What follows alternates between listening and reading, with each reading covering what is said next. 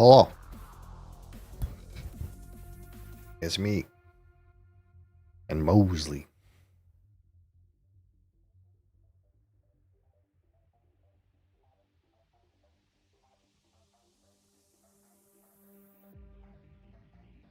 This little shit.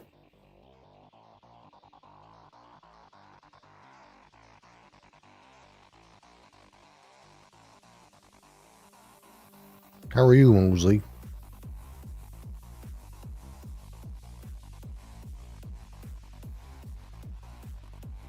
That's good.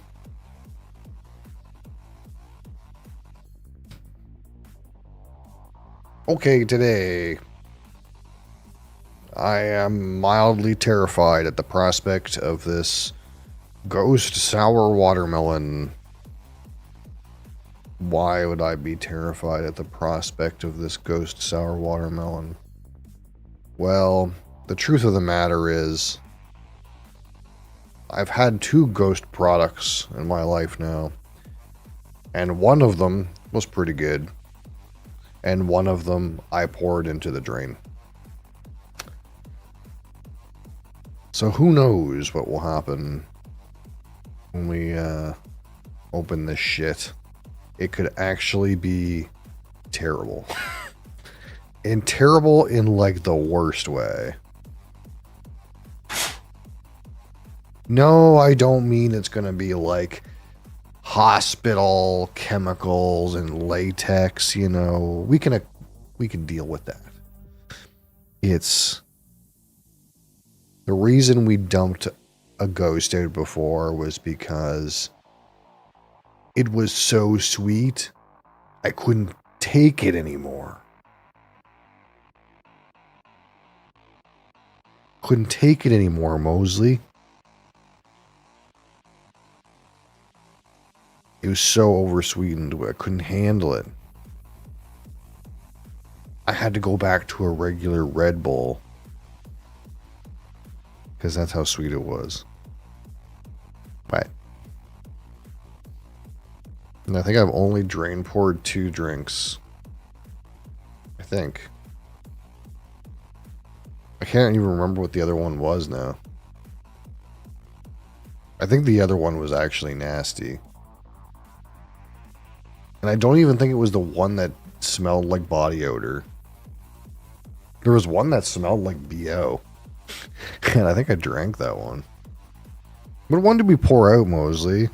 That was really bad.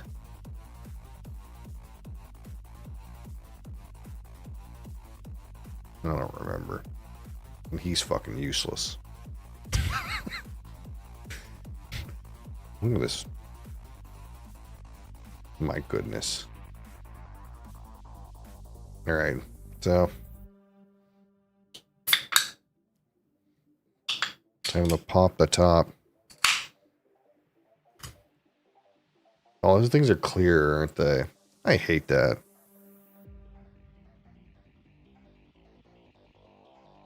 I have a certain disdain for these things when they come out clear. I don't know what it is, but it's not right.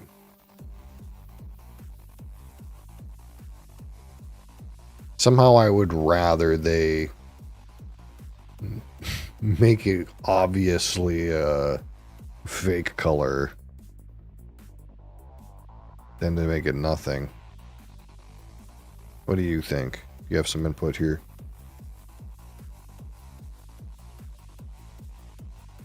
You're giving me this derpy look. Like you can smell that. And it's mildly offensive.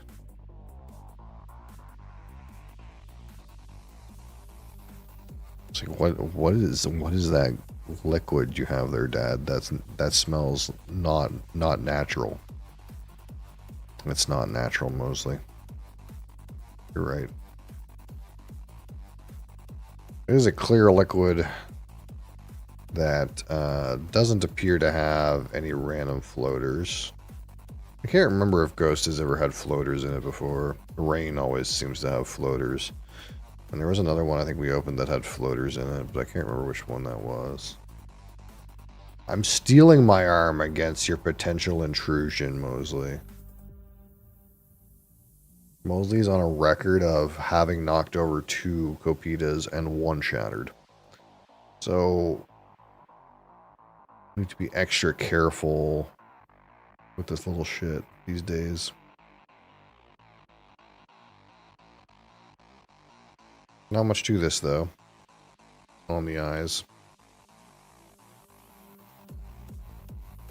Oh, that's not right. I don't mean Mosley freaking rolling around.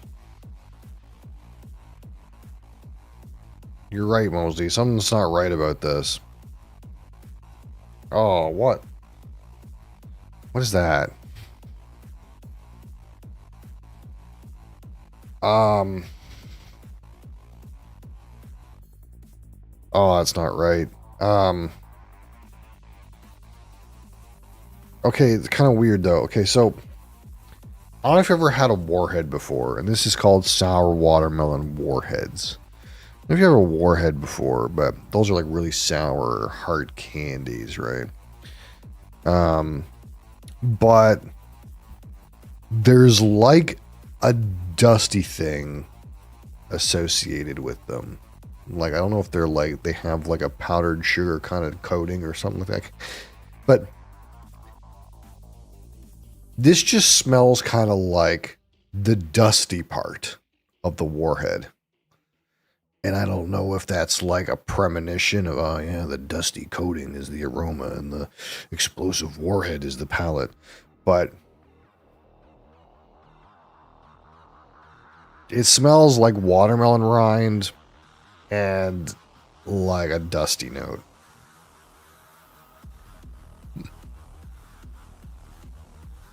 But the dusty note's not pleasant. I don't like it. And there is like a sugar note that's kind of similar to like if you've ever had those gummy watermelon slices that are coated in that sugar coating, like that sugar coating. Oh, I know it's gonna be too sweet, man.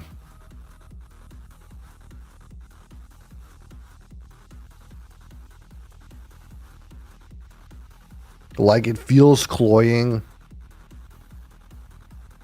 to my nostrils. Okay.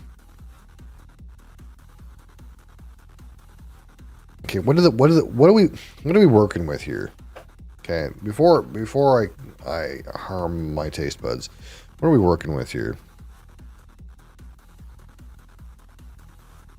There's no real sugar.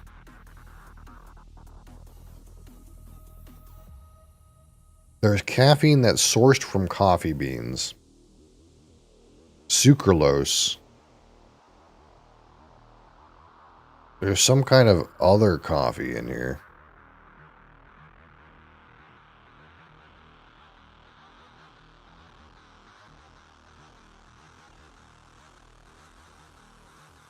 Is it just straight up they just shat a metric ton of sucralose in this? Is that what it is?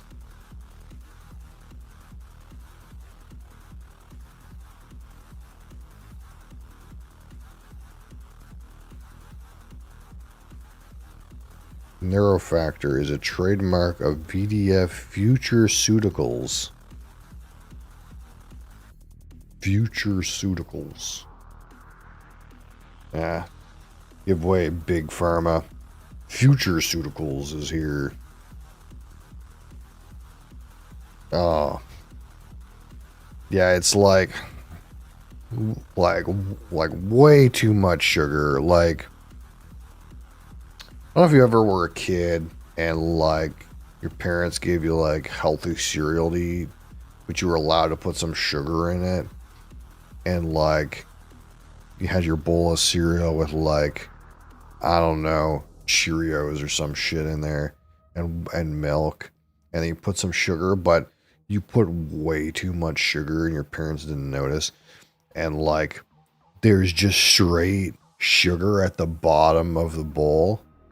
And you're like scooping up like the sugar friggin' mound at the bottom, dude. It's got that note in it. The fucking like sugar mound. And there's also a dusty note that's not good. It's not good. Okay. Without further ado, the Ghost Sour Watermelon Warhead. Cheers.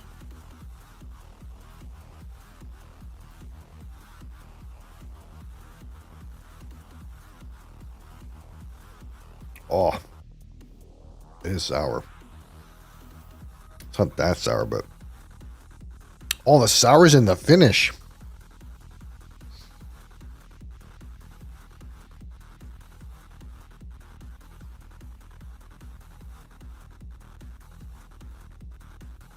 It's not that bad, but the thing that occurs to me with this is, am I going to be able to drink the whole thing?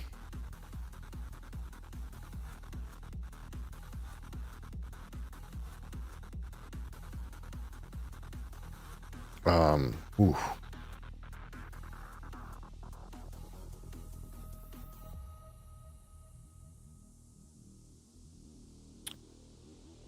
Oh. Okay. Okay, they didn't fuck around with the word sour.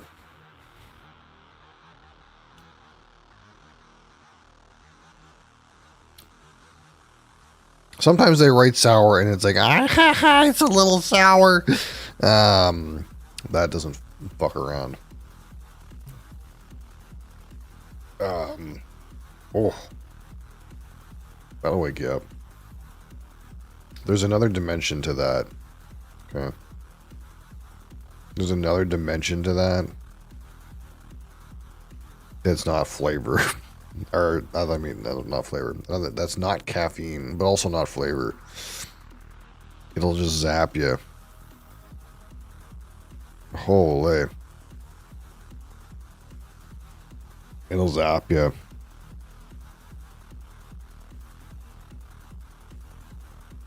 Oh, can I drink all that? That's a good question. There's enough going on in the juice here that I haven't even given any kind of note yet.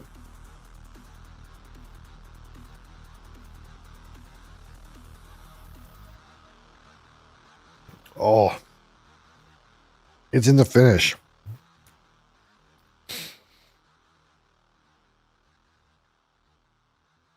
Like extreme, like lemon lime sour finish.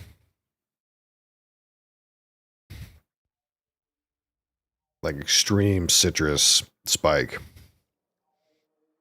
Palate is like really sweet though. It's like really sugary. It's like palate is like watermelon slices, the gummy candy. With the just sugar coating and everything. And then when you go for the finish, then it's like, so it's like you get it in at this like some kind of over sweet volume. It's like, oh, it's over sweet, but its intensity is relevant, relative, relatively calm, I suppose. And then you get to the finish and it goes like it just the intensity goes like a roller coaster up a mountain. But not that graceful. It's very spiky. It's more rigid. It's like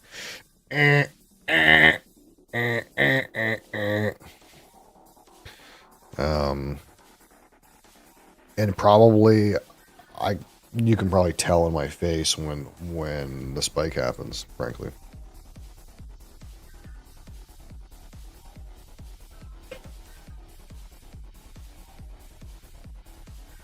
Oh.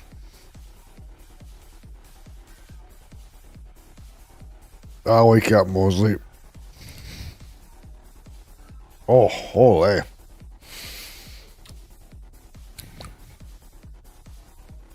What do we think about this?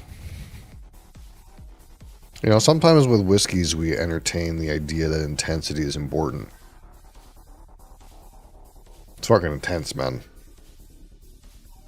Maybe too much.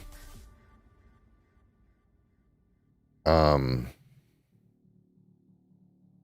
feel like my face muscles will be sore by the time we reach the bottom of the can. That's the worry, I suppose. I'm trying to like decide if there's much more in this palette that needs thought about. And it's just so intense that I feel like I'm not getting a good assessment.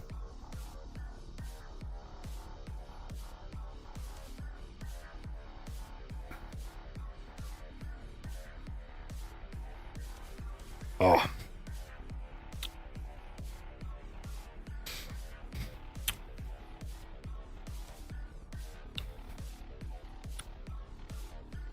Woof. It's hard. It kind of just seems like watermelon gummy candy. With like maybe some tartness in there. Like some acidity is definitely present.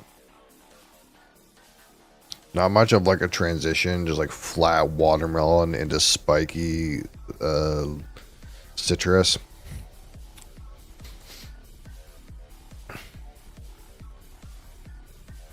I don't like the nose at all. It's like dusty and sour, but not in a good way. It does smell like a warhead, though, which is weird. Like, it does actually smell like you unwrapped a warhead candy. Which is kind of odd. Alright. Let's think about this, Mosley. How do we judge this aroma that we don't actually like, but is not, you know, maybe the worst?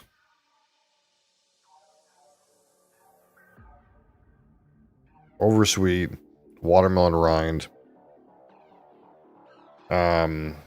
dusty, sour,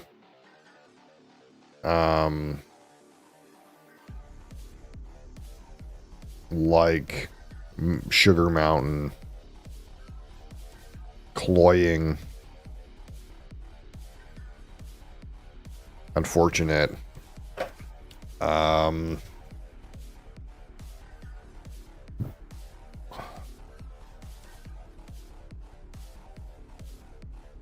have to call it 18 because it is not bad if you would like the notes that are there, but I don't like them. I think they're nasty. It's my opinion.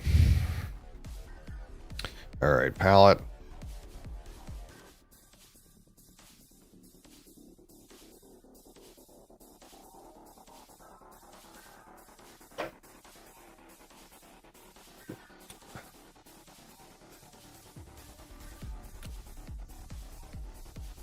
Again, gummy watermelon candy, sugar sweetness,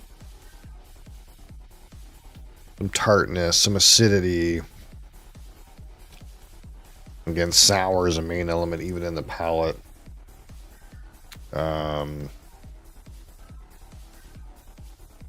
Like, we have to stick on the intensity of this a little bit. There isn't that much different things, but the intensity of this cannot be understated. It is very intense. 17. Like, this might end up with a good score, even though I would not buy this again. Or would I? Maybe there's a day where I really want, like, to get fucking slapped. This would be good for that. Like, if you physically want to get hit. You know what I mean? Like, not you want to drink something and feel like it hits you like a truck. But, like, if you physically would like to get hit in the face so that you wake up. I mean, maybe. Okay, finish. The most intense finish I think I've ever experienced.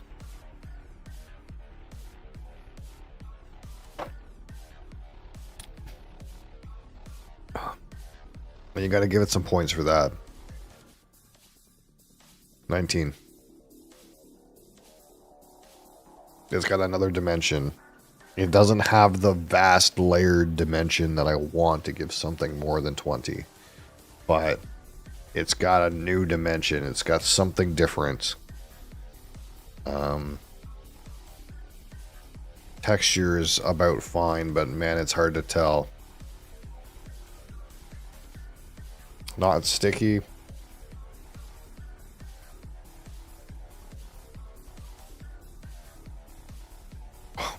Oh, from the can, it's rough.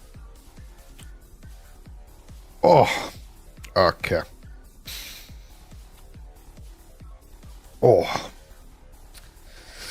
shit, fuck you up, man.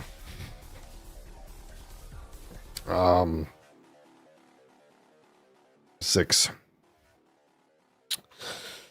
All right, 15. My personal subjective opinion with this Ghost Warheads Sour Watermelon.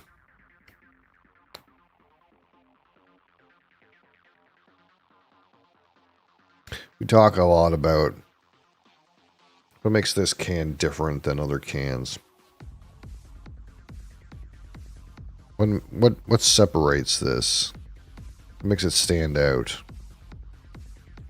Sometimes something stands out in a good way. Sometimes things stand out in a bad way. And sometimes things stand out in a subjective way. And despite the fact that I don't know if I could drink this on a regular basis, you cannot deny and cannot doubt that whatever happens with this liquid, it is not like other beverages that we've had at this point. And I'd like to think, maybe at the start it would be different, but I'd like to think now where I think we have roughly reviewed 70 or 75 of these beverages now. We're getting a good scope of experience with these. None of them hit like that. None of them do. This is the only one that's ever hit like that. Is it a good thing? Maybe. Depends on your personal taste, I suppose. But we can't deny the truth that this stands out in a unique way. Even if it's perhaps not in a way I personally prefer, that doesn't matter too much against the fact that it is distinct in a certain way. Wild, I'm not prepared to give it above 13, but I'll be damned if I give it less than 10. Fucking give it 11. For a wild can that deserves a wild rating. It's an experience. You want a fucking flavor experience? There's an experience here. Whether you like it or not. Yeah, it doesn't smell like feet. Thank fucking God. And I put these together. 71. It's great. We've said some good things about this. But all those things being said, nothing is insane. Not an insane score. A great score.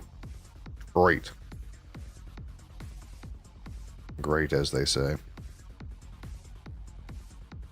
That does put it in like the top couple. Like the top 3, I think, or something like that.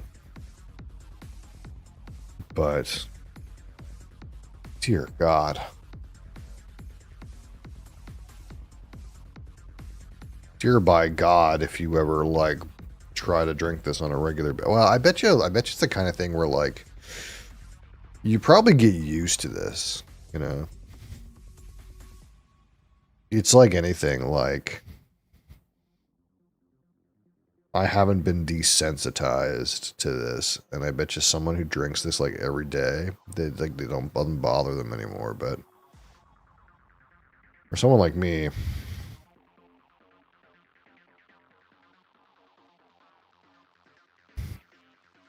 oh,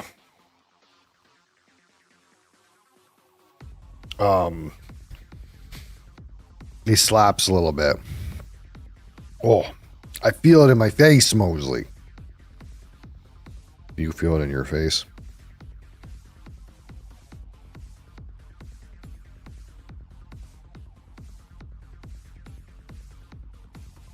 Like, I think the only risk with this is, again, actually that by the time I empty the can, I might have face cramps.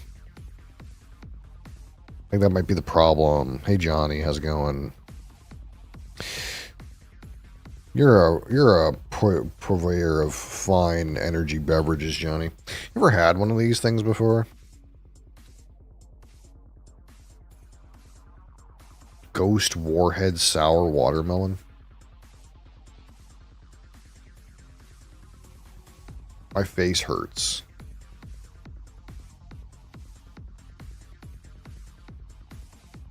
Can you not touch that dial? The last time you turned it all the way down and no one could hear me and I didn't know why.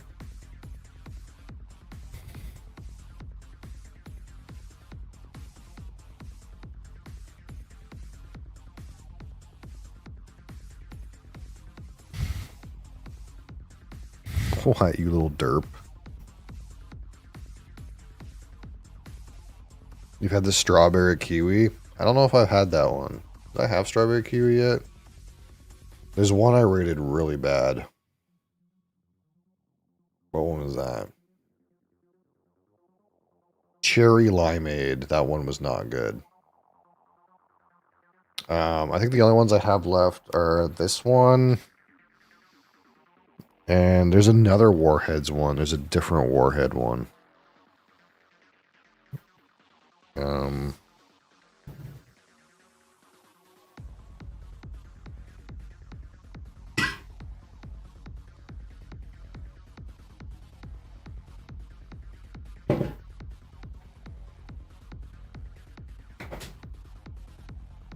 Oh god, it's green apple. This one's probably fucking worse, man. Oh, I don't look forward to that. Oh,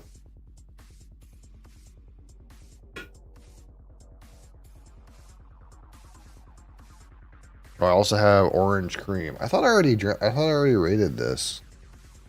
No, it was sour pink lemonade that I rated. And I gave a good score too. Okay, so I still have this one. Orange cream. No, I don't have the strawberry kiwi, I guess. They only get like select ones out here. It's actually hard. Only Circle K has them, and there's only like certain ones. So I haven't had I haven't come across a strawberry kiwi at this point. But now thinking about it, that sour pink lemonade was not that bad. Like, it wasn't that sour. But this one is causing pain in the muscles in my face. I guess this one says Warheads on it and the other one didn't. I don't know. Mosey, he keeps fucking with my XLR monitor. Can you not? I got like more than one request, but one of the few requests is you leave that the fuck alone.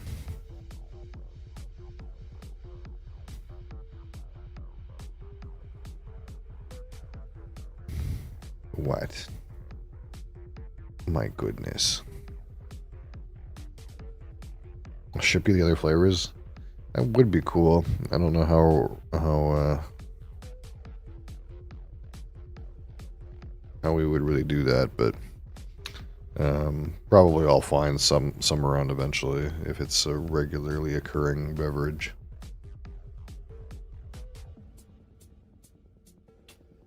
Okay. So, we've done these. I gotta decide if I'm gonna drink all of this.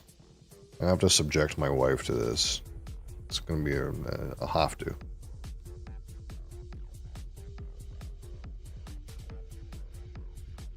Well, that'll be content for me, but not for you guys.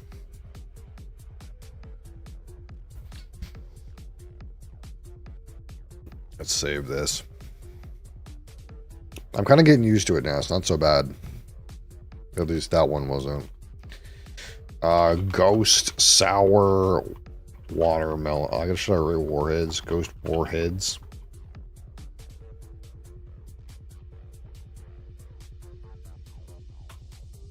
Oh, I saved that to the desktop. Fuck, god damn it. Grape ape weed soda. I am not a cannabis ingester, but there's no particular reason for that. I just haven't felt the need. I guess that's the best way to put it.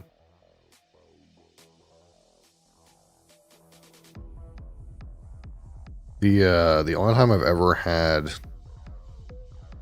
cannabis is my wife had some like chocolate edibles, and I had like half of a square one time, and I don't know what the dosage was, but I didn't feel like anything happened, and I didn't like. I've never been the like I don't smoke anything, so I just naturally have never ever tried it. Not that like there's anything wrong with it. I'm like, oh, don't do that, but it's like I just like never felt the need to try. But it's kind of in the same vein that's like, I never felt the need to drink alcohol until I was in my late 20s. And then I like, didn't feel the need to drink alcohol, but I was just like so fascinated with like, the like complexity that you can achieve with alcohol. It doesn't seem to be achievable with like regular beverages, I guess. I don't know. It's hard to explain. You're being a wild cat. What am I going to do with you?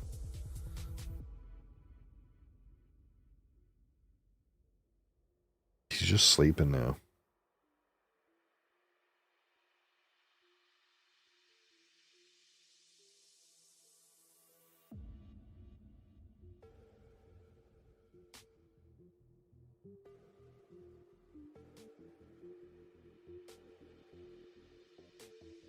Okay.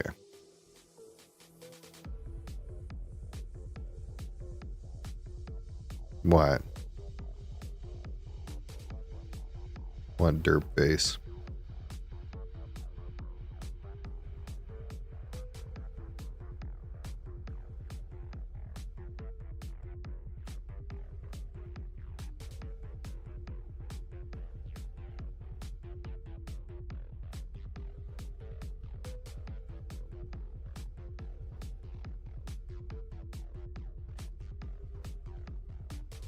Alright.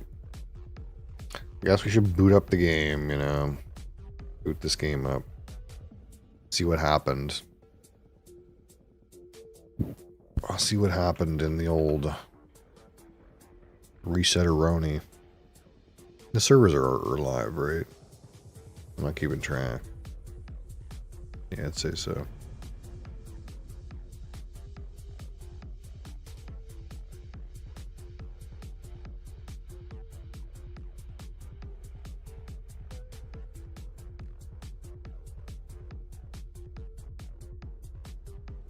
How much cash do you think's in the mail, Mosley?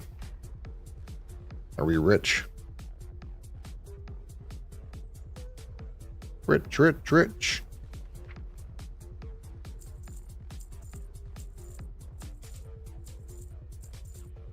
Money going up. 45, 46. 46,000, Mosley. 46,000 gold.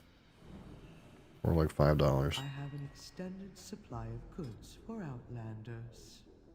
My null stones are still in here? Well, that's a little bit wild.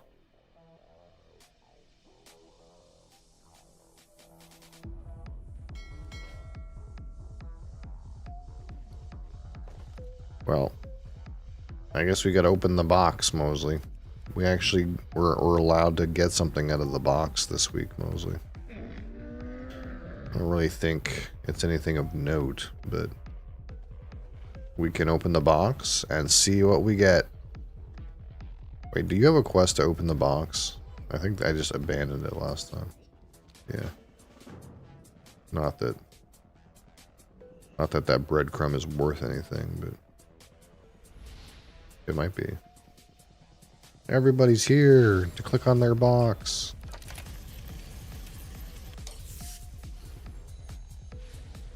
Wait, is it not? Is it not a go yet? When does this turn over?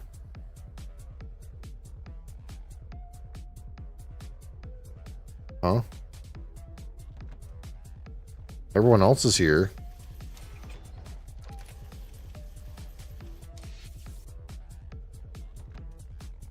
What's going on, Mosley?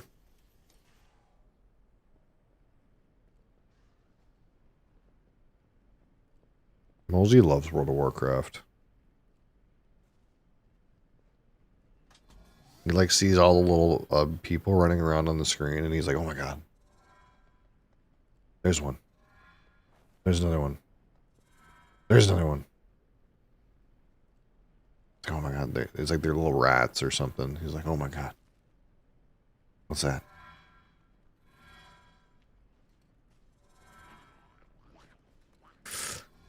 "9 minutes. Oh, it doesn't roll over till noon.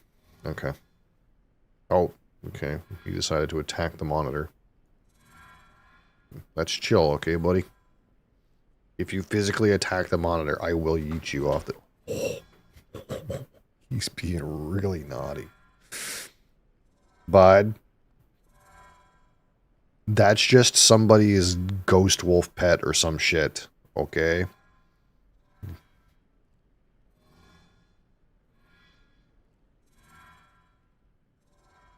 I will yeet you off the desk if you attack the monitor.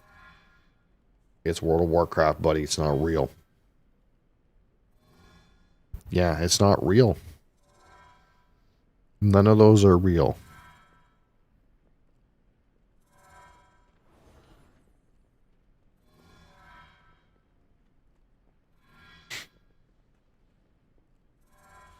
He's getting really antagonized by the by what's on the screen. Those like undead monkeys or whatever the fuck they are. That's driving him crazy.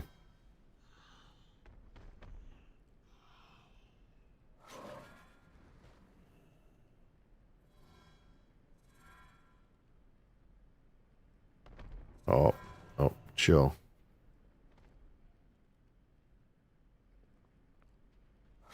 If you gotta get down, it's okay. I understand. But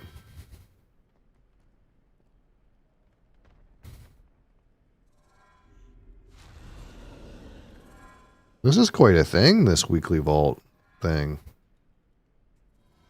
It's like a little event. Everyone shows up.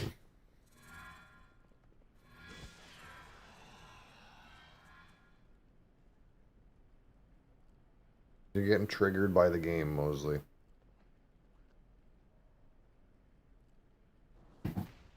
He had to get down.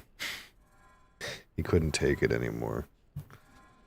He was getting too triggered by those, by these undead monkeys. I could tell he really was going wild for these undead monkeys, whatever they are.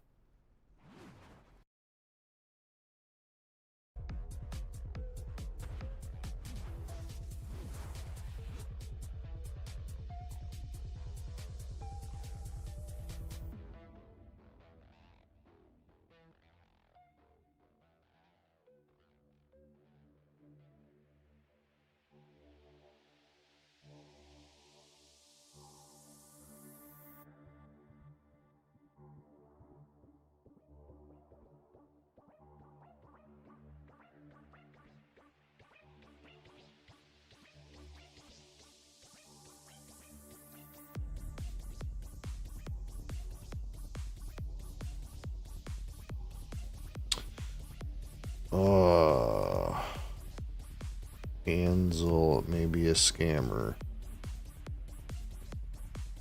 Huh. Interesting.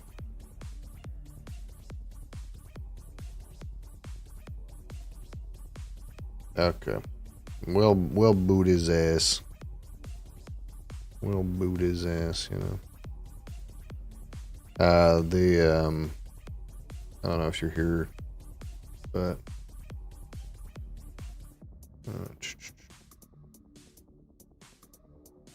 they piggybacked from a different server.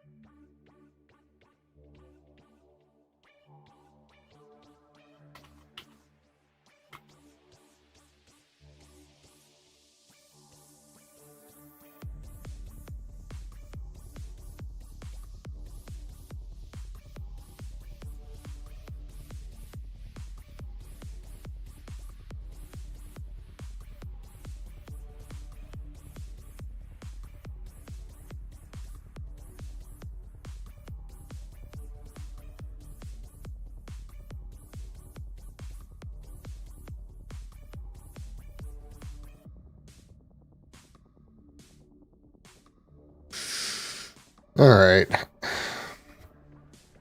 Ole. Everyone's here to get their raid finder items, right?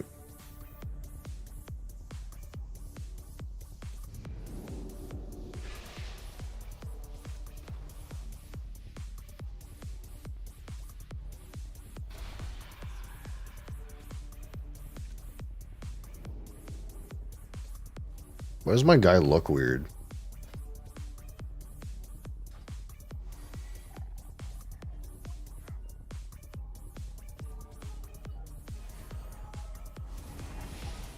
That's not what my guy looks like. Is it this? Yeah, I don't know what the fuck that was.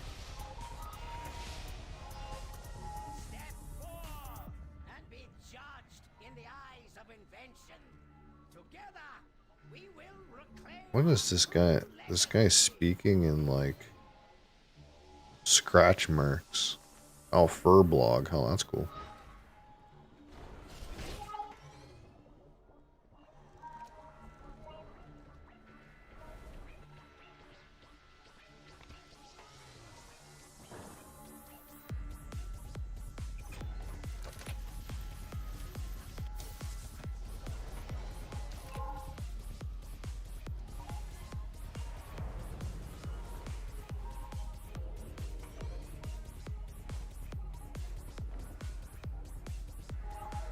Whoa, party.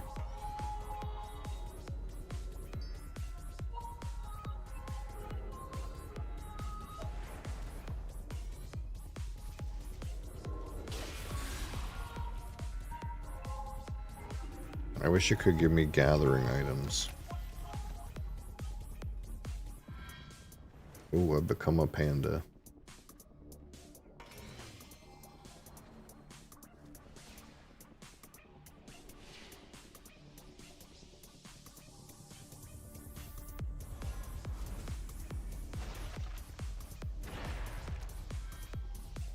I'm a thick boy.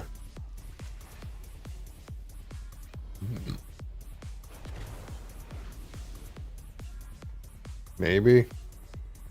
Was it yesterday? Oh, maybe it's tomorrow. I don't know. I thought it was yesterday for some reason. Happy anniversary. Do you want some of this? How are your face muscles feeling? Yeah. You might find out. Oh wait, this is the one. Yeah, the sour one.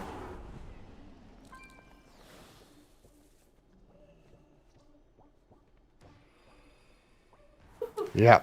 That's what I thought. I love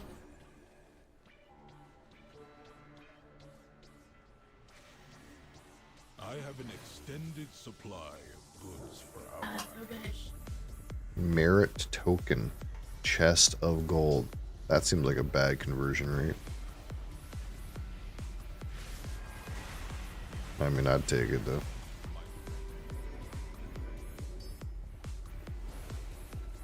It's time.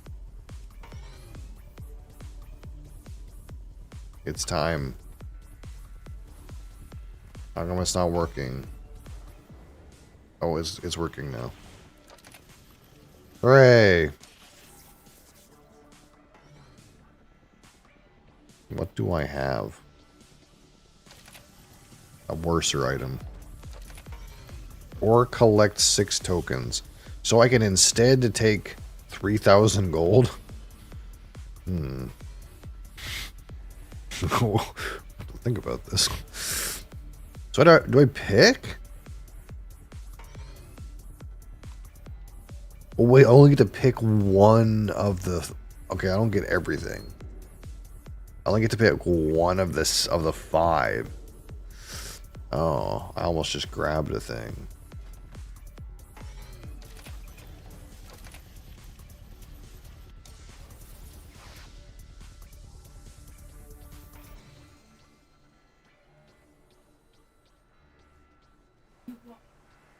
Okay. Yeah. So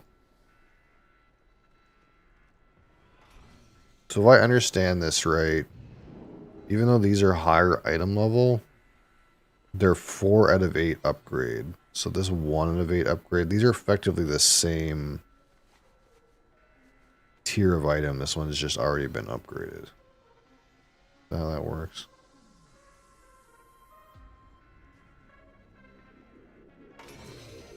Like if I upgrade this to 4 out of 8, is it also going to be 678?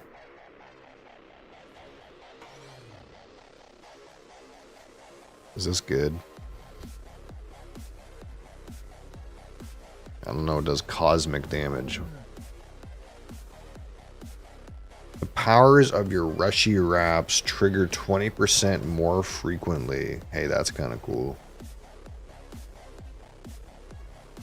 This is a set piece, though.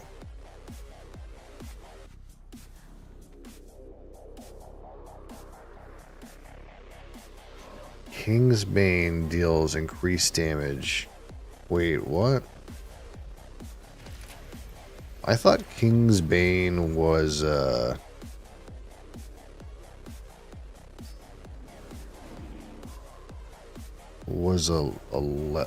artifact weapon or whatever.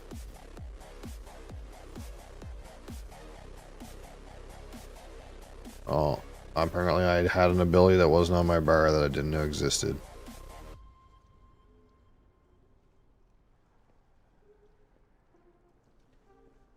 Well, I feel like I was supposed to be using this.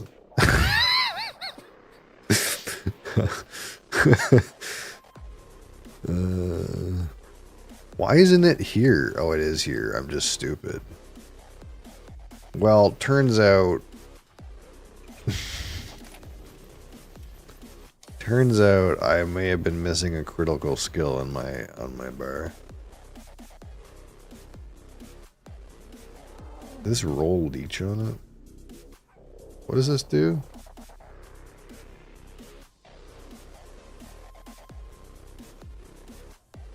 Having a lucky fate-bound coin reduces the cooldown of Death Mark and King's Bane. I don't even know what that fate bound shit even does, man. My guy just flips some coins and I'm like, okay. I flipped a coin.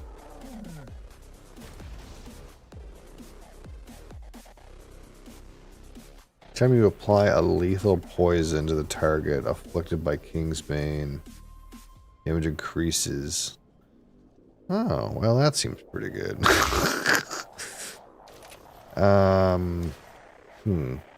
What do I do?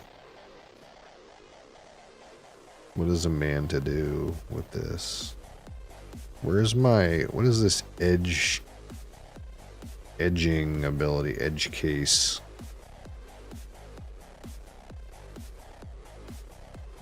Oh, you get a double.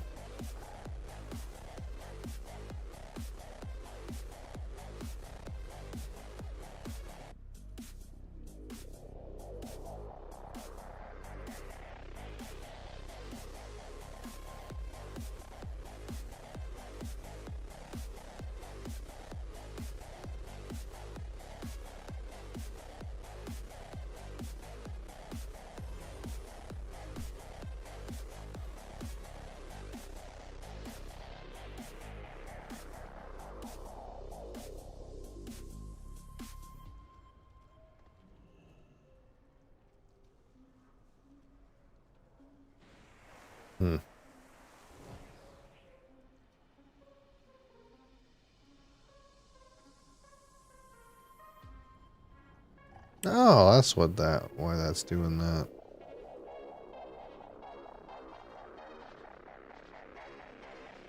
Mr. Bee's Knees, how are you?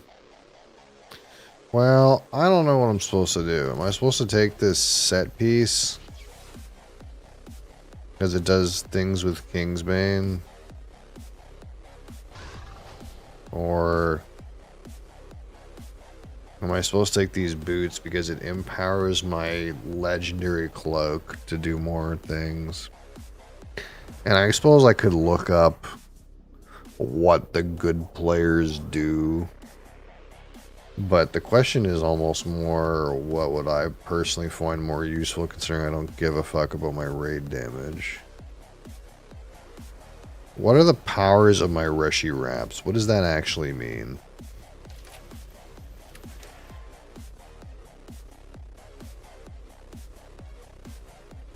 Your harmful spells... I'm still under food and drink. Oh, God. God damn it. Classic.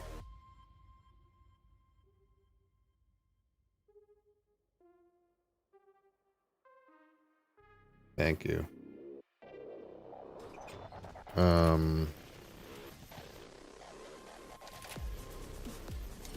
Your harmful spells and abilities have a chance to focus latent energy, inflicting 1.5 million arcane damage split between your target and nearby enemies. So what does this say? Triggered 20% more frequently?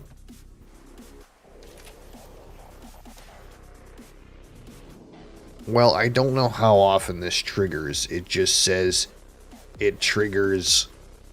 There's a chance for it to trigger. So there's a chance for it to trigger more. And it just does damage.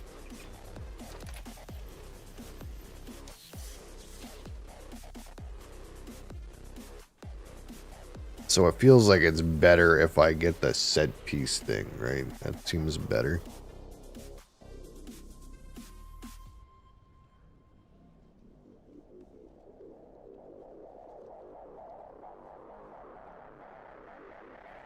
I shouldn't really care too much. I don't really plan to play this character to kill stuff.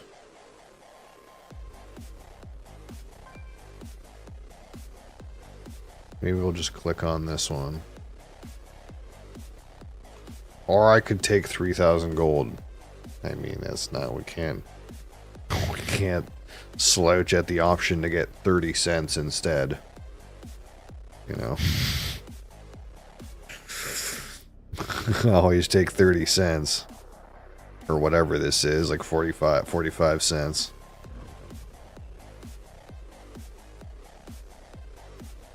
I'm really considering taking 45 cents. Because I don't give that much of a fuck about the gear on this character.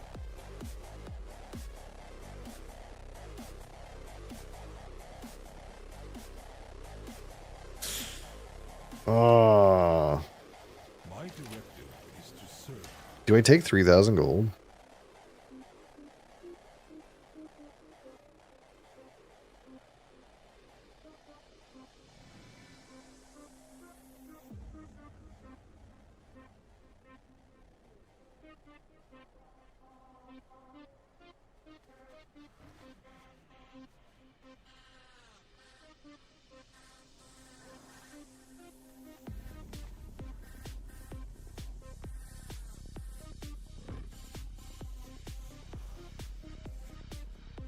I have to think about this.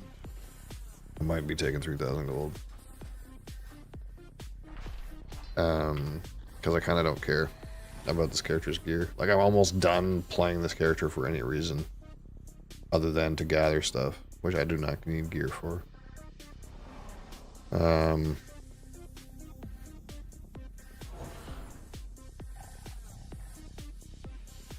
Reshi Wraps Upgrader.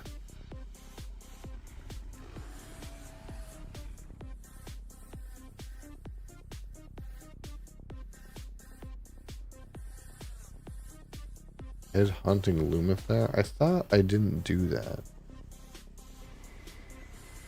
I want to go see what this... Wait, more than just... That's just phase dive. That's just weekly phase diving, right? There's nothing here that I'm going to do.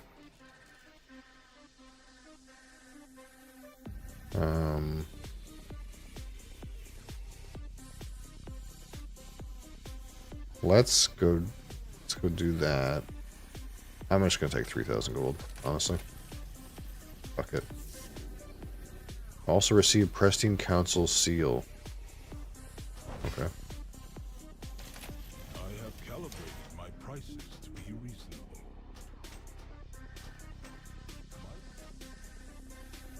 Maybe questionable choice, but I took the money.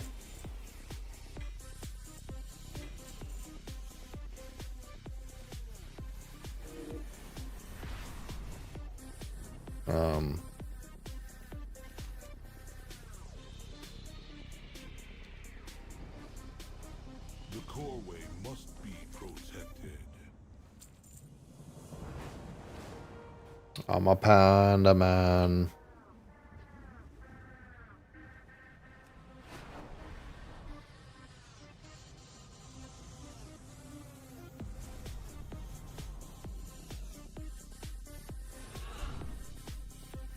Let's go see what's going on with that Lumithar thing. I thought I didn't do that quest. The head hunting Lumithar thing. But now it's acting like it's been done.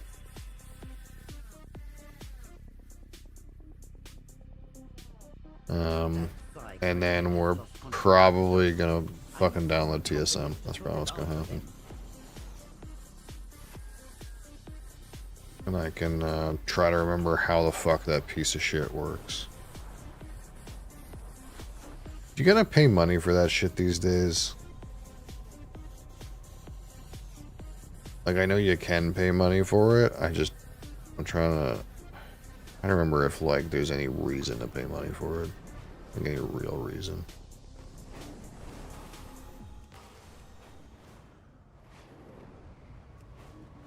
It's faster to go down here to Buckshot and get zapped.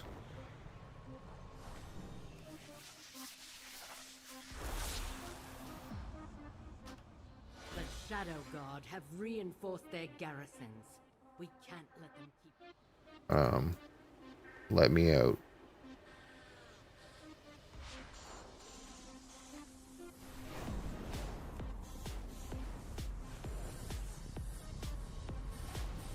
Hello? Wealth can solve any problem. That's so weird. I got given this quest, it wasn't completed, and then after reset, it's completed it. I did kill the boss, I just killed it before I got the thing for it.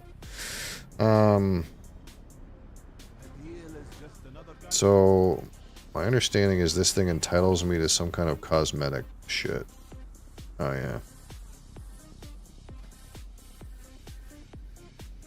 Well, that's fucking ugly.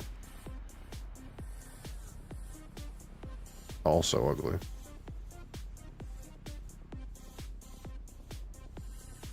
Okay, you know, these are all really ugly. If we're being honest. These are some of the ugliest capes I've ever seen. Maybe not the worst.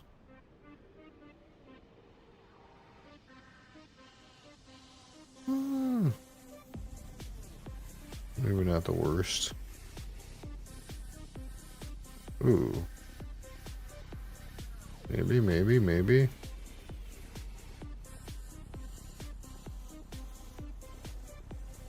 I guess it's this one. I kinda don't like it. The, like, part there, it looks like real wool. It's wool! I kinda don't hate this one.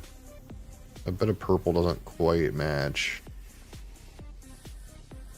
But of course, we can just take them for future considerations. Let's take this one. Fuck it. To see our ethereal kin again.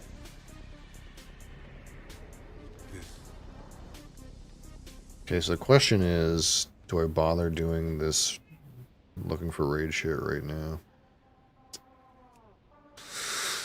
We can get in there. I feel like as soon as I download TSM, I'm not going to want to do anything else for a while. I'm going to have to fucking learn how it works. I probably should do these.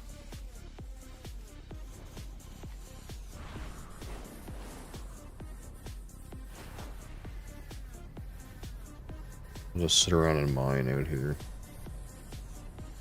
Oh, I should look at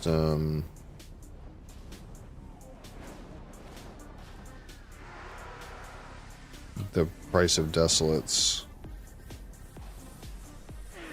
But I kind of want to wait till I have TSM on so I can start tracking my purchase price.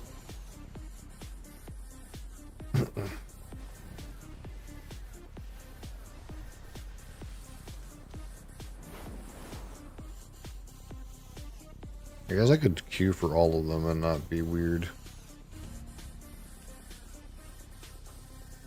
My brain just wants to do them in order. As I suppose you guys know, I want to do them in order. But it's just going to take longer that way, potentially.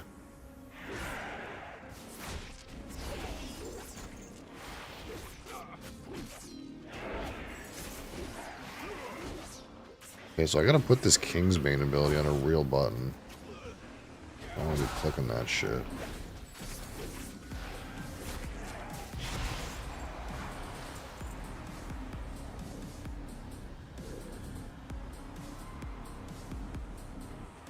So I actually maybe do want deadly poison and instant poison. Kingsbane triggers off a lethal poison, right? And amplifying is not a lethal poison.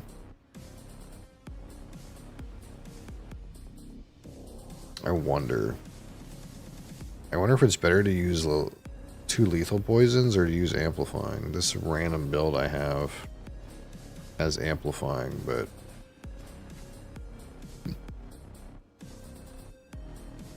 I don't think I like picked this build. I think I kind of just, I think the game gave it to me or something like that.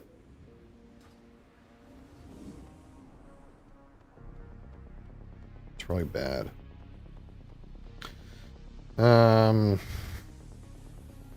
What button have I not been really using?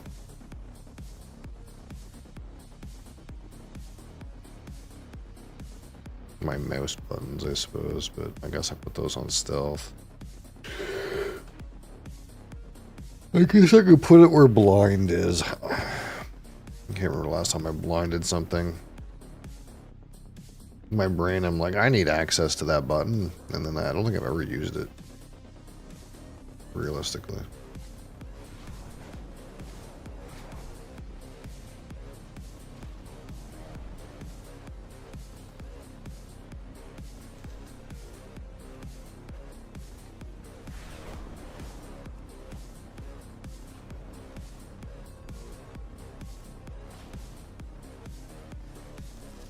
Oh, that's right. I gotta do the... Hold on. Get me out of here. It is the weekly gathering knowledge catch-up shit.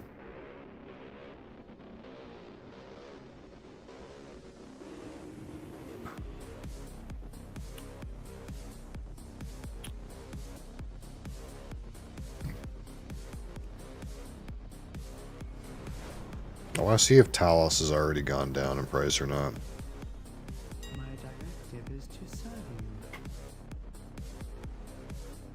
you. No.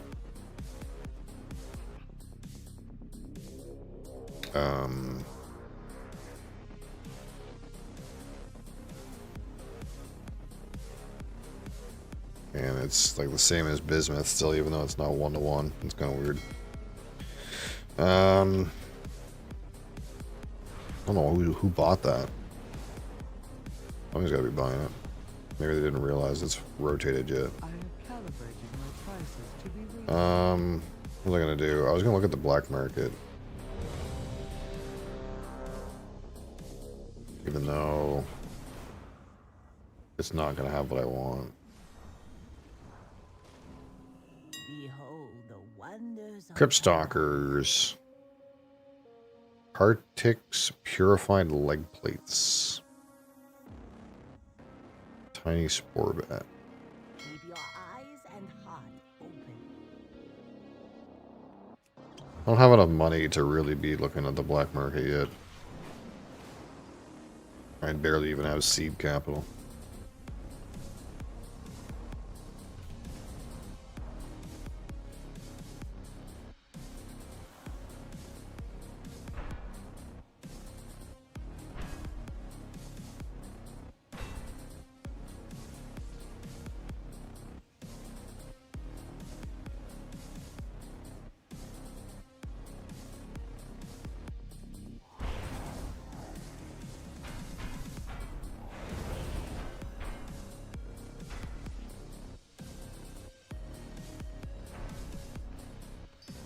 Let's go.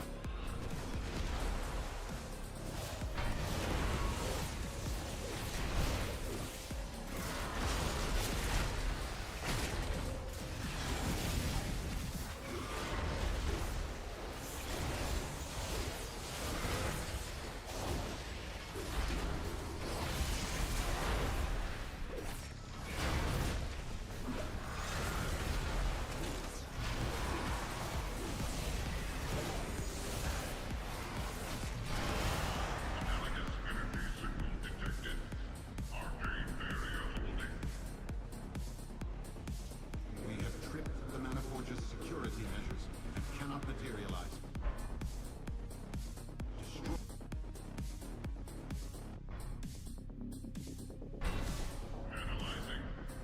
The menagerie is for guests only.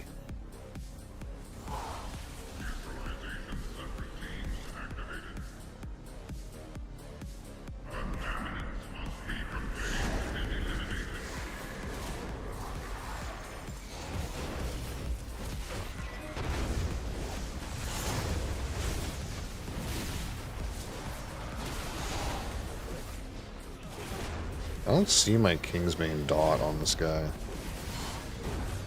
Is it working? Oh no, it's on him. Okay.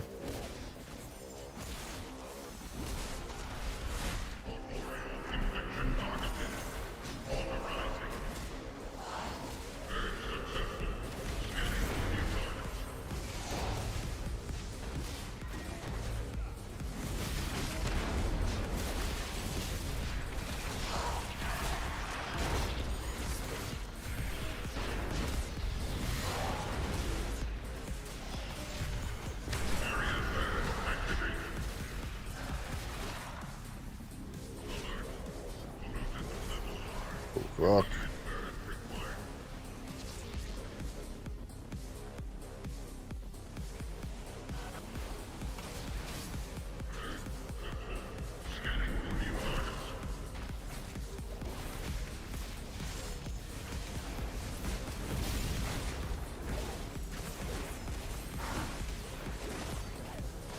I'm not using deathmark. I need to like fucking fix that shit. Humber, yeah, oh yeah. Yeah, you see my fucking item level? I'm pumping, dude. See this 662, dude? Oh, it's so big damage.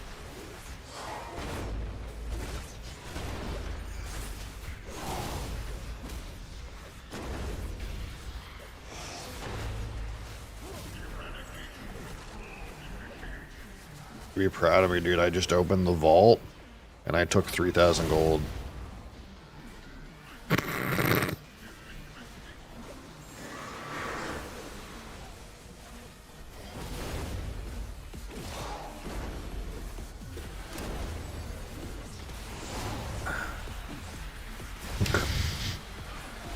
Feels good.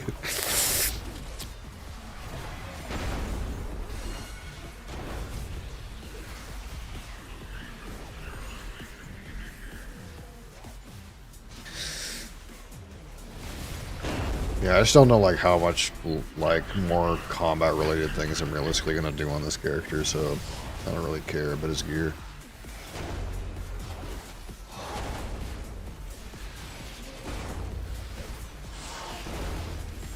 I figured I might as well do these LFRs this week, but I'll probably like do the gathering shit, and then like I'm pretty close to just making another character.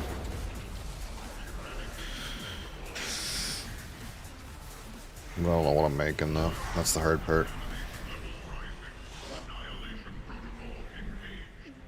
This guy died? Brother. Atomic phase belt. Give it to me. 43.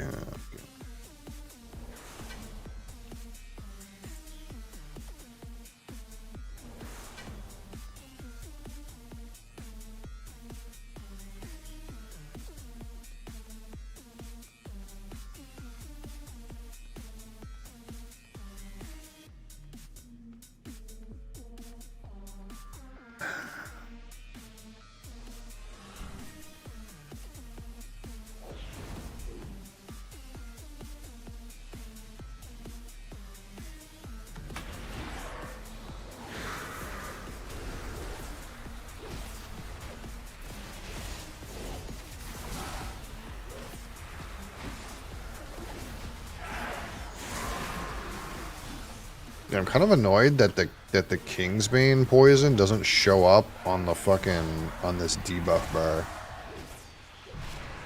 Like, I don't really understand that. It's got my little shitty fucking serrated bone dot, but it doesn't have the Kingsbane poison. Like, what the fuck's that? Now that we're inside, we should deal with the Shadow Guard before pushing onward to the control chamber. One path leads towards where the Shadow God produced arcane wrappings. The other, to the mage who binds them. The Shadow God.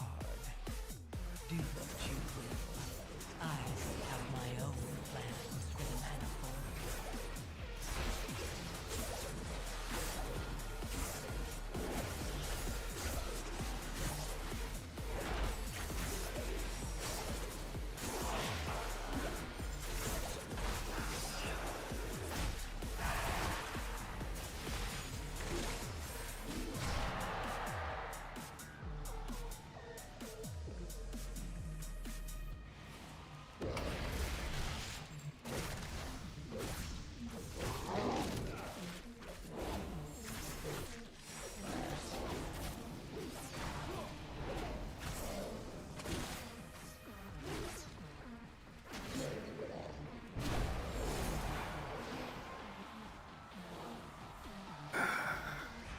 The beast the manifold uses to create the Shadow God's findings is up ahead.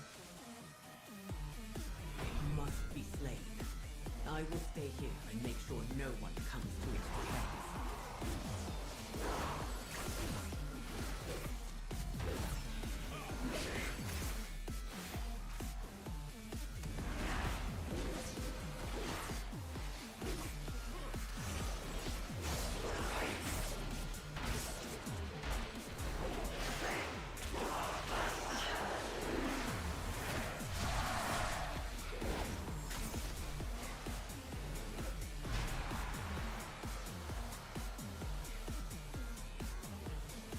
How much longer am I in a panda for?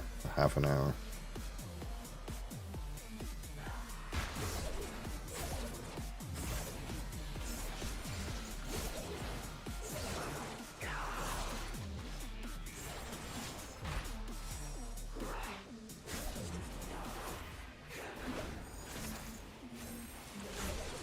Surely I have some random toys in here that'll change me into something else. Where did my toy box even go? Oh, it's in Warband Collections. That's right.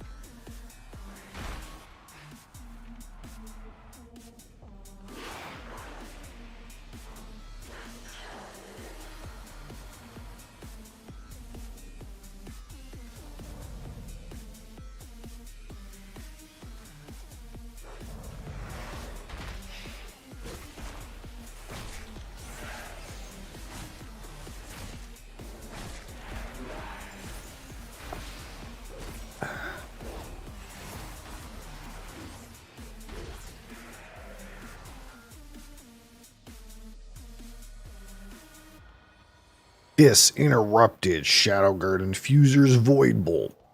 Thanks, man.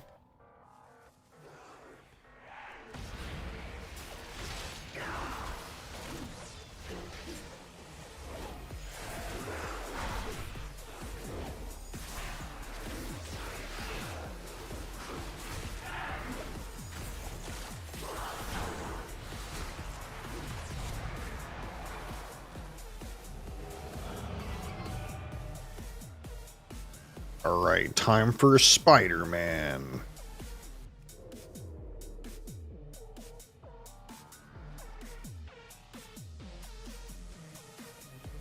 Ooh, they're detecting me. Dirty detectors.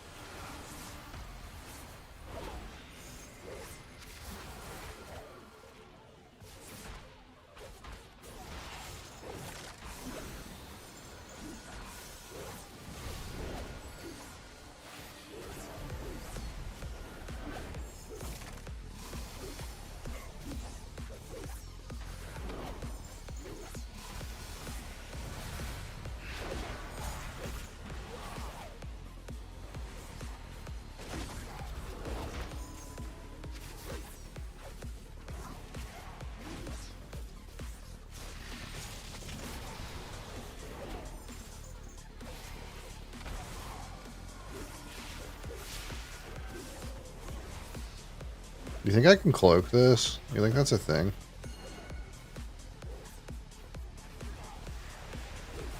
Oh, yeah. LOL.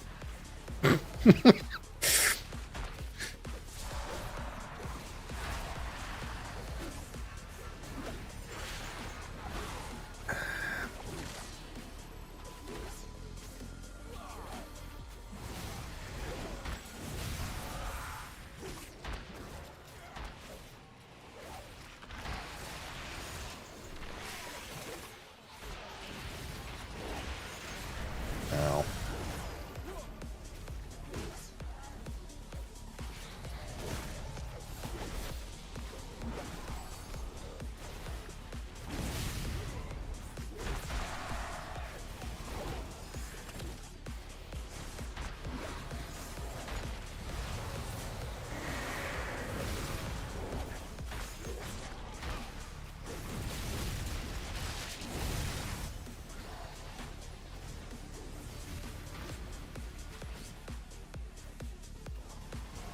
I can't hit him. Help.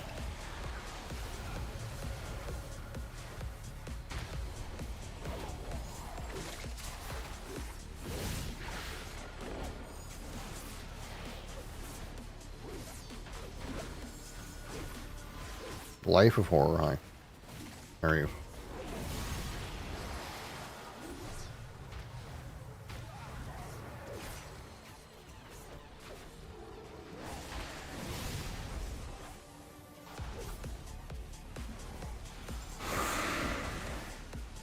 Ow.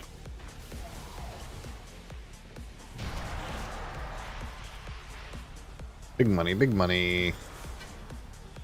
Without that beast, the Shadow God's numbers will dwindle. Return to the center of the manifold. Astral antenna. In our next course of action. Alright, let's go. Fuck.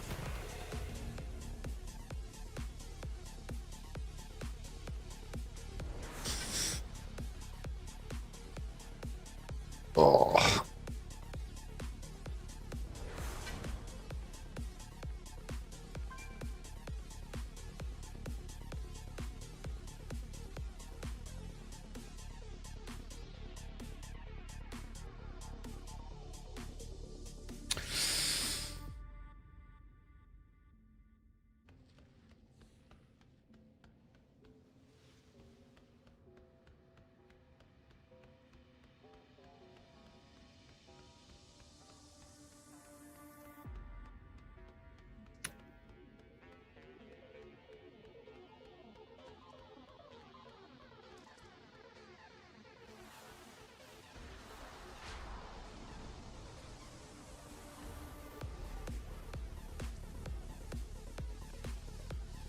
Sign of the Explorer. Undercoin gains.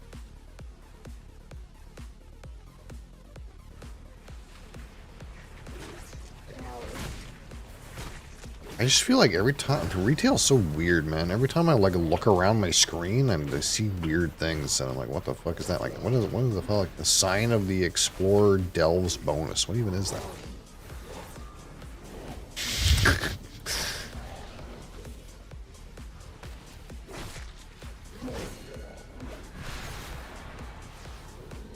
Is this a weekly bonus for whatever those dungeon delves are? I don't even know what that is, dude.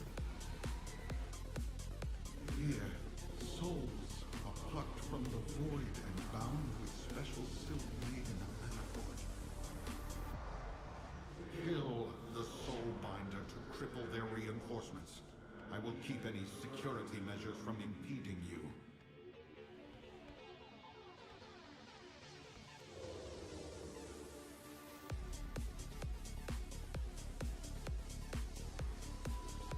Let's go. Get him.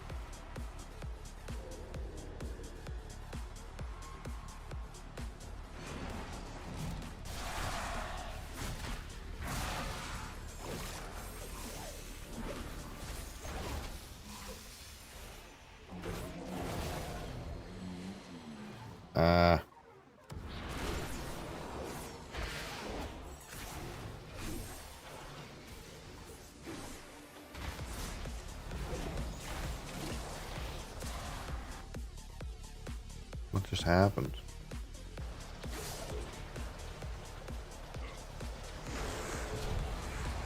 What's happening? Something randomly opened on my other monitor. Very confusing.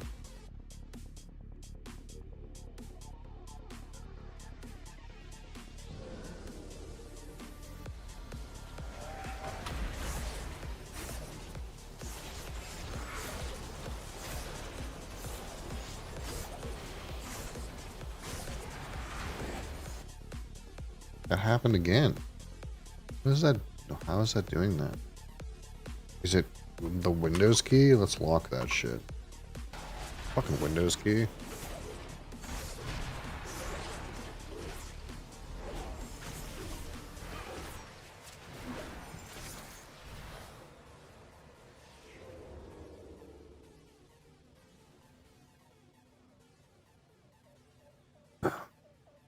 Oh, that's still a little rough.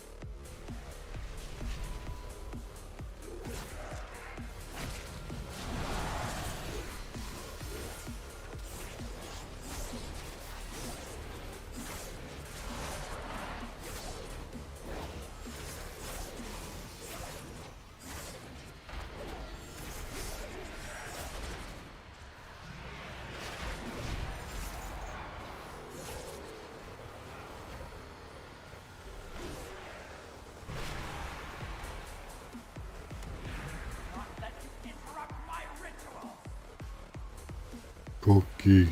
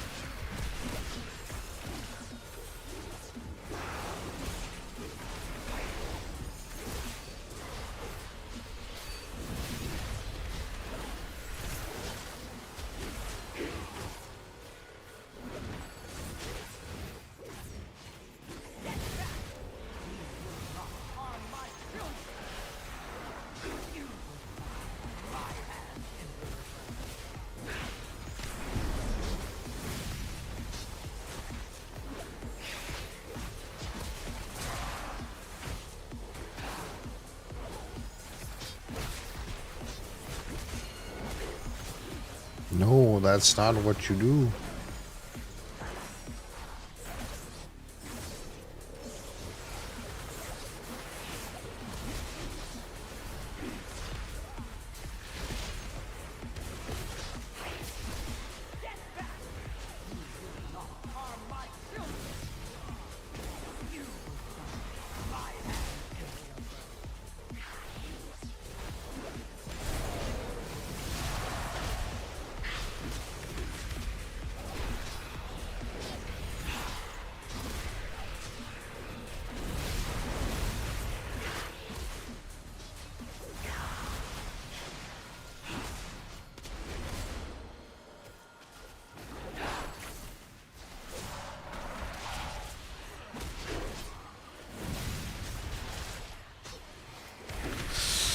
Well.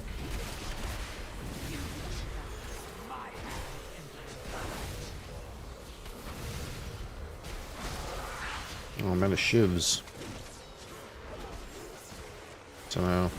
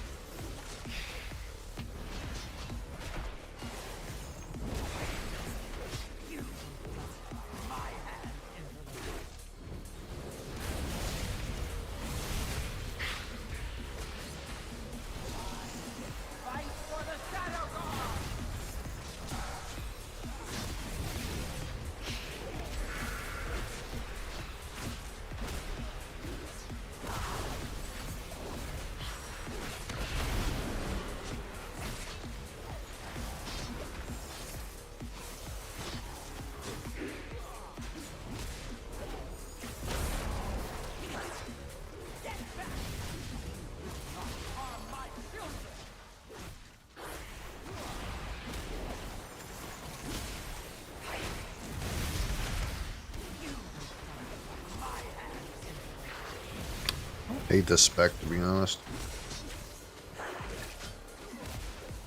It's really easy.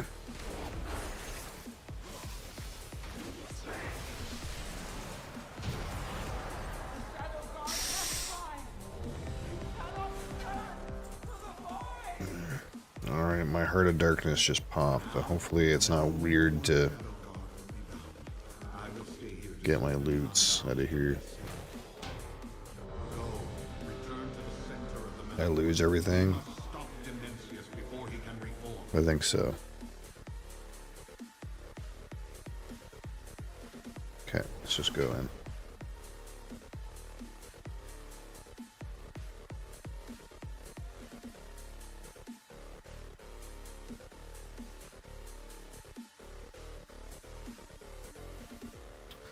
Soulbinder's Nether Mantle. What does that look like? Meh. It's like kind of cool, I guess. The floating cape.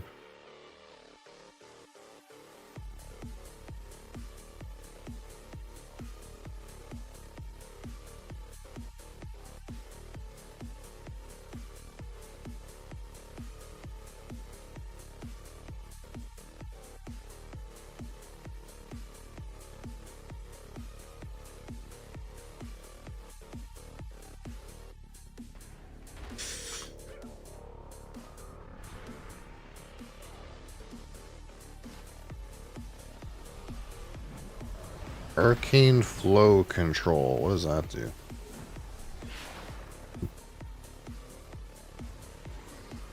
Oh, I see. It's one of those hacking things.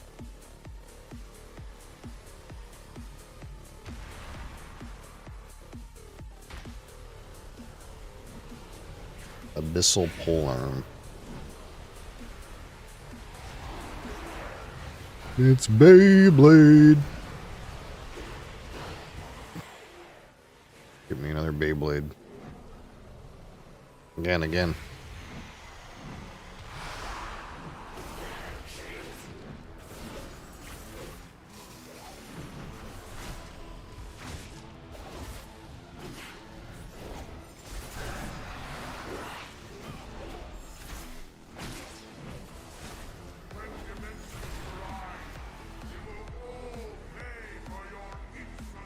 It's Beyblade.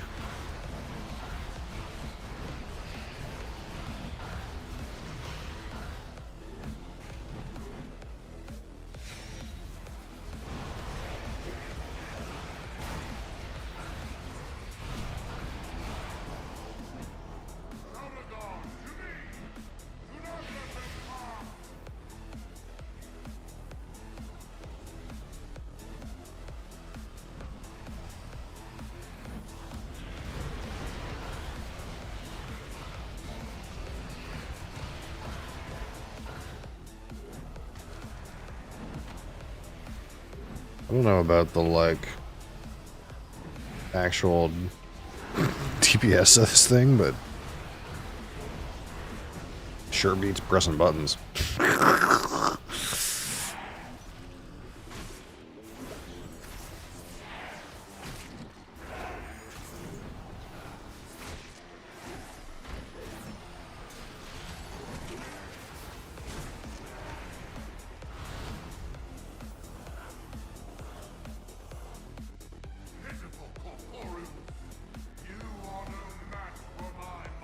Okay, so I don't know how I died on this fight last time. It said I broke my oath or something, and then I got one hit by my teammates. I'm not really sure if that's gonna get any better. I read his ability and I didn't understand what I did wrong. So we might just die again, but that's okay.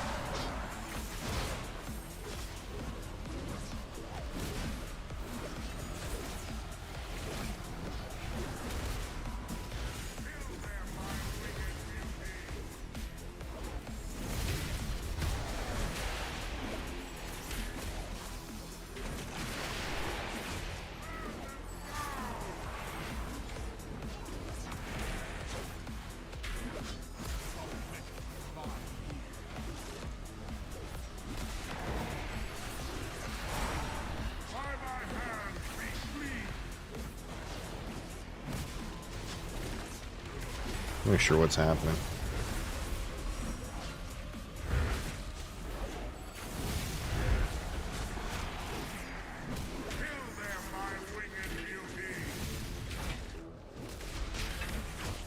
Ruled by surviving conqueror.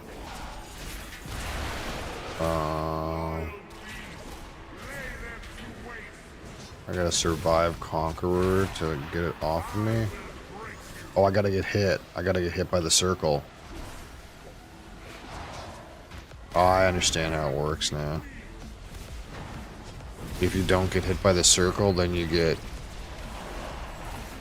converted.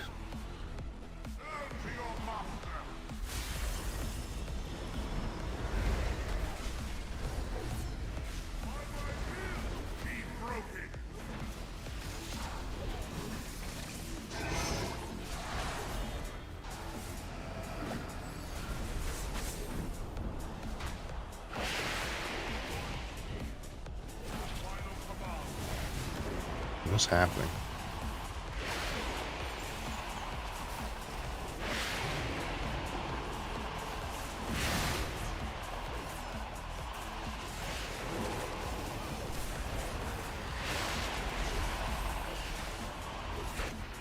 Ow. I did something wrong.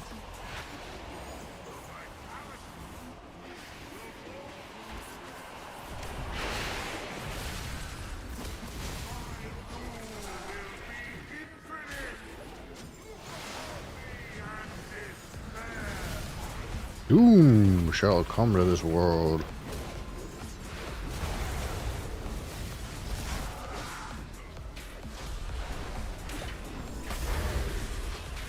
Yes, the spiky ball part. I didn't get to do this part because I died.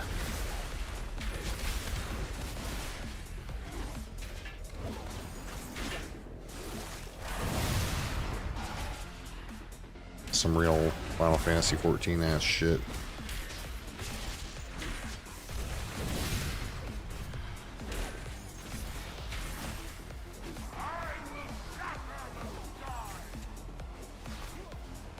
I gotta... Okay. Whatever. Another king falls. You should be glad I know a loyal Big money, big money. when I see one. Elite Shadow Gird leg wraps. We're in. 71. And now, the final reckoning is at hand. The all-devouring is Reaper's Dread Belt. close to the core of the Mana Forge. Prove your Ah, failed. Oh, I got Elite Shadow Gird leg wraps though. Big. Fucking upgrade. Boom.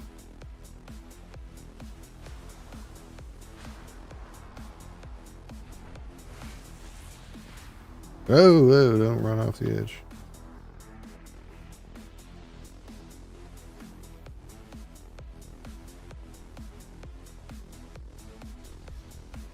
Alright. What is this pile of rusted scraps that keep appearing? Found by engineers. Wait, do engineers have a gathering, a side gathering again?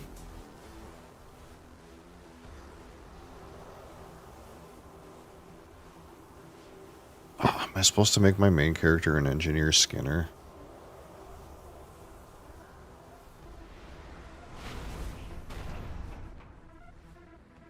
Probably.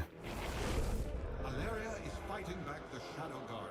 We're barely holding the Mana Forge together. Who has engineering bonus? We won't.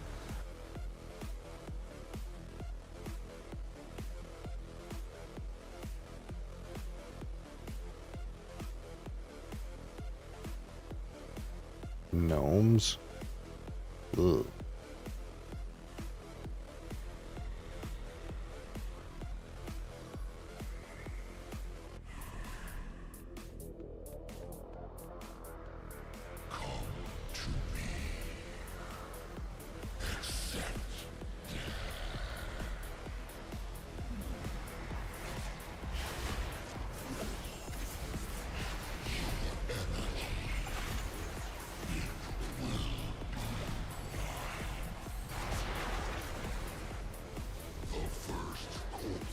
Nice.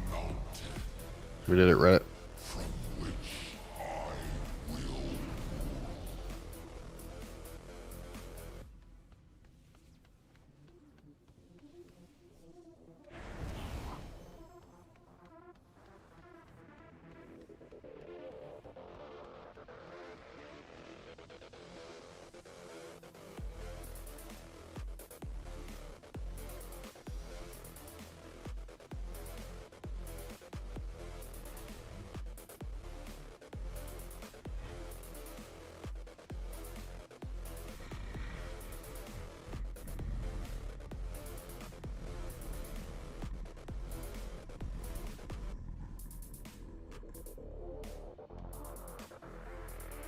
I'm gonna wait for somebody else to go.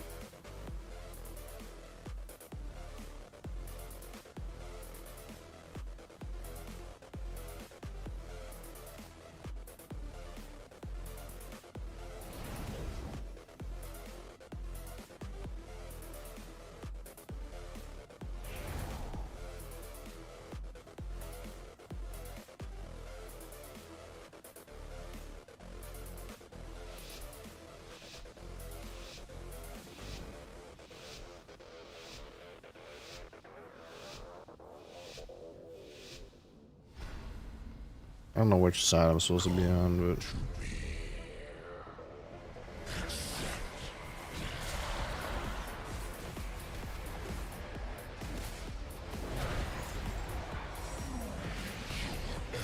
but I mean, 4 people are dead. Alright, no, okay, I guess I don't understand how it works.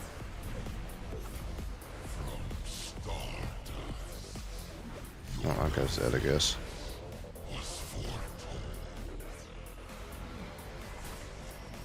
Oh, my panda wore off.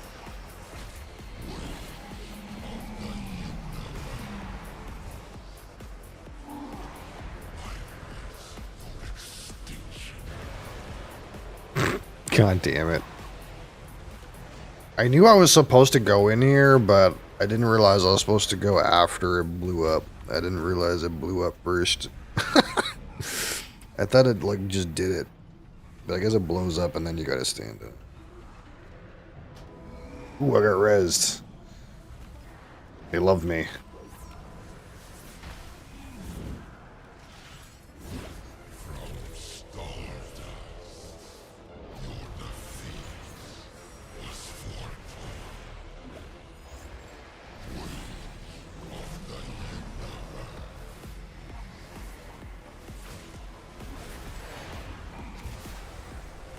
Okay, so I have mass, so I gotta wait for it to blow up. And then I gotta stand in and get my mass removed, right? That's how this works. And then I don't get killed. And then we do some Final Fantasy 14 shit. I've got you. We're in Clancy as a still name now. So stay close and listen to me.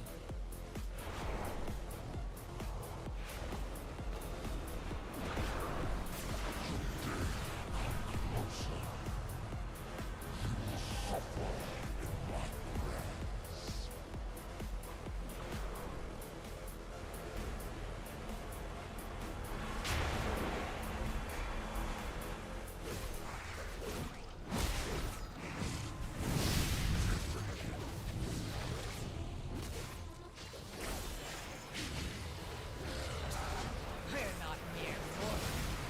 Show them our strength.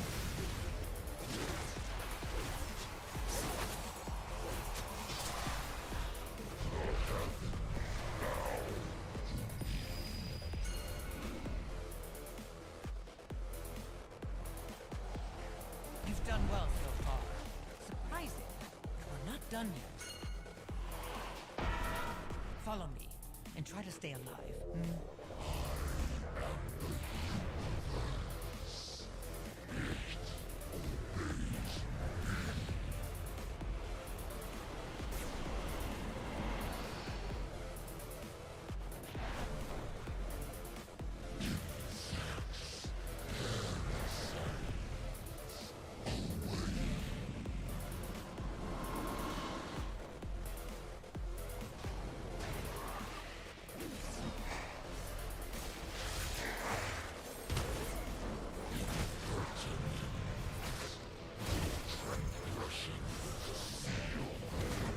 Feel like my time as a as a herb picker upper rock clicker has improved my skills at this boss.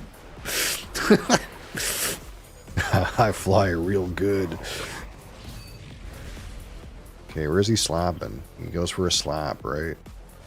Right arm, go to the right, I guess.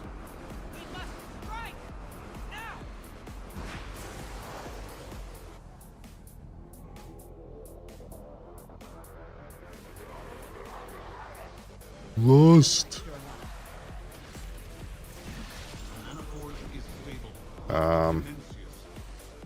I got too close. I got too close and got murdered. Unlucky. My dots are still on him. It's fine.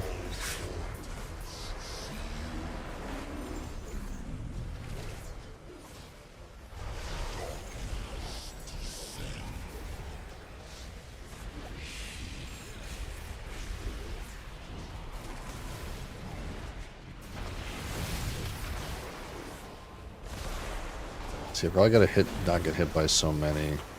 I got 2 stacks. I'm probably not supposed to have any stacks. First, okay, you have to stand in front of it.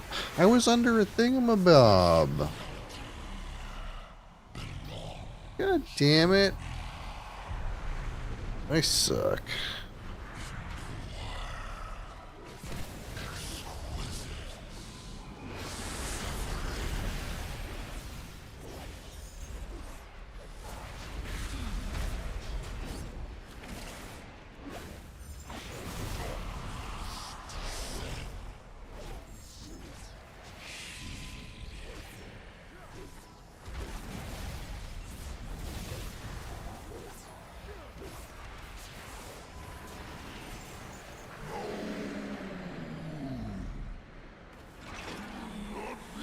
Okay, phase 3 is like really short for.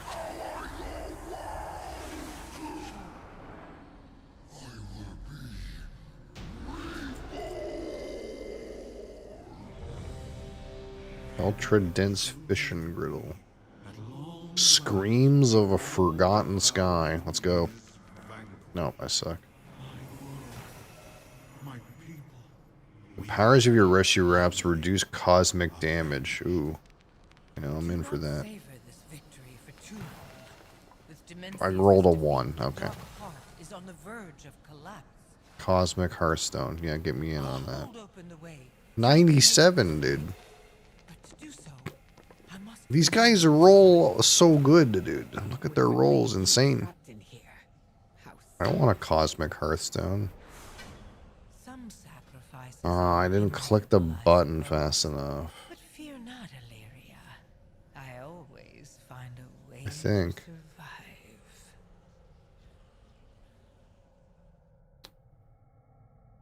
Oh, I think I didn't loot the fucking boss. Oh well.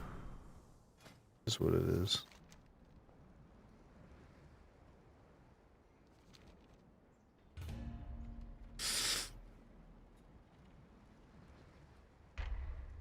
I don't know that I care that much.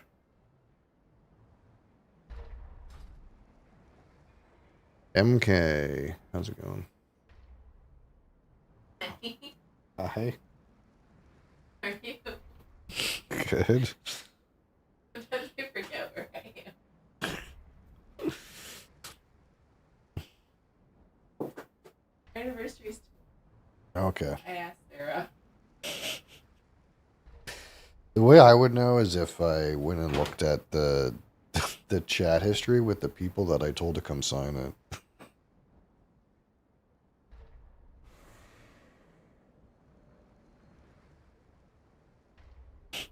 What'd you get me? Did you get me? Absolutely nothing. I forgot it was coming up. That's what I thought. I'm the present. You're the present. You got me. I'm the present that I read a thing that says if your wife acts like a child, then you know you're a true man. Because if you acted like a mother, then that would be a boy.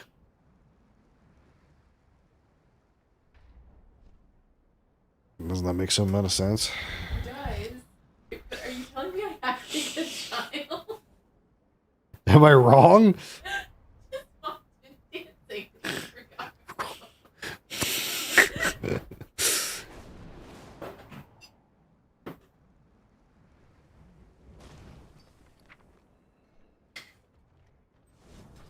Welcome. I don't know if it's good or bad.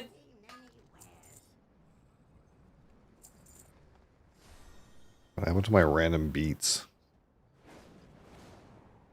I sell this. Like, I'm not going to use it, right? I have this thing. You're having a dessert for lunch. Why not? It's almost your anniversary. I guess that's true.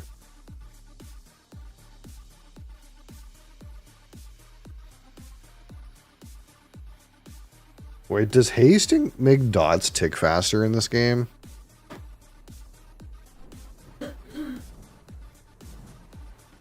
Is that still a thing? Communication initiated. Bismuth is business. That's right.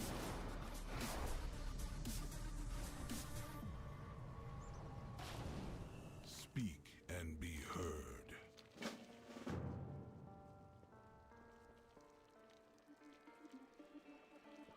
Rostrum of Transformation. What the fuck does that even mean? It's got a dragon. The core must be protected. Customize my mount? What?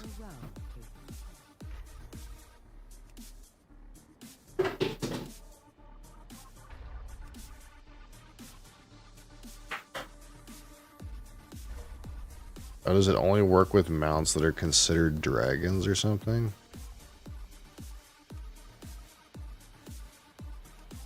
Customize my mount. Interesting.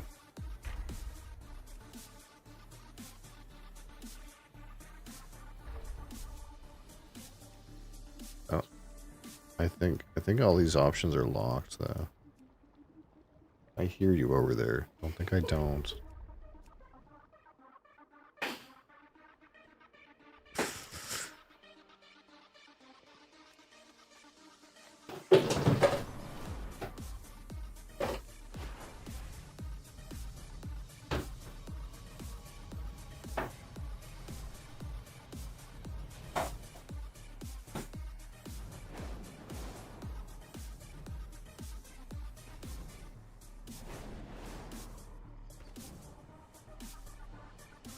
Bismuth and Myco Bloom. Give them the bismuth.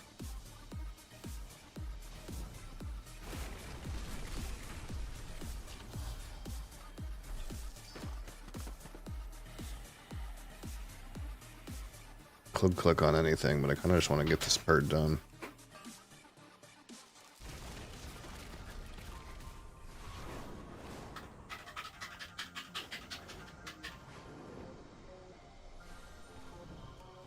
Ah, shit.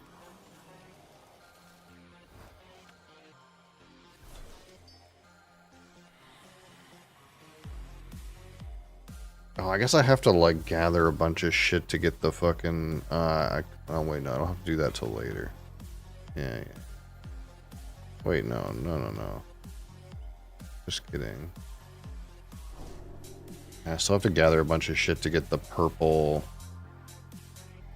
knowledge thingamabob. So I guess I should just pick everything up.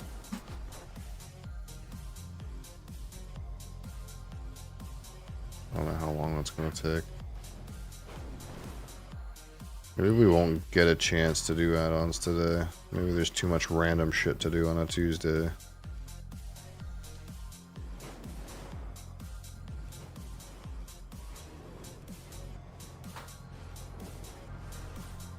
I guess I didn't think I was gonna do these LFRs, but since I'm doing them, they're taking extra time. Because it kind of seems worth doing.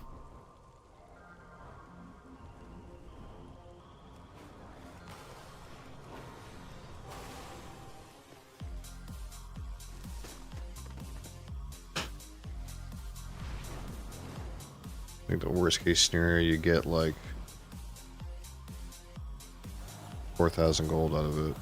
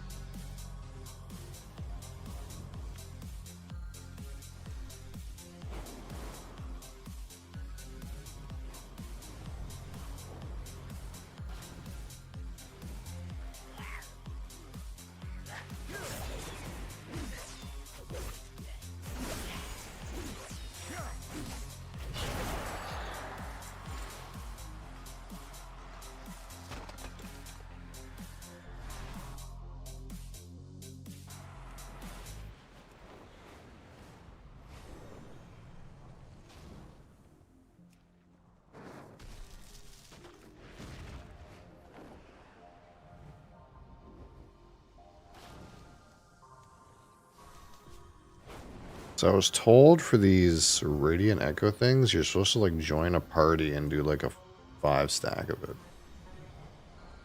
Like doing like a fucking Rhoda from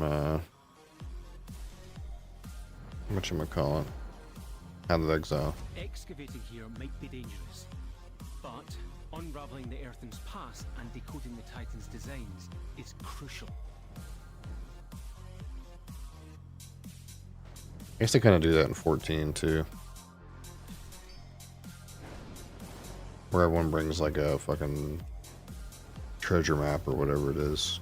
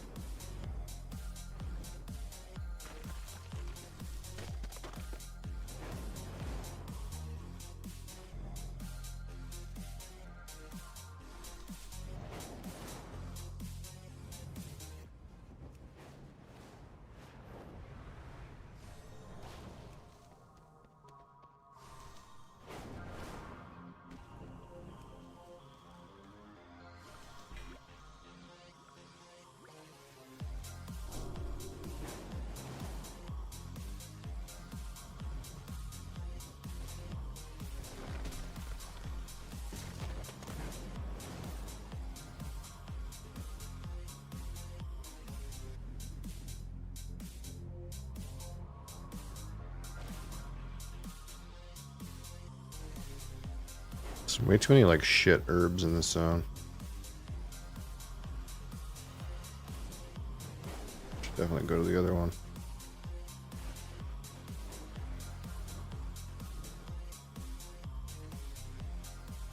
Imagine going all the way down here for an iron claw.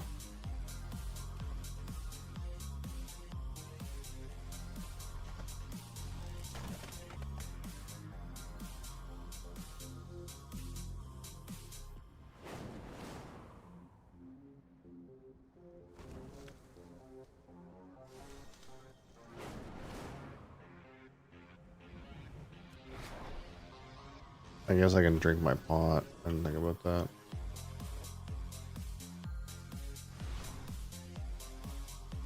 What's this guy doing? What the fuck's happening over here?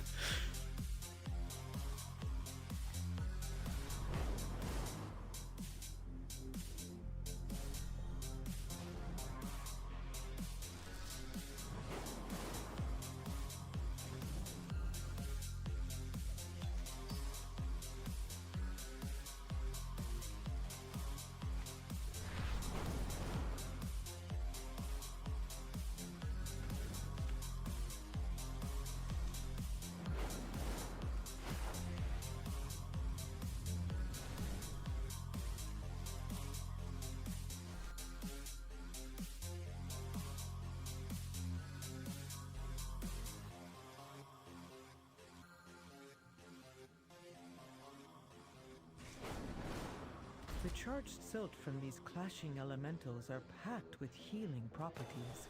Let's stock up while they're occupied. Let's stock up.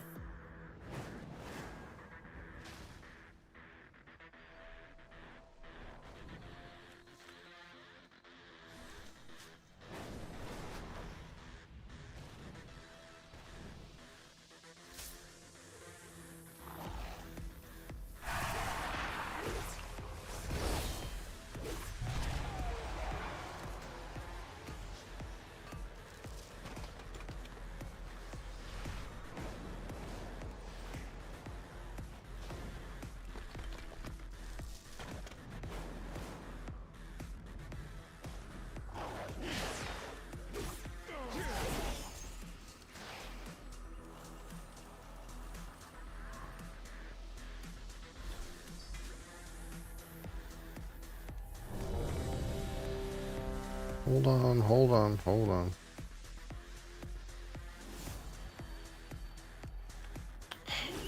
Ow. Of course, there's like some fucking fat fucking beetle here.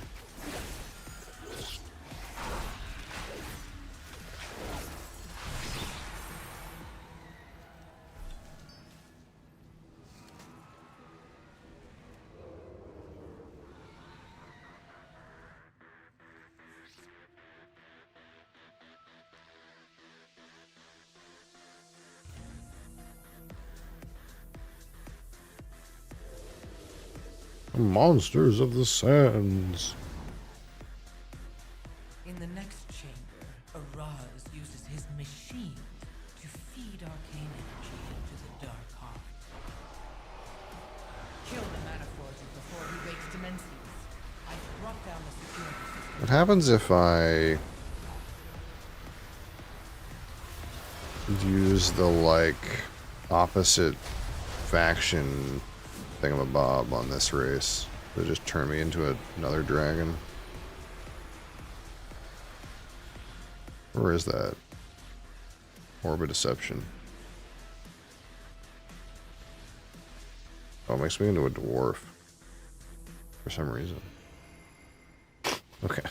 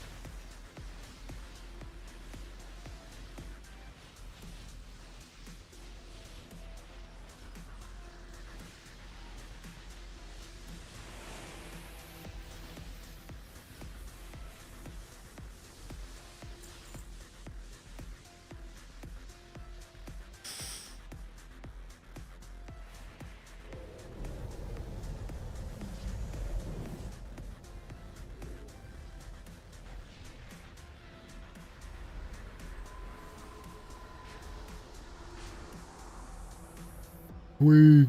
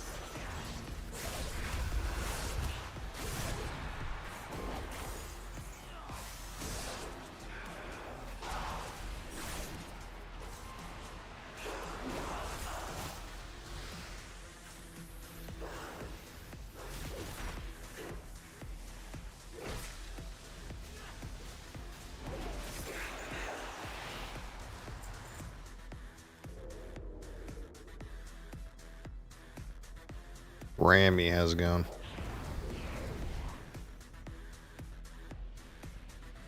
I'm chilling, I guess.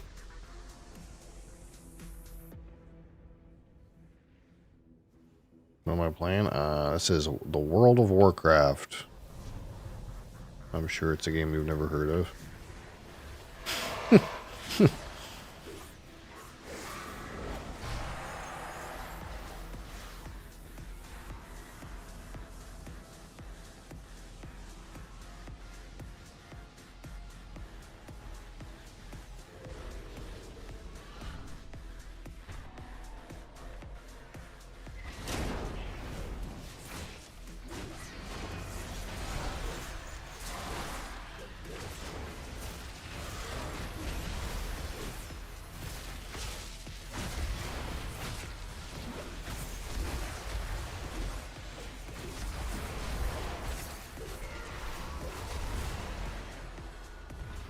You never imagined it like this? Well, this is the retail version. I guess it's kind of wild. It's kind of wild, you know?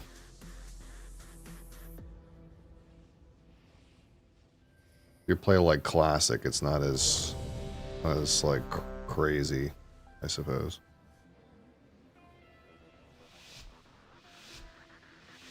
Community event? No, this is like a raid. So it's like a... I guess this is 25 people? It's a 25 person like dungeon, if that makes any sense.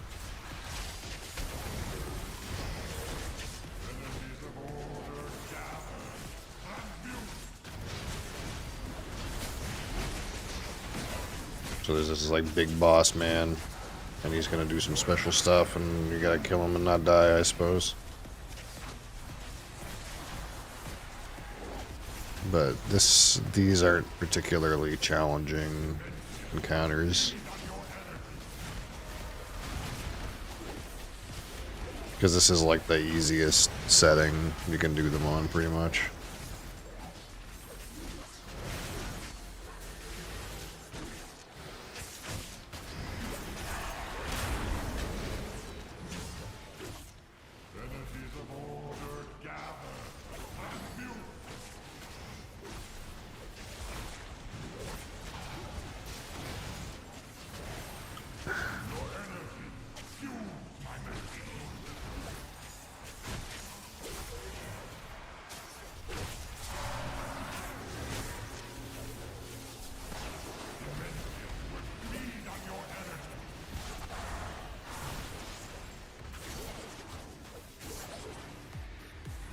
So in this guy, he's got these little, like, arcane balls, and if their arcane balls, like, get to this, like, portal thing, they blow up, and it's really bad. Don't want that.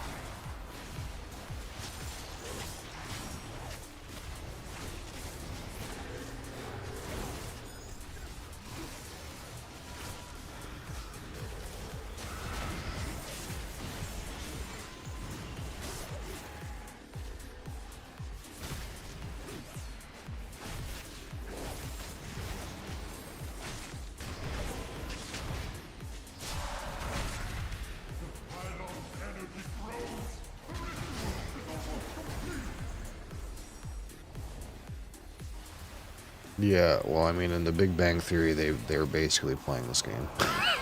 It's just they don't use the exact words, probably.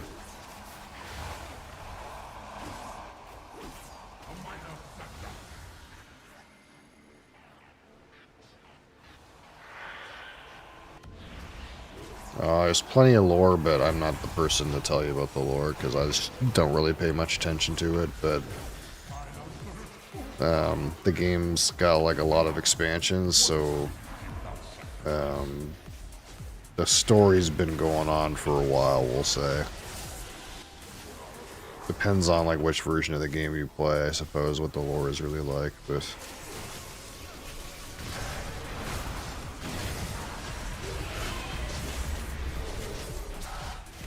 This particular expansion, it's like, I don't know, this particular patch, it's kind of like there's this arcane thing that's going to devour the world or some shit, and you gotta blow them up, dude. That's pretty much pretty much the gist of it. But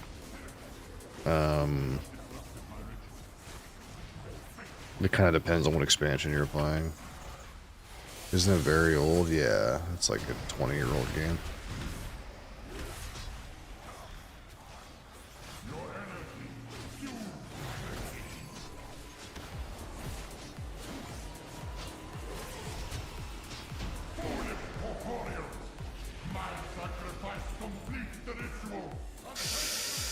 Laboratory test slippers. What zealotry, what loyalty, sacrificing himself to power the machine. Womp If only womp. the rest of you had that kind of commitment. You will need it now. Demenzius' reformation is inevitable. But yeah, it's pretty much just like any MMORPG. Like, you just make a character and you level up, and you have like a special class with special abilities, and you have a certain role. And you know, you kill some monsters and you do some quests. The rest of you, evacuate Do some dungeons. the gates and find a way back in. I will gather my forces and meet you. Oh, it fell in a hole again. Classic. So cool for a game that old. I mean, yeah, I mean they pump a lot of money into it because a lot of people play it, right? So it's had 20 years worth of updates too. Like, if you go play classic, it's really way less crazy, way more bare bones looking. Like, there's different versions of the game, and you can play the game like in the way it just came out if you want to. There's like servers for that. But this is like the most recent server, if you will, where you got everything. Variety of characters to choose from. Yeah, like, I mean, you just make a character that's like this. I don't know how many classes are in the game, 11 or 12. There's quite a few. 11 or 12 classes, and then there's like 6. I don't know the exact number. It's like six or something faction exclusive races. And then there's 2 dual faction races, and then there's what, like another like 12 allied races or something like that. There's a lot of different races you can pick from.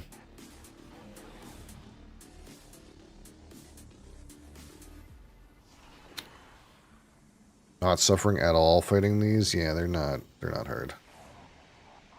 The way these like raid encounters work is there's different difficulty settings. And this difficulty setting, it's like the bosses are easy enough that you don't really require any coordination. You kind of just get 25 people in here and you just beat the boss up, and it's not too hard.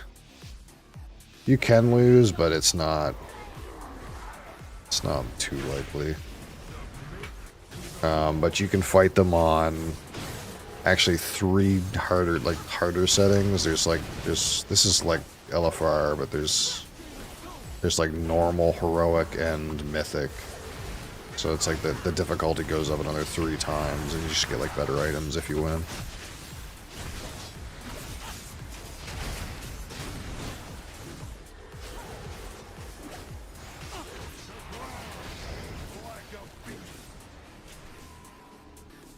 You're a wizard player? Yeah, there's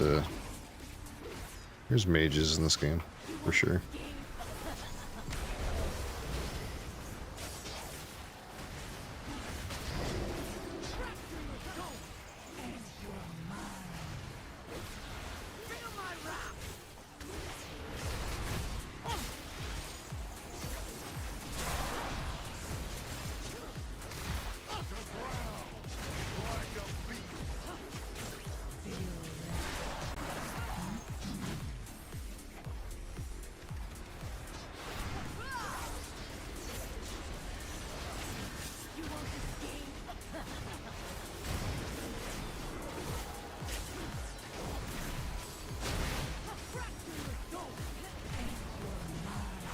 What's your play style?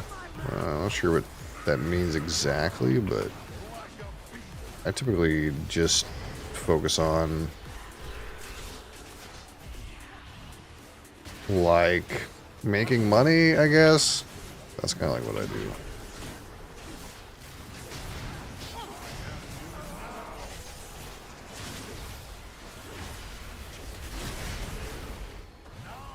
But I'm a bit out of the loop right now anyway.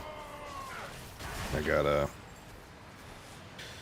get up to speed. I haven't played the game really in like 5 years. So I'm kind of like just getting back into how things are.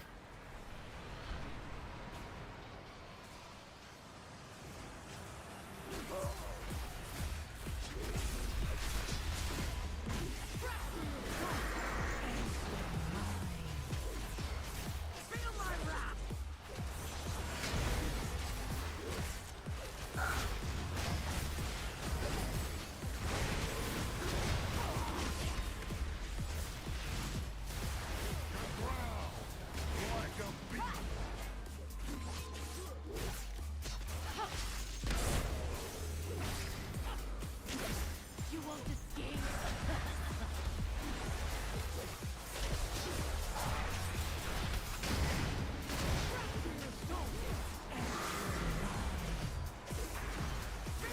I mean, this character's a rogue, so it's like a backstab, daggers, poison kind of character.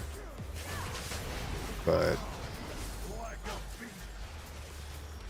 I kind of just picked this class because it can go invisible, and this character is meant to like collect items in the world, if that makes any sense. So it's like really useful to go invisible.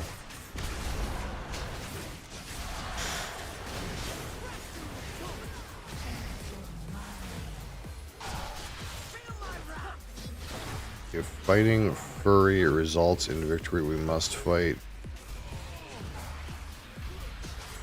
Sue's son said. I'm not sure what you're saying there, brother, but I don't know if Sun Tzu said that. You get his name backwards a little bit.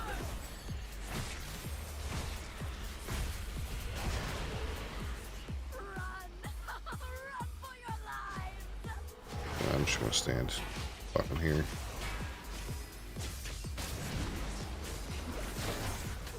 Yeah, it's like if you're at a combat, this character has like an invisibility move. If that makes any sense. I'm just gonna stand in the middle, I don't care. This guy's dead. Dead.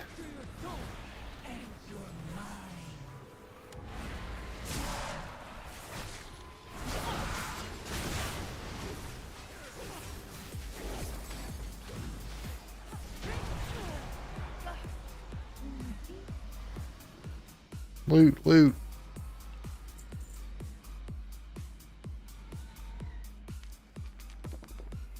Ooh, a 58.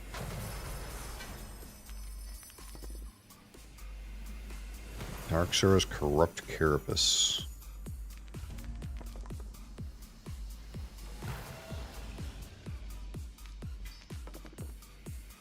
Well, I got this belt, I think. Is this a belt? Oh, it's a trinket. Attacks have a high chance to unleash a cosmic onslaught. Damage increased by 2% for each 1% health missing. That seems terrible, but...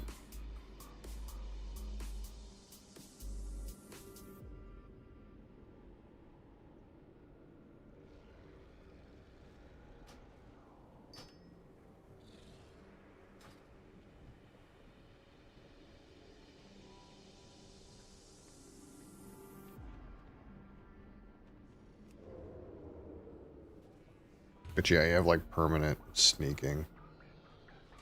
He knows a little more about destroyed the world than you knew because he invented you, pal. Sun Tzu was a Chinese general, brother. He didn't destroy the world.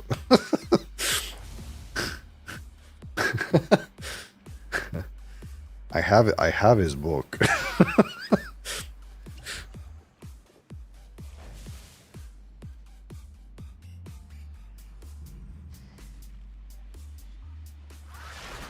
Axon Tricky has it going. Haven't seen anywhere else since Warlords. Yeah, like I haven't played since. I played like the first month of Shadowlands. That's like the most retail I've played in the past while. And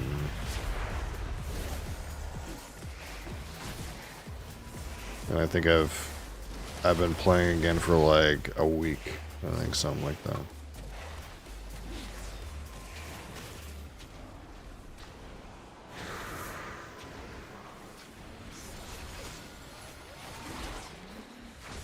They did change a lot of stuff, but I guess that's kind of expected. But, you know, you kind of get used to things being always a little bit the same. But they did change a lot of stuff. Which is a good thing, like, especially, like, in the Warlords, Battle for Azeroth, Shadowlands kind of era. There's a lot of things that were, like, not great, right? So, they made a lot of things better. You don't touch Classic or Hardcore at all. Yeah, so I guess that's like where you and I differ a little bit. So I did play Classic when it came out. I played like regular Classic servers. I played Classic Hardcore, and I also played Season of Discovery, I think. So I did like play a little bit of that stuff.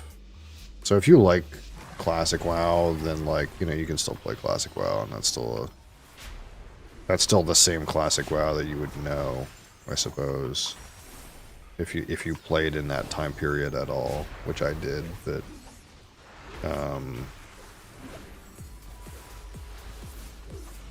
the modern game is like it's not the same kind of game. Like I think that's the key when you think about retail or Classic, or even if you're the person who's like a fan of like the Wrath of the Lich King era. Like Classic progression is in Mists of Pandaria right now. So like even like the Classic Prague server is past Wrath of the Lich King now. You can still play Classic era. Which there's a couple servers for Classic era. There's like the Classic era servers that have existed since the first, which have like just 1 billion people with max gear on them. But there's also like a newer Classic era anniversary server that came out last year, I think. So last year. Which is not so bad. Like less people are like yoked on that server.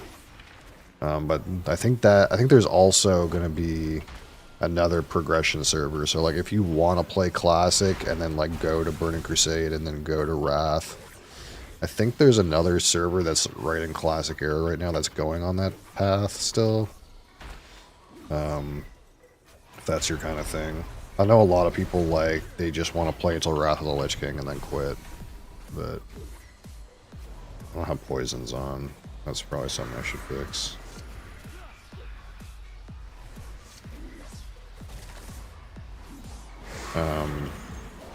But like that's like a different game. That's like a different game than the retail game. The retail game is just like you have to like just take it in a different way. It's a full-on convenience, full-on theme park, full-on like spectacle.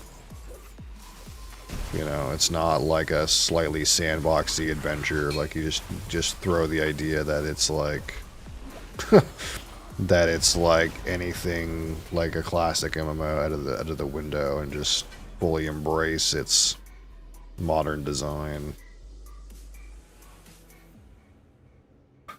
Like they've done some things to crafting that I like. And overall I don't hate the like, you know, raid finder weekly quest kind of system, but it is a bit time sinky. Like the thing about retail is like you can always get on and waste your time doing something. Like it's like impossible to spend enough time on retail. Whereas sometimes on Classic it's like you get to a point with your character where you're like, well, I need to log into raid and I don't really have anything else to do. On retail it's like there's just literally infinity things to do. Like you can't ever like have all the things. It's just made to grind you out, and it kind of like sucks a little bit because the way it's orchestrated, it's like brand new content comes out, so you can grind the brand new content, and unlock the stuff. But like as time goes on, like people who weren't grinding the content since it came out like want to catch up, so they like make it easier and easier. So it feels like a bit of a like disrespect of your time if you grinded it since the beginning. Like the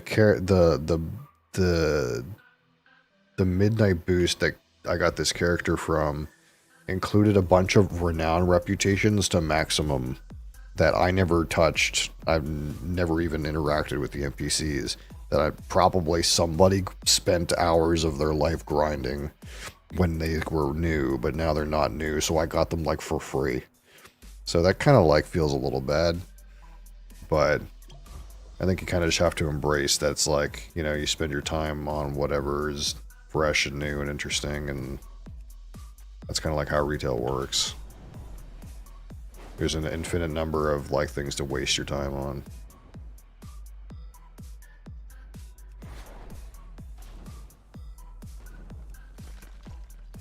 But there's some like cool stuff, like, you know, there's like gathering gear. I think that's kind of cool, you know, like there's actual like items associated with like your gathering and crafting skills, so you can like get new like crafting items and stuff like that, like equipment. That's kind of cool. I kind of like that. There's also like specs, so like there's specs for your like your gathering and stuff like that you can do. That's kind of cool. You know, there's good things.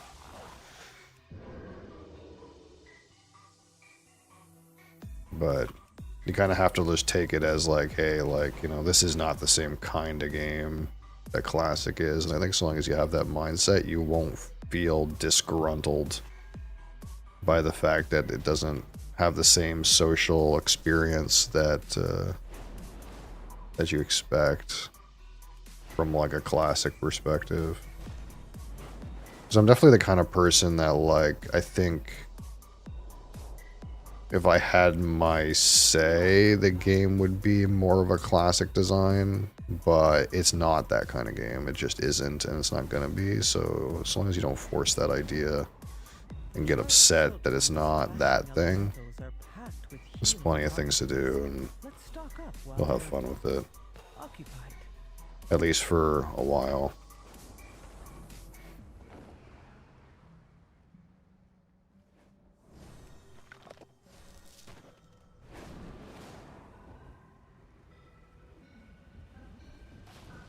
Like, one of the things that was kind of divisive about going from like Classic era to Outlands, which you probably know, is flying mounts being a thing. And it used to be like they were kind of a little slow. They're like, well, we don't want everyone to just fly everywhere, as we, you know, we'll make you experience the expansion, then you'll unlock the ability to fly later.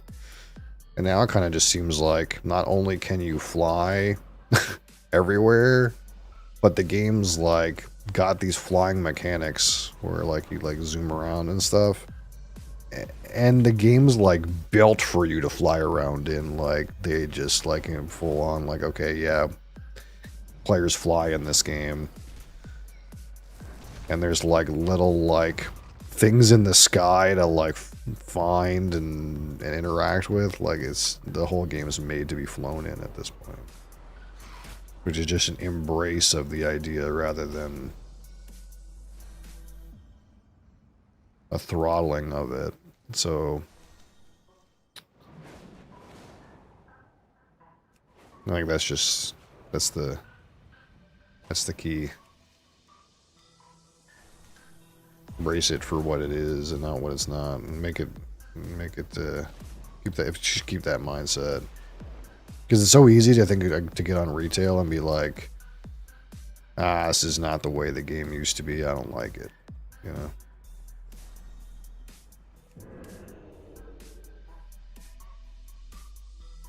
Because that's the way I used to be about it, for sure. I still like somewhat am about it, but if I'm gonna play the game, I might as well accept it for what it is.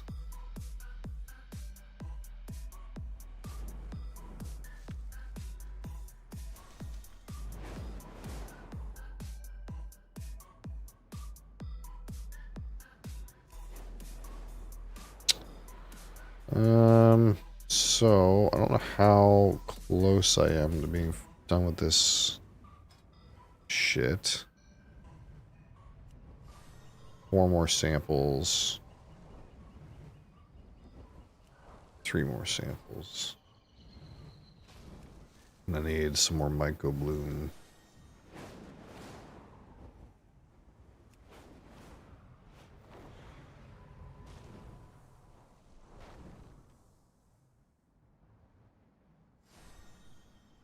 What time is it? I wanted to get into TSM today. There's still time to do that. I guess I've been through the LFRs at this point, and I don't think I'm gonna go do any of that weekly caress shit on this character. I don't think I care about that. Grass is high.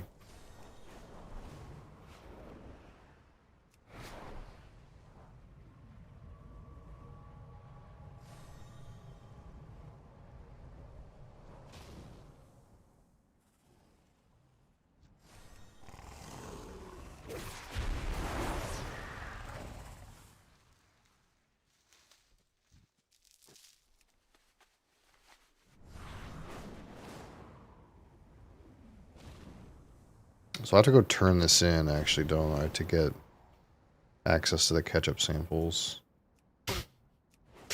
the ketchup samples. Samples of ketchup. Sample packets of ketchup.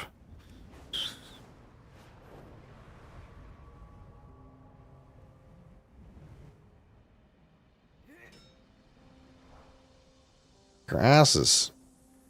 Did you get your 3,000 gold, bud? I did.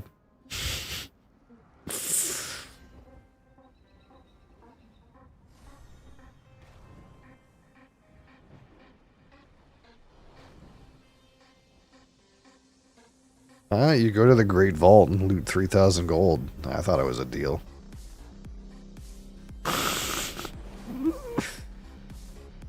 Don't even look at my gold number. You and I could not be more different when it comes to playing this game.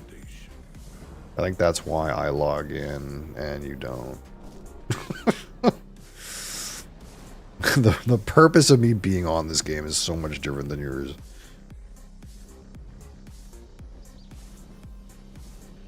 Work cycle interrupted.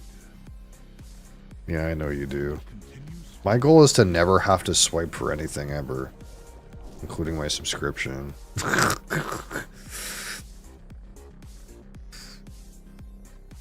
I need some more money to get going though. I need like a cool million, you know, just to get myself going. Yeah. Right now I only have like 140K.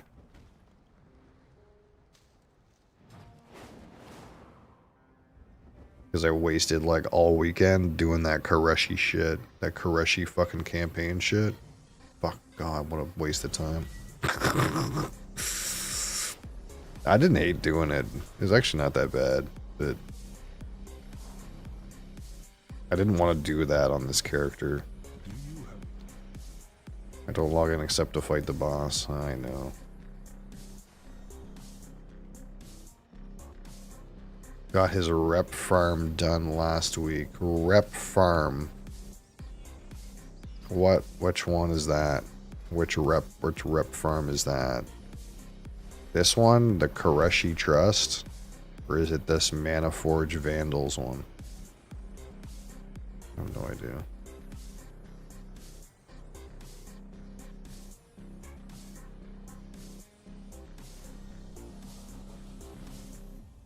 How much rep do you guys need? Like, do you have to get it to 25? Is that like something you guys need?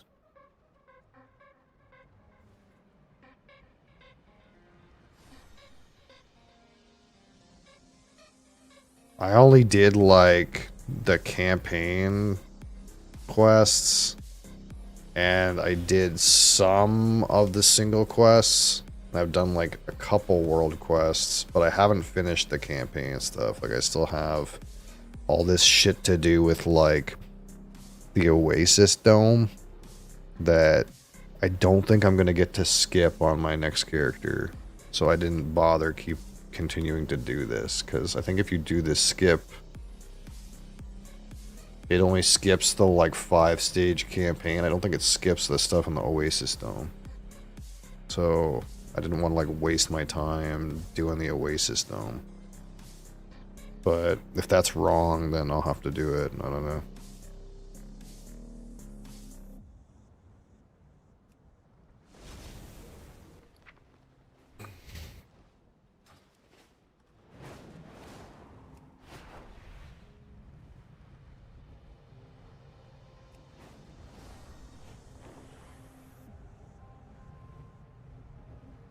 I just figured you didn't really need that reputation for anything unless it was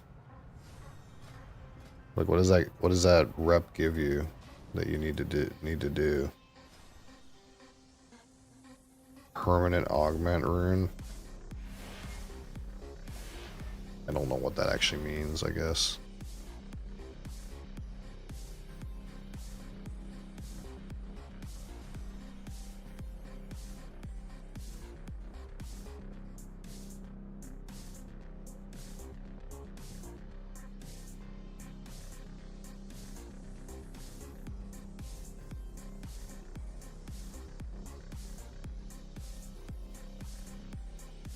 After augment rune. Oh, so you only need rank 18. You don't need 20 or 25 or however it goes up. You just need this one. Ethereal augment rune. This is that shit that you guys were complaining about last time you played this game, weren't you? Like this shit where you gotta like randomly grind some crap to get player power. I don't want to do that.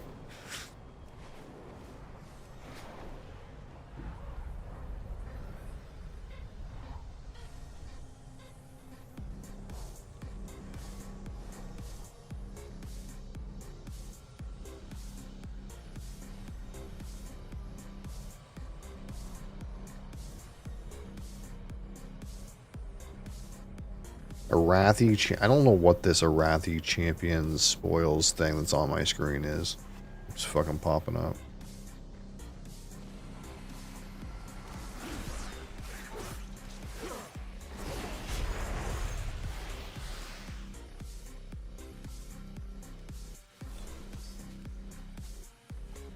So I need what? I need 4 more rock samples. 3 more herb samples. Get this shit done.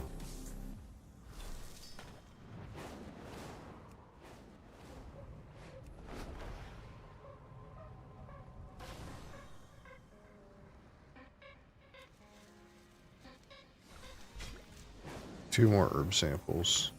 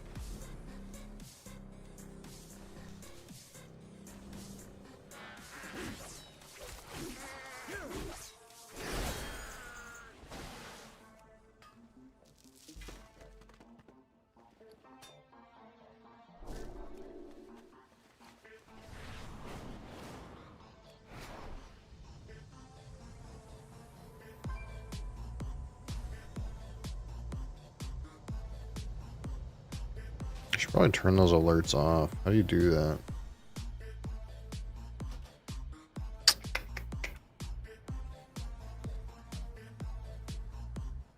Doot.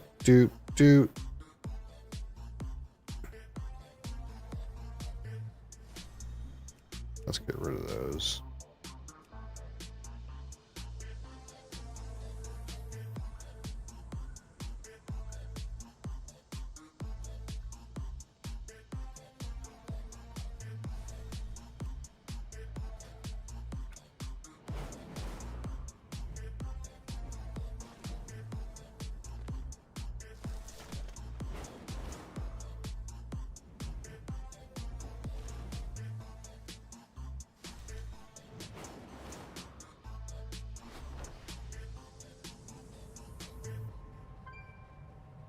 That didn't work.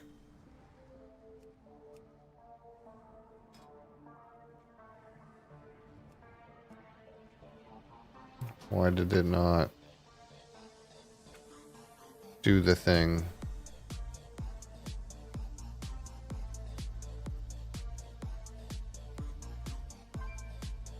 It keeps doing it. Stop. It's not in here.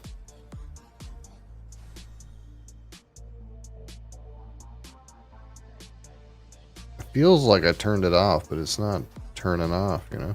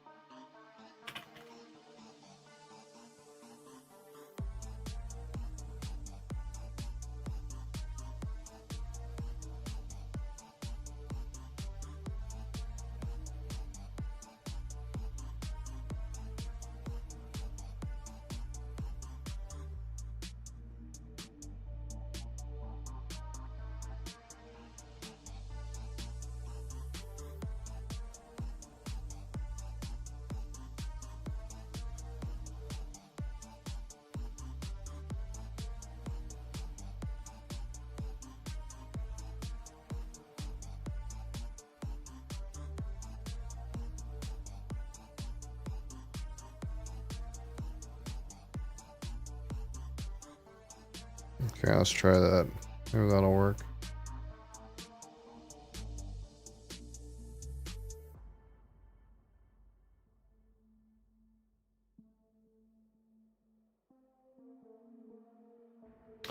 All right. So, where are we at here?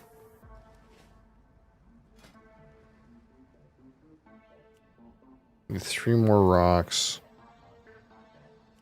2 more herbs.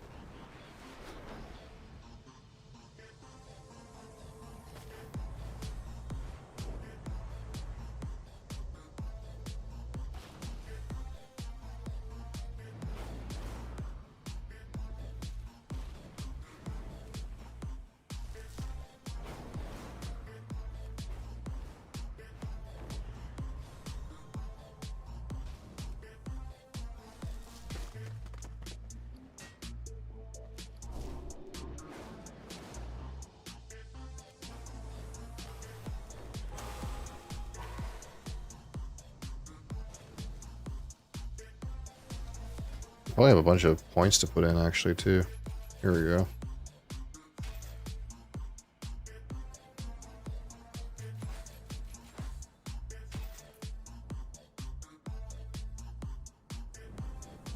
Crystalline verdant seeds. I guess those are seeds with a guaranteed planting outcome. Interesting.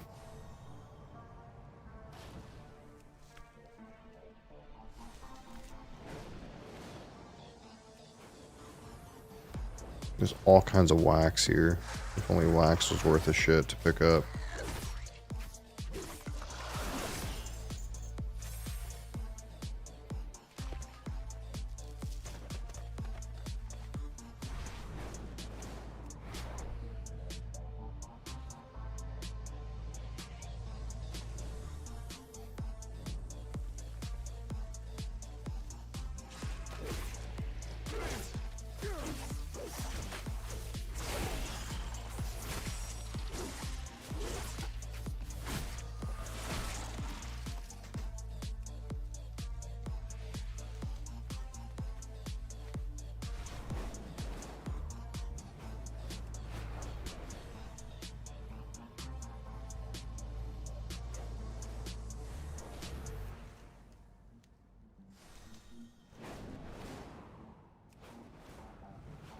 I wonder why mining doesn't ever get like a weird random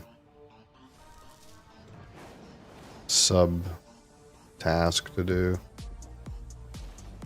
Like this herbalism has those like seeds and that little like seed gathering, seed harvesting activity, and like mining doesn't have anything.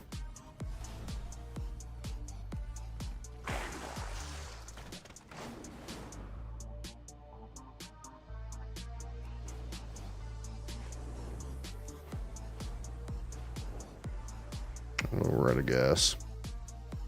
Womp womp.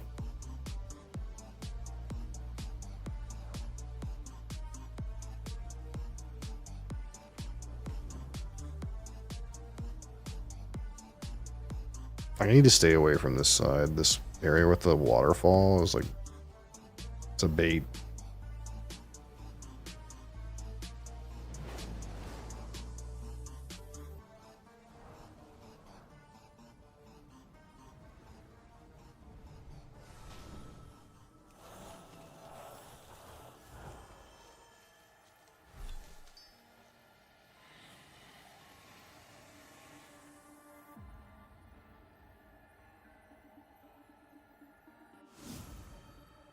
Ooh, some rocks here too.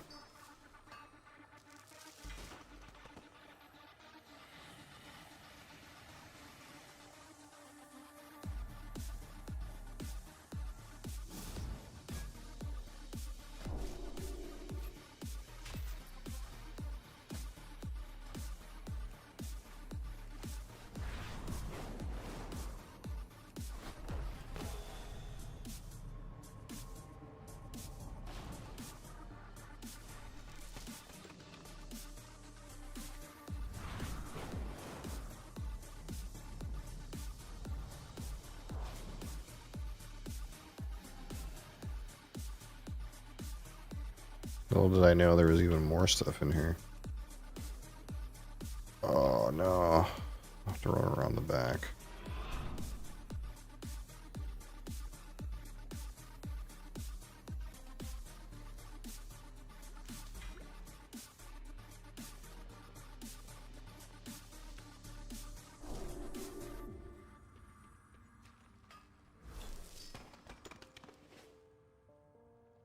I think I probably just need the last sample now.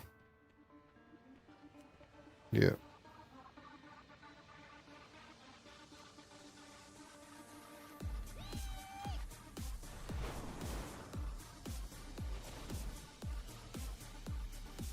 Dang it.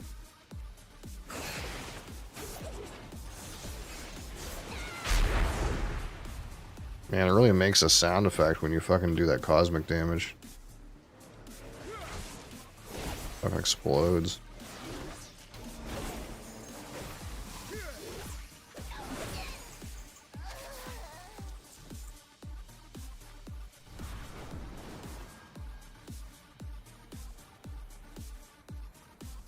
Sky riding glyph nearby.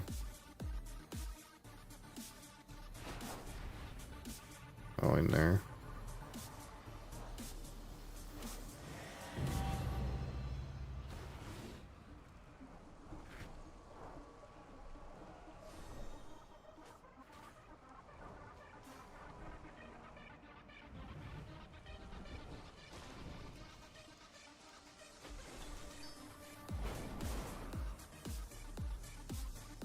Ooh, classic.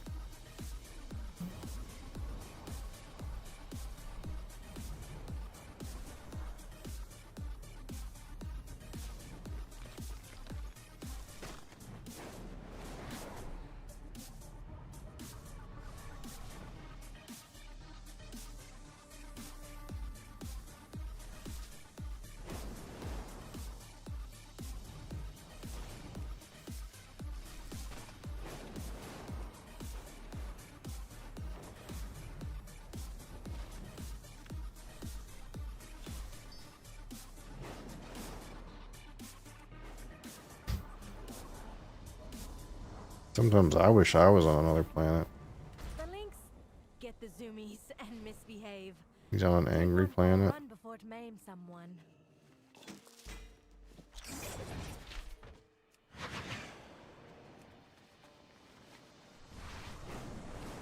So I forgot about Feint. It only works against AoE attacks. Huh. I thought it just gave you blanket damage reduction. I wonder what expansion it gave you blanket damage reduction in.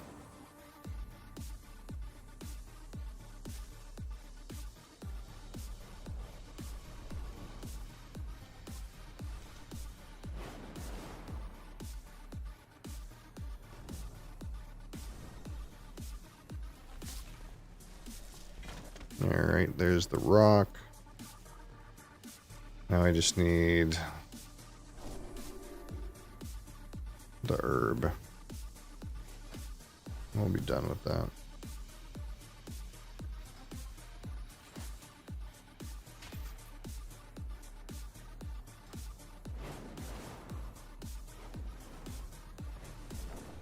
And then we'll probably fuck around with TSM.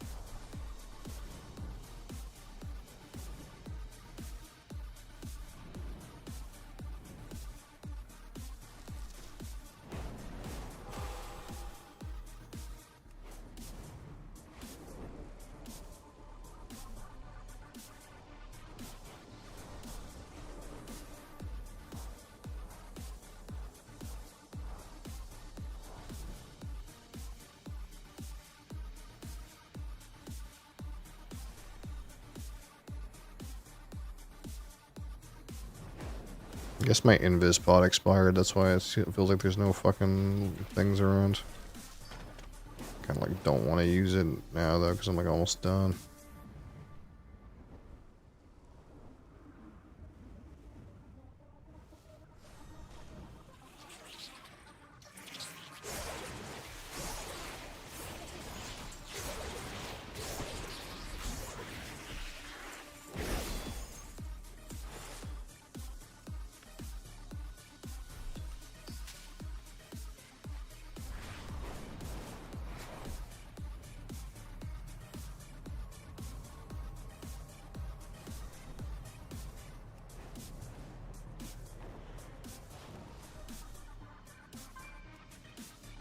It's still blipping. Oh, that's annoying. You have to restart the client.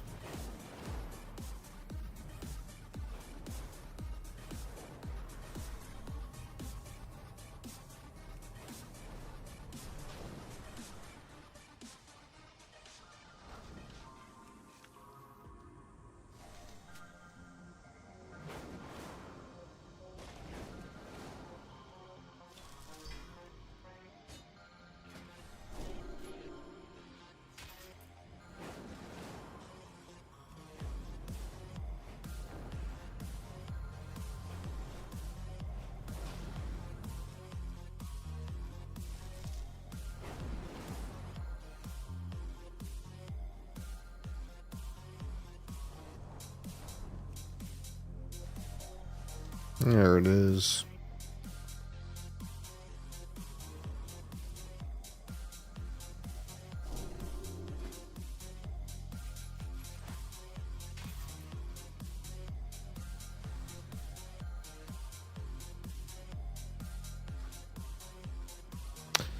Okay.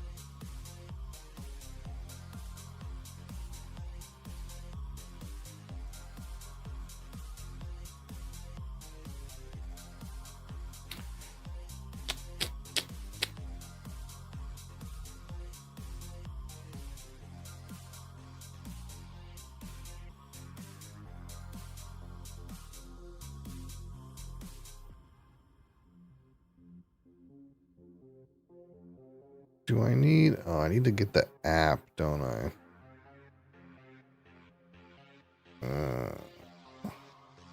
Yeah, like a desktop app and shit.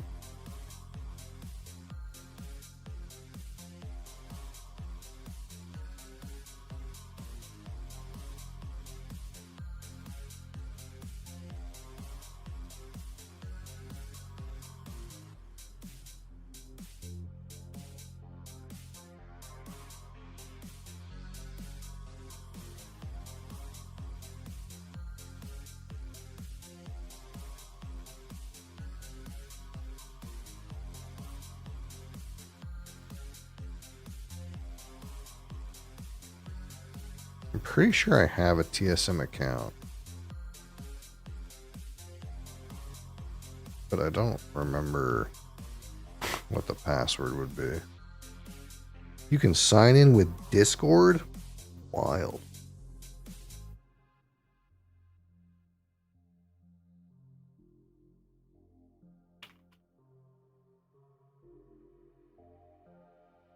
Wild concept.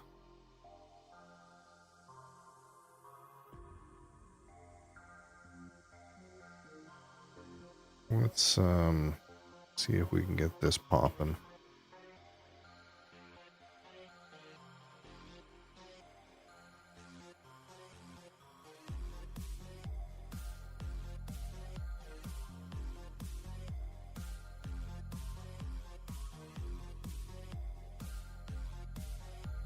Oh shit, what's happening here?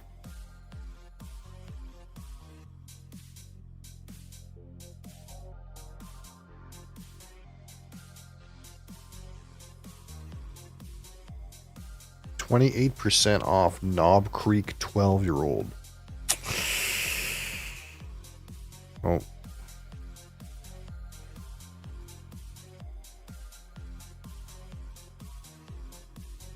I need to tell the boys about this.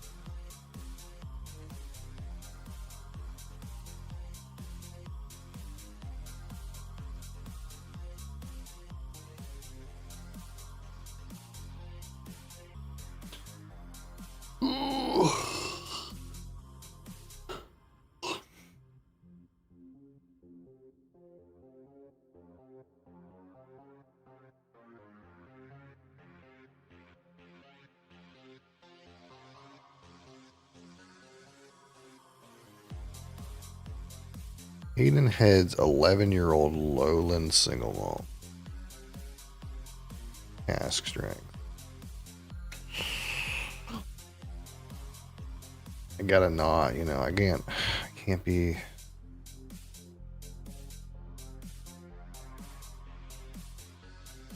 Can't be buying every deal, you know.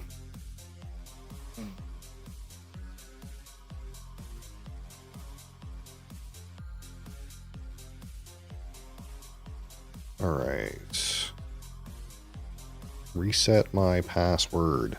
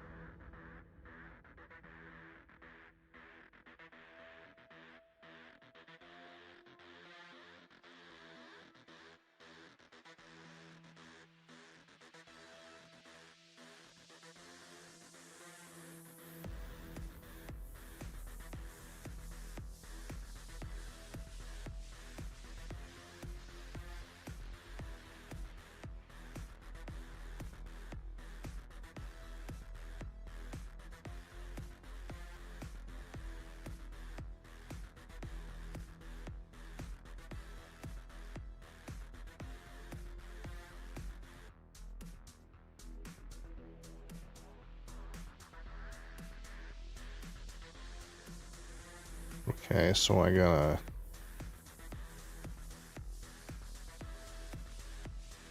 to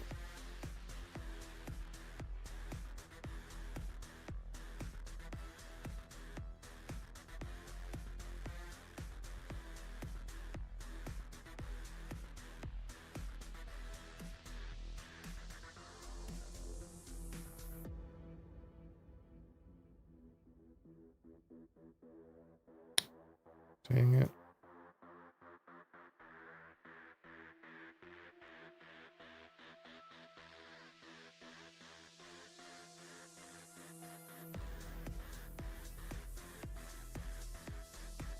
Wait, do you think it saved my stuff on their website?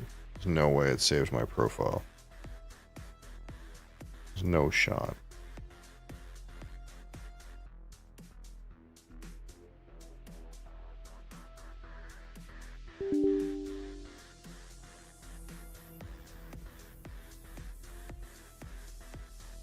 No shot at all.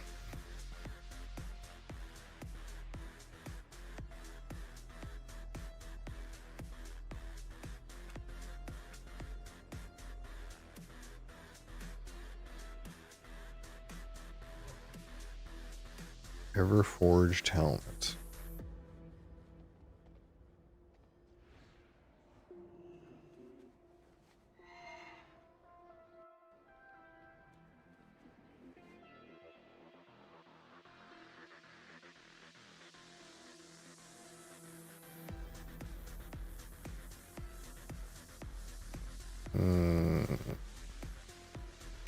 What's happening? I installed the thing. Where did it go?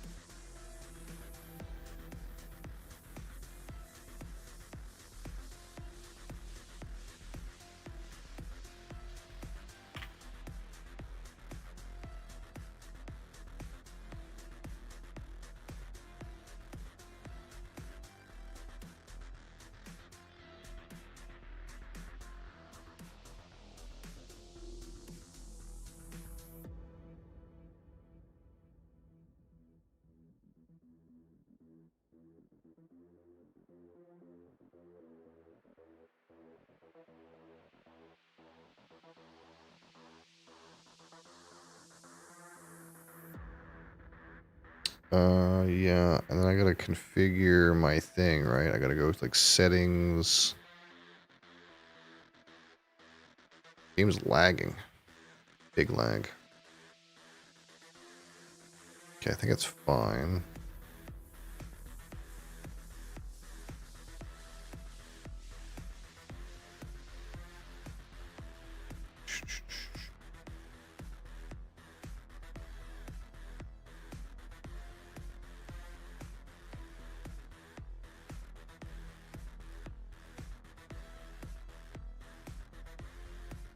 Add.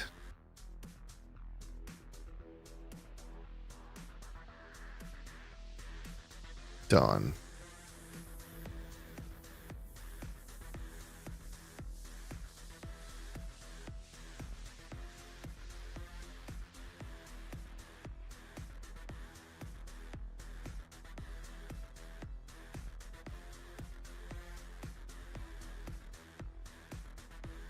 What is the difference between BCC and Classic?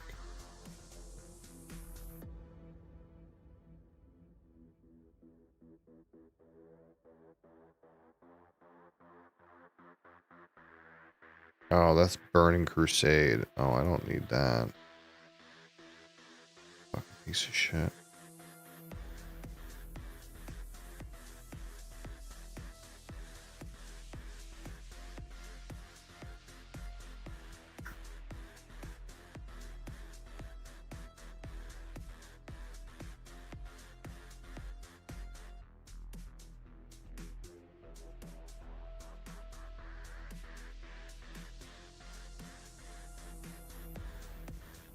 They went and created its own little piece of shit. Let's go ahead and just delete that. Perfect.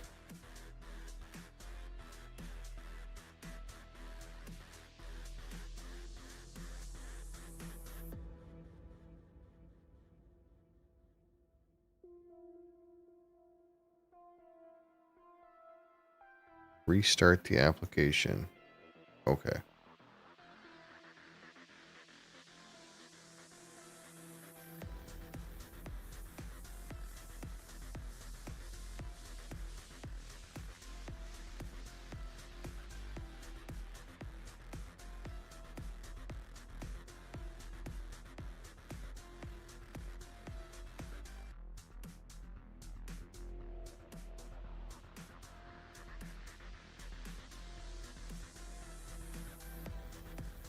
Great, we did it.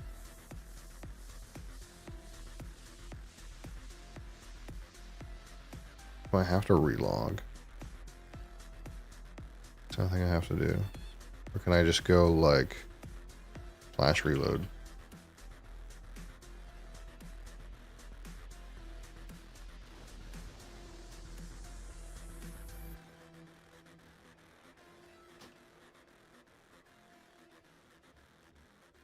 Is installed but not enabled.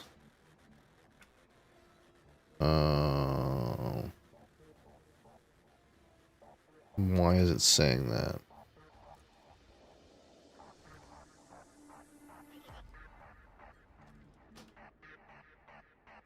It doesn't want to work right.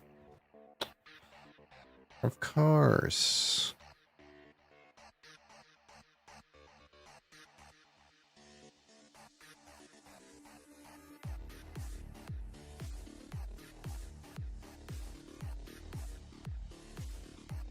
I have to restart the game. I think it's being weird.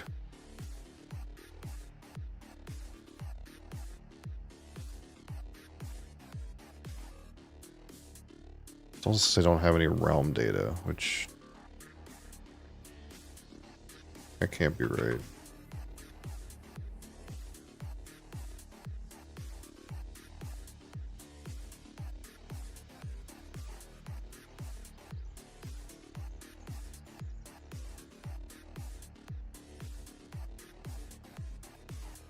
What do you mean out of date? Something out of date. I just downloaded it. Won't be like that. What here is out of date? That? It says I have the most recent version though. Is that why it's like not loading right?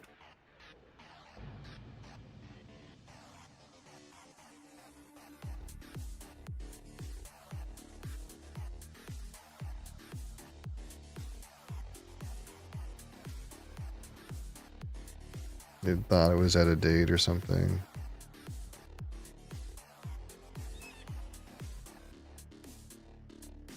TSM is rebuilding the item cache. Okay.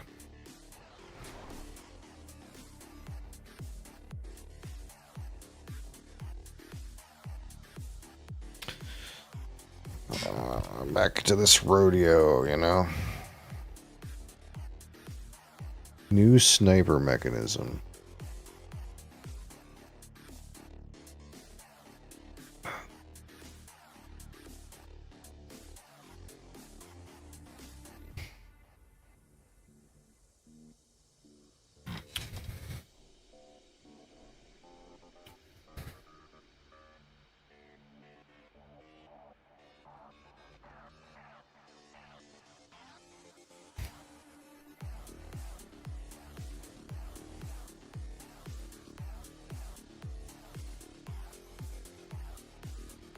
Oh boy.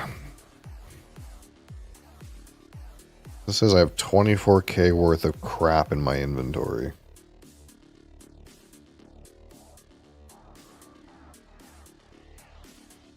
Why is this Warren Shadowguard War Mace 6,000 gold?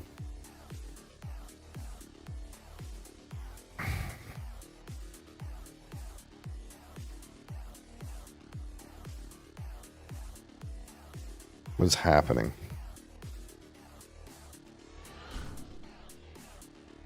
There's no way that's right. I have an extended supply of goods for our. Oh, I gotta relearn how this is not even the same. Oh, it's all new.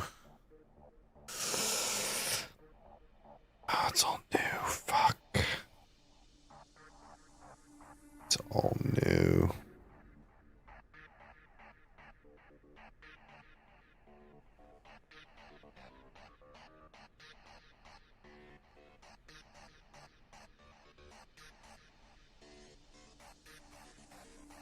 I thought it said I had some random war mace that was 6,000 gold. Oh, this thing.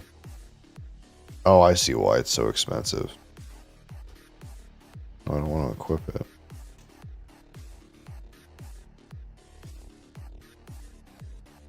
Well, don't owe $2 if you delete your tune. You're funny.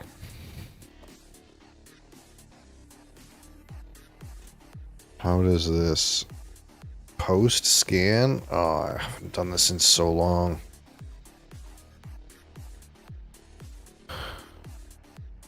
I don't even have anything configured.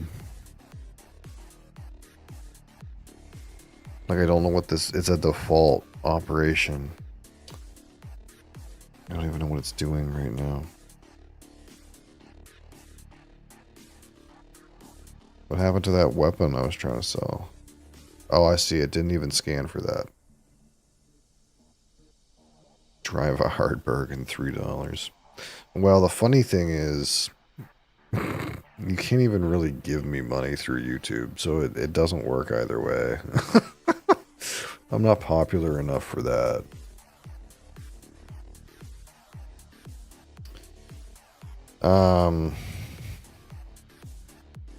Post selected.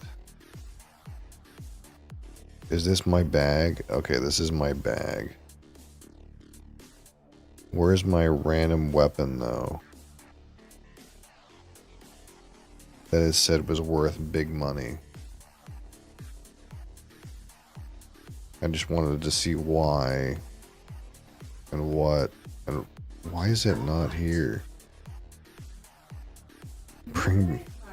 And can you deal with your car without making the fucking alarm go off every 5 minutes? If it's a no, you don't get the car. And you have to parallel park. Bring back the YouTube shorts? Yeah, I'd like to. I just, man, it's. I don't have a lot of time. Time is the issue.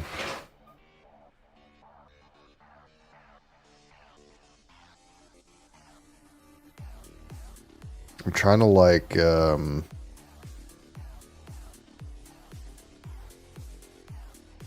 just got stuff going on in the background too. That's the best way to put it.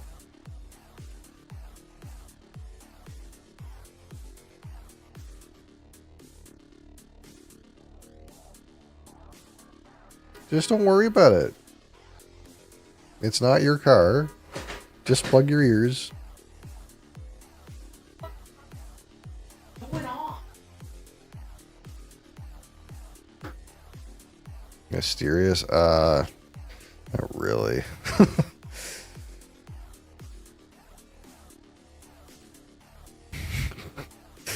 It's things that I've already talked about, sort of, somewhat. I don't understand what's happening. Why can't I just post this? And is it because I didn't set up a group for blue weapons?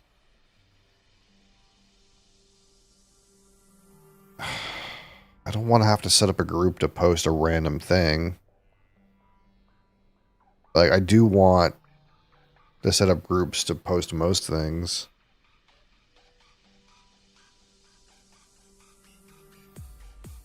But I should be able to just post like a single thing.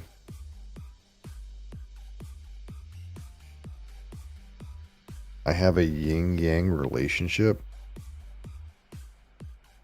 What? You don't know me. You have a yin-yang relationship. Whichever camera I'm pointing at. This one. You have a yin-yang relationship.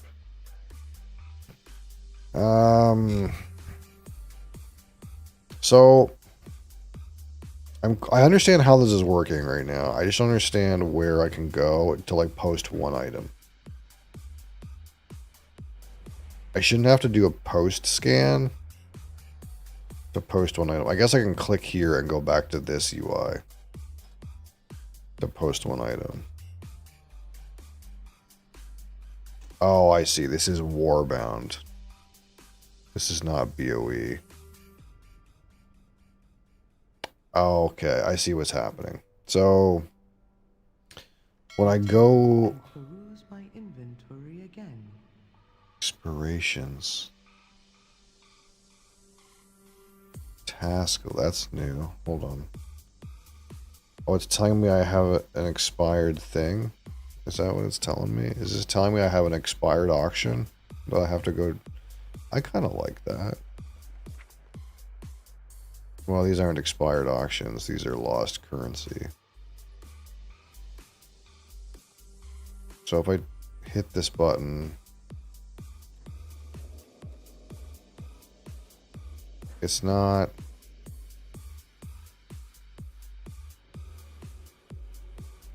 It's not working.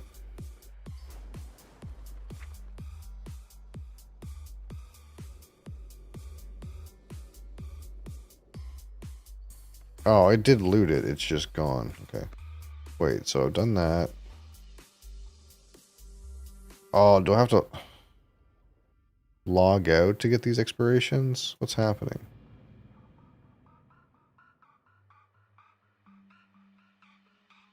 Trying to understand what the fuck this add-on was doing a little bit. I don't have any expirations. It says I have an auction expiration, but I don't. Like, why is it saying that? I have calibrated my prices to be reasonable. They still have plenty of time on them, not that they're gonna sell. You're so Wait for it to release. you're so nosy.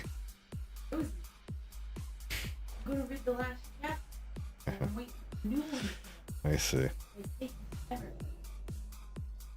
So when I click on Thanks for your here, it tells me in my inventory I have an item that's worth like 9 grand.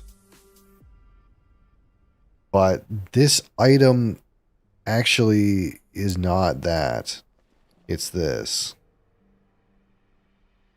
which is Warbound. So I can't sell this. Is there... But there is evidently different versions of this item that are bind on equip. But the one I have is Warbound. So I can't sell it, but this thing is detecting it as a sellable item that has a value. So it's kind of fucked. So that's not optimal. I wish they would sort out that doesn't work.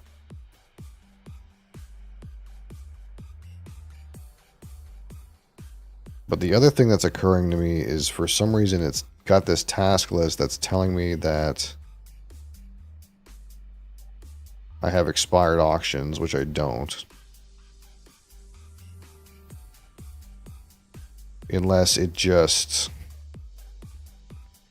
when I log in, it automatically populates that task list with expired, to retrieve expired auctions. And since I didn't have any expired auctions, it didn't go away.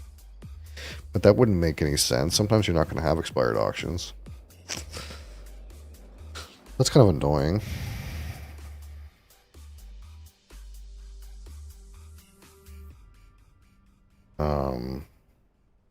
So what... So this base group, how is this determining how things get auctioned? Auctioning operations default. In case you guys haven't figured out, this is like the fucking rocket science high-powered auction house tool that like does all the things. So we have to really like remember how this works. But when you know how it works, then you get the power. Ignore auctions by duration. Okay, so I can get it to ignore short auctions. Okay. I can have it ignore selected characters.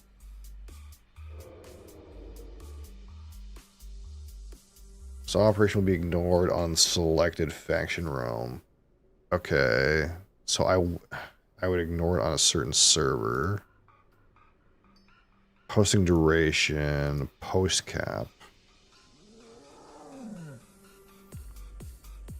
Okay, the post cap has got to be higher than that. Amount kept in bags. Oh, that's nice. Don't post after this many expires. Okay, so if I was trying to sell something and it didn't sell 3 times in a row, it wouldn't post it. Okay, I guess that makes sense.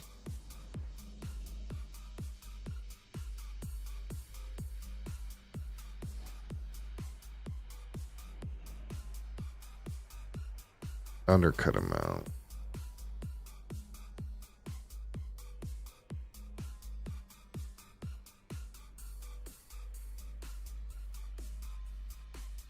Minimum price. Yeah, so this is some of the weeds here where, like, I had my own minimum price values set before.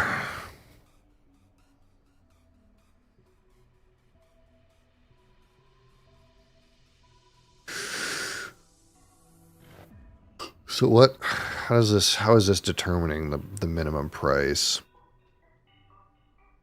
So it has to be at least 50% higher than it is to sell to the vendor. And the minimum price is what? The average crafting DB market, DB region market average. Where are these being pulled from?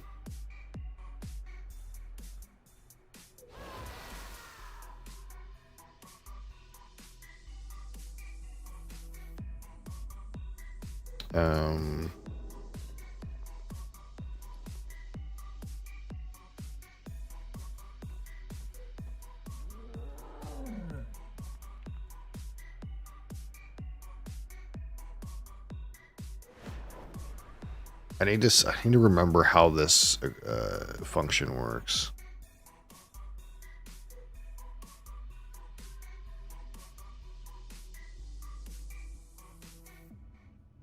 Oh shit, it's a lot bigger than that. Hold on.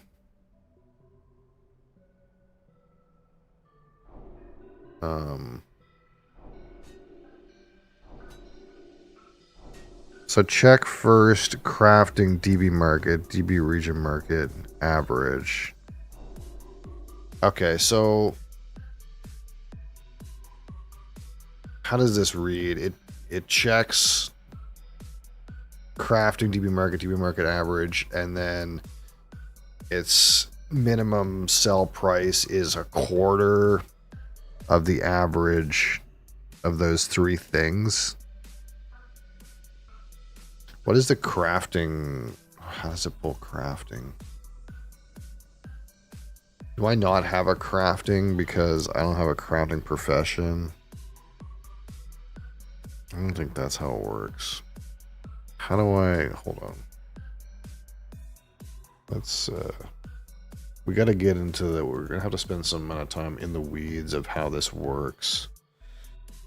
Make sure we can set it up the way that we want.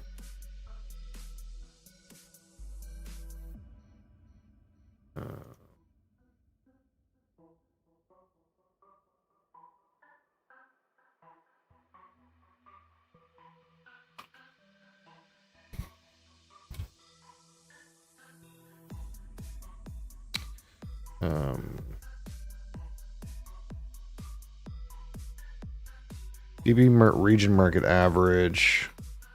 DB market. Okay, so DB market is the Market value based on the weighted average of the price over the past 2 weeks.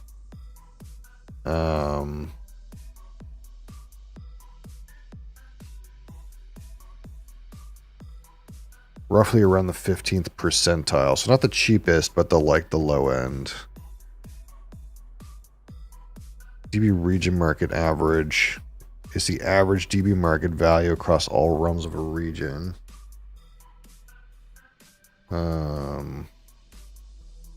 So DB historical is 60 day instead of 14 day. But what's crafting? TSM crafting, price, source.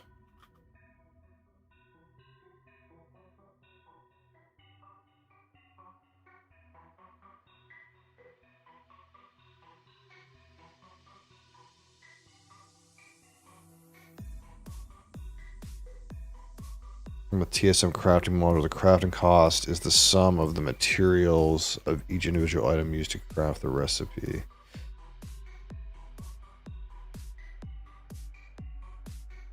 Do I not have that though? Because do I need, like, if I learn a crafting profession, like, where's...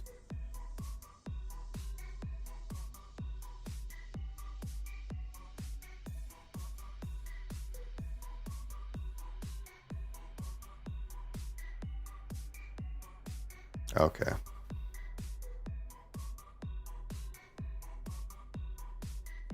So right now I make 5 gold if I refine bismuth. Interesting. I didn't even realize that.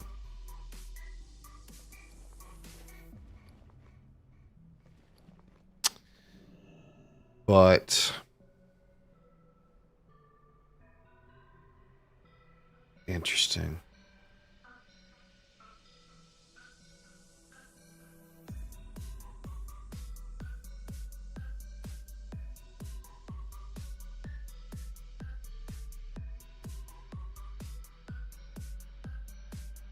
But in order to do that, I have to have it spec'd, right? So the only reason I can do that is because I have it spec'd.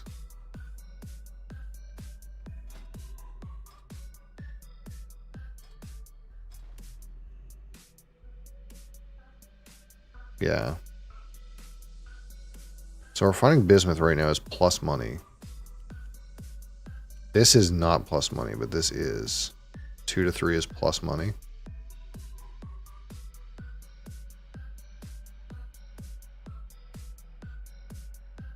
I'm missing an ingredient.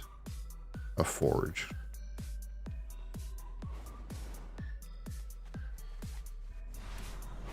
This is why we need... This is why we need these add-ons. So... Does this count as a forge?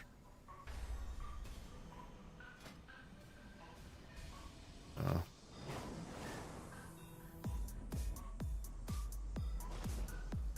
What is this mod supposed to do? Oh, add everything to the auction house for you. It can do that, but it does a lot of things. It's a very high-powered add-on.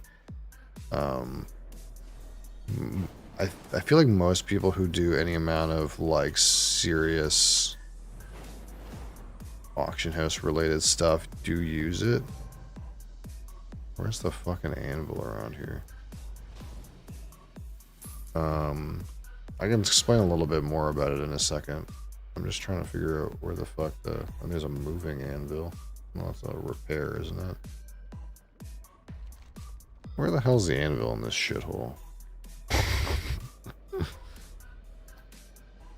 I feel like the blacksmithing guy's got to be around here somewhere.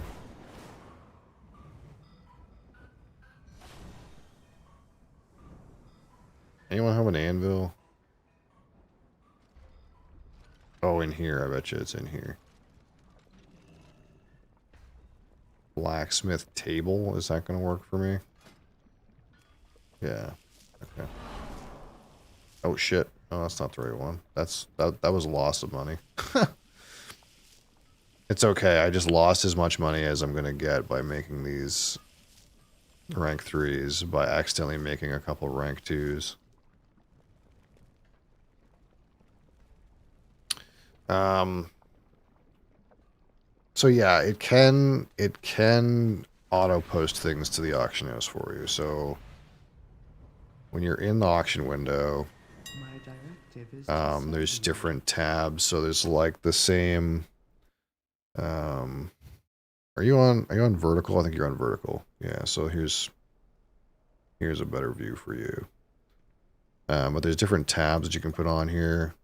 But you can like browse the auction house with it, and of course, like it kind of shows stuff a little bit different than like the regular WoW auction house, and it also scans stuff and prices it. So you can see there's like a bunch of like percentages here. That's like the percentage of the price of that item against its market value, basically. I don't know which database this is pulling from right now, so this might not be 100% correct, but you can kind of see like these are all the items with bismuth, but we're just looking for like ore, say. So bismuth right now is at 110. So this is actually probably why this was profit to make, because the bismuth is actually going for a stupid price right now. It's really high. But basically this is all the bismuth in the auction house. So this is when you use the searching function as if you were going to buy something, as opposed to the Blizzard interface. And this is actually telling me that the current price of bismuth is roughly 37% higher than normal. So it's kind of overpriced right now. It's a good time to sell, if that makes any sense. So that's one thing it does. The other thing it does is like any of your items in your inventory.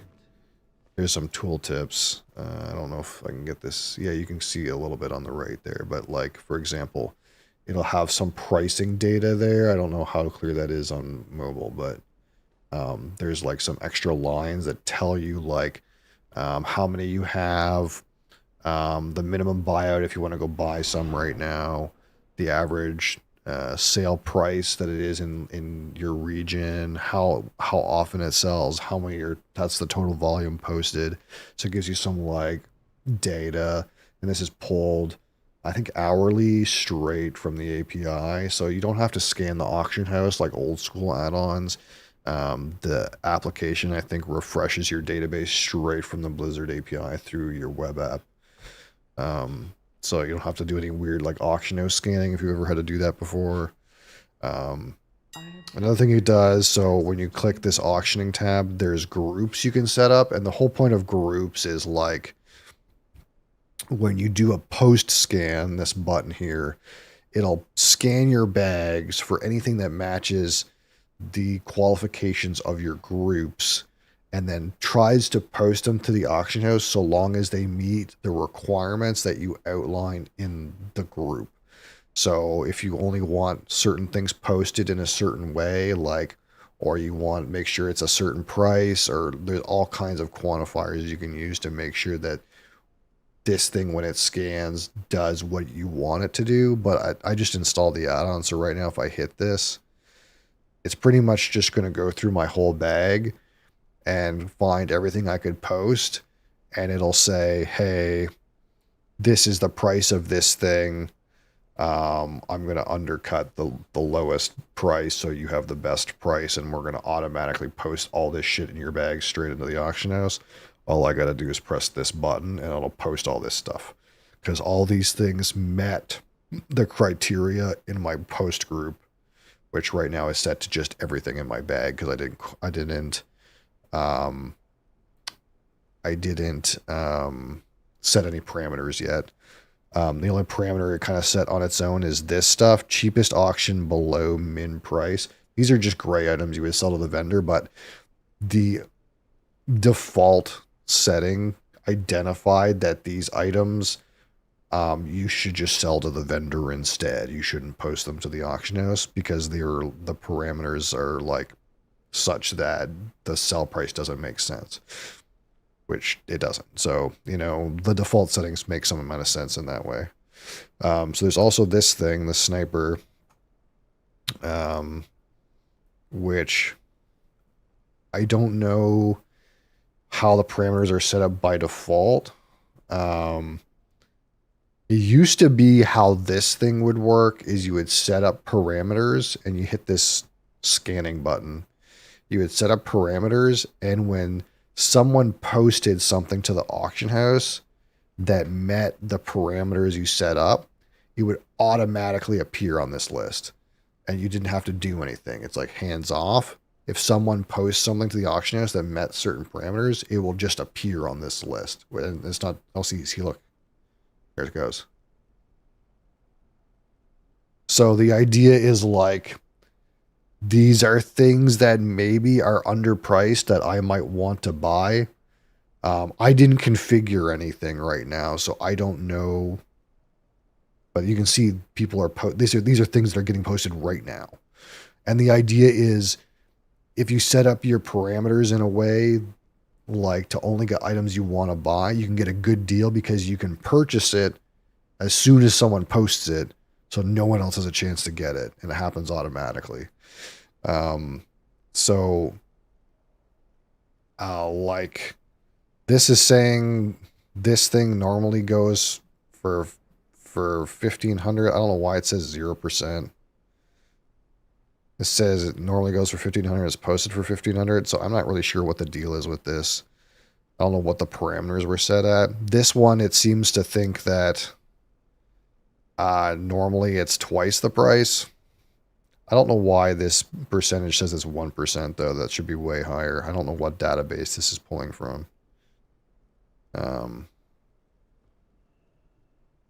It's kind of weird. It's kind of giving me some weird numbers. I'm going to have to tune it a little bit.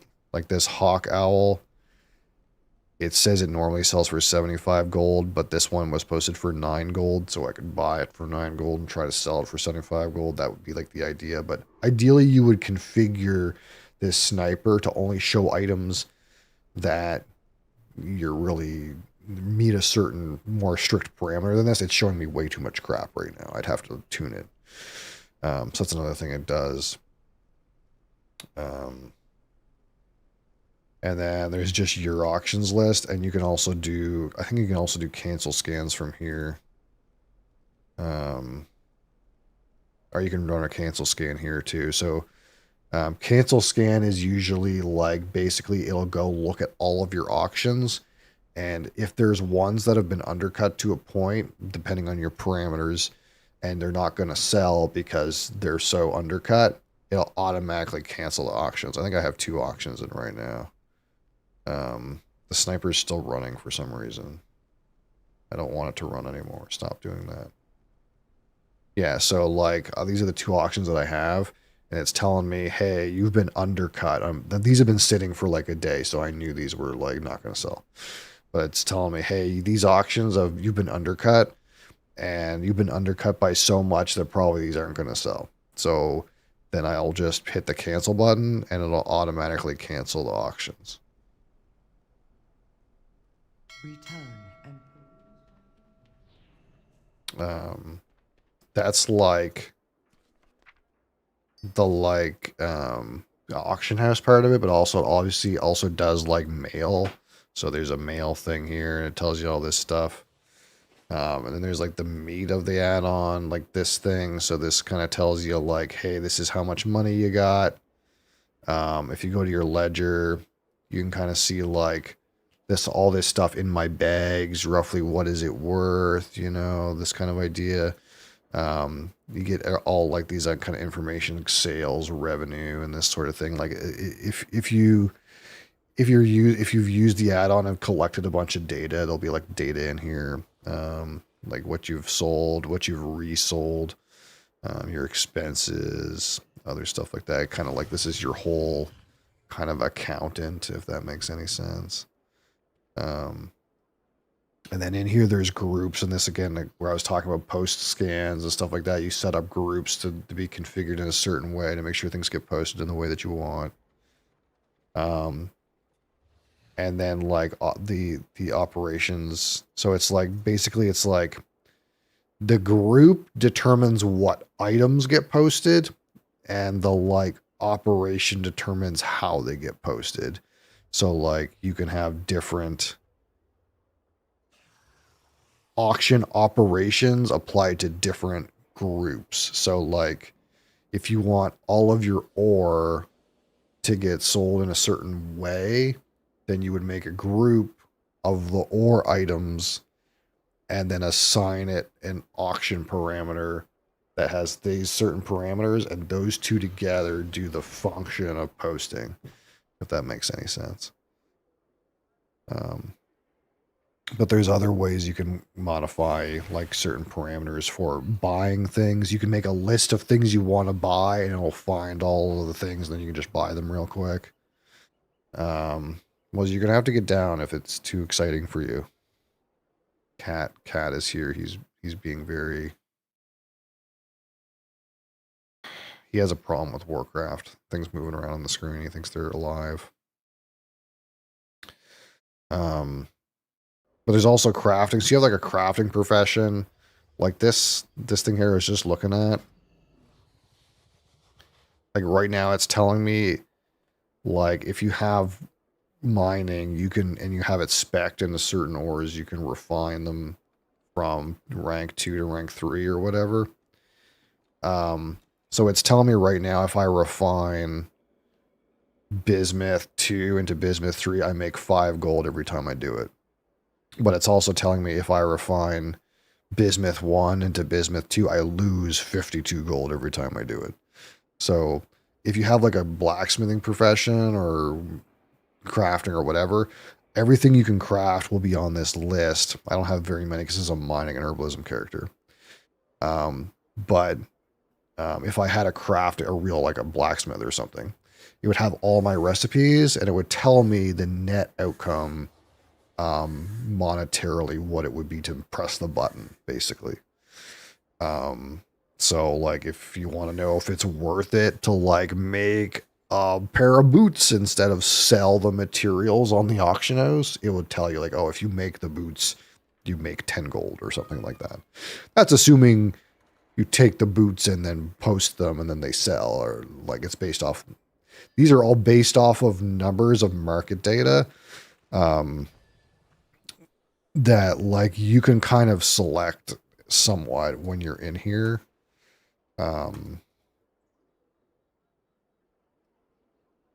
Like, so when you're in here in crafting, I think there's a way to determine where it pulls from. Maybe it's in settings. Yeah. So in the settings for crafting, for example, it tells me, well, how do I know, how does the add-on know what something costs? So right now it's taking the minimum price of the market value, which is the 15th percentile running total of the past 14 days, the crafting value, which is basically what the item is worth crafted, what the vendor will pay, and if you can convert. I don't know what this convert DB market is, but basically the idea is like, in order to like find the data to see if a craft makes money, it takes the lowest number of all of these things and says, hey, this is what this item is worth if you're going to put it in the recipe.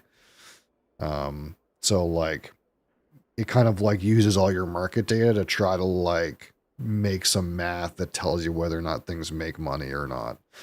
But you can customize all this stuff in whatever way you want, so it pulls numbers from certain places. So maybe you only want it to pull from market data and you don't care about anything else, or if you only want to pull it from vendor buy or whatever, like you can configure this however you want so that the numbers make sense. They have default values in there. I think most of the time the default values make some amount of sense.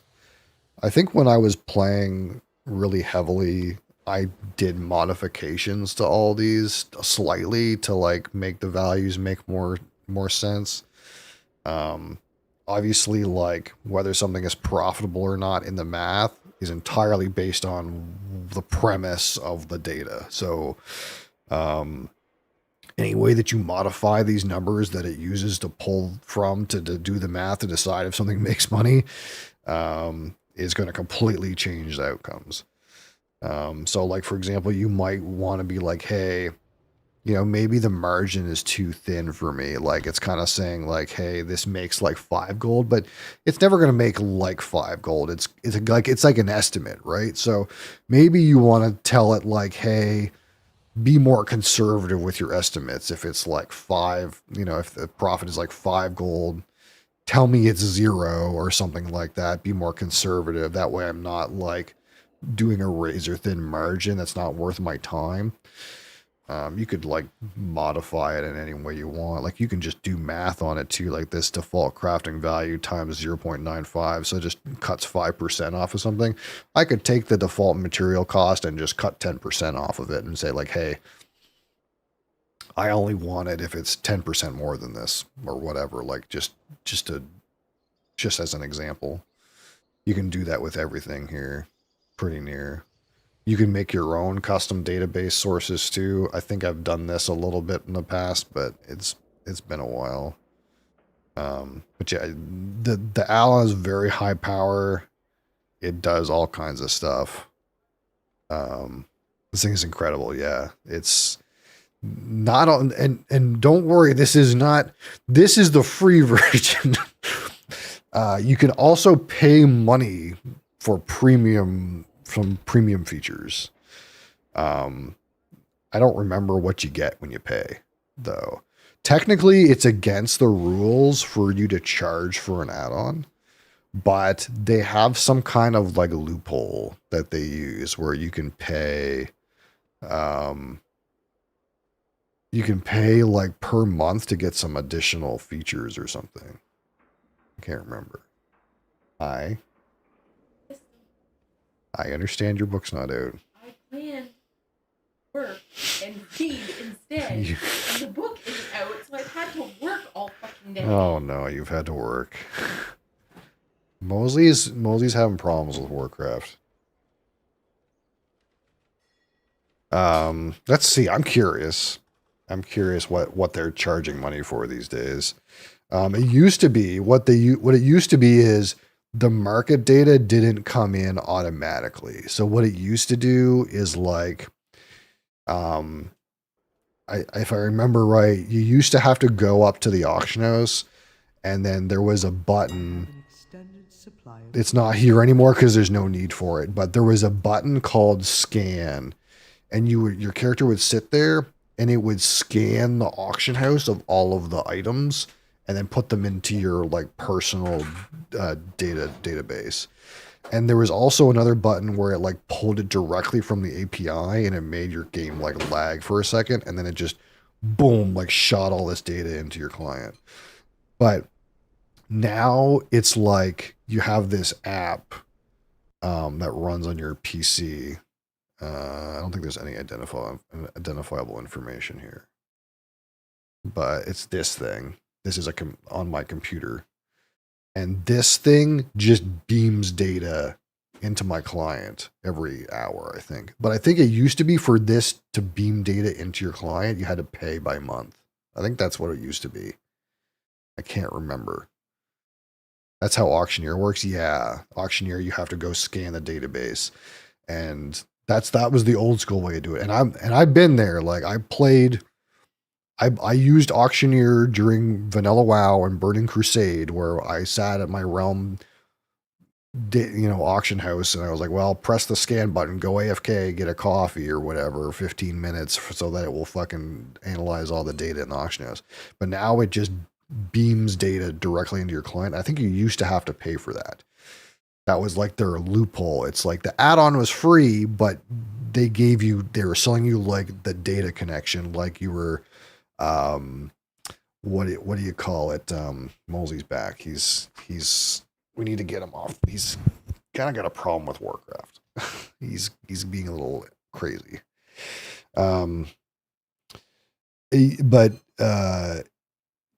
Yeah, they like you're at a stockbroker or something like that, where you pay for certain levels of book data access. Anyway, I wonder what they charge for now. They do definitely charge for something.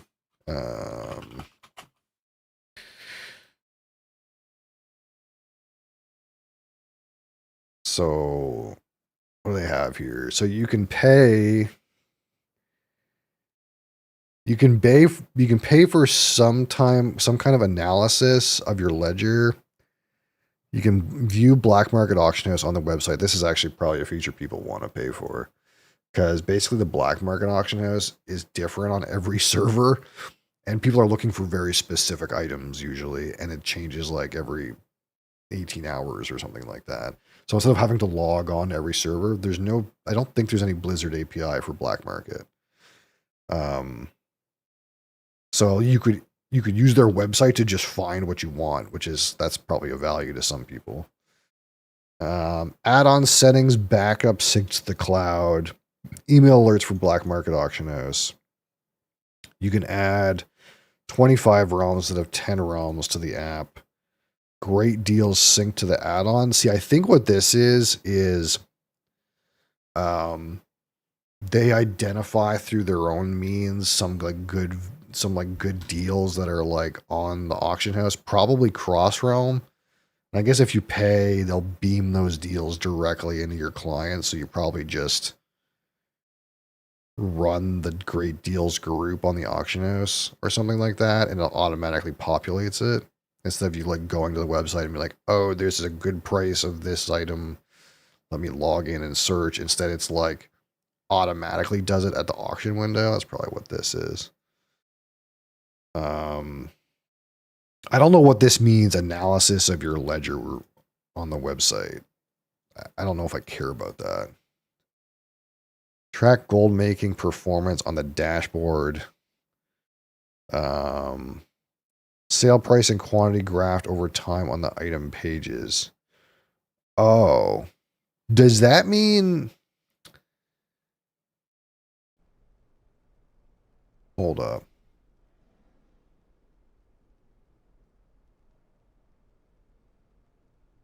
No, that doesn't do what I think it does. That must be on the website. See, the thing is you don't really need this, like, because you can get this for free. Like, this website pretty much gives you this for free. You just go in here and you find whatever, and you get the market data here, right? So if this is them saying, hey, if you want to be billed $750 monthly to see this, it's not useful because it's right here.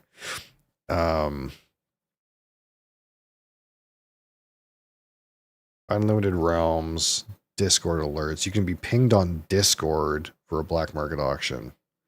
See, this seems like most of the value in this is doing stuff with the black market auction house, which I don't care about that right now. And I don't know if there's great deals synced to the ad. I don't know if that's worth it. If other people are paying for this, they're seeing the same deals as you. So that means that you're racing other people who paid money to get the deals. And I don't know. I don't know what this analysis of sales and purchases on Ledger on the website, I don't know what that means. I don't know if that's useful or not. I don't feel like I need to pay for this. I don't know if there's anything there that I really care about. If I didn't have access to this data, it might make sense. I kind of like this website a little better.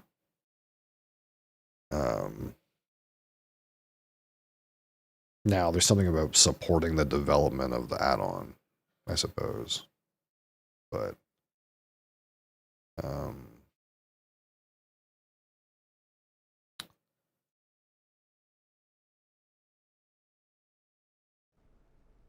anyway, but yeah, that's the skinny half hour, I suppose, on how this thing sort of works.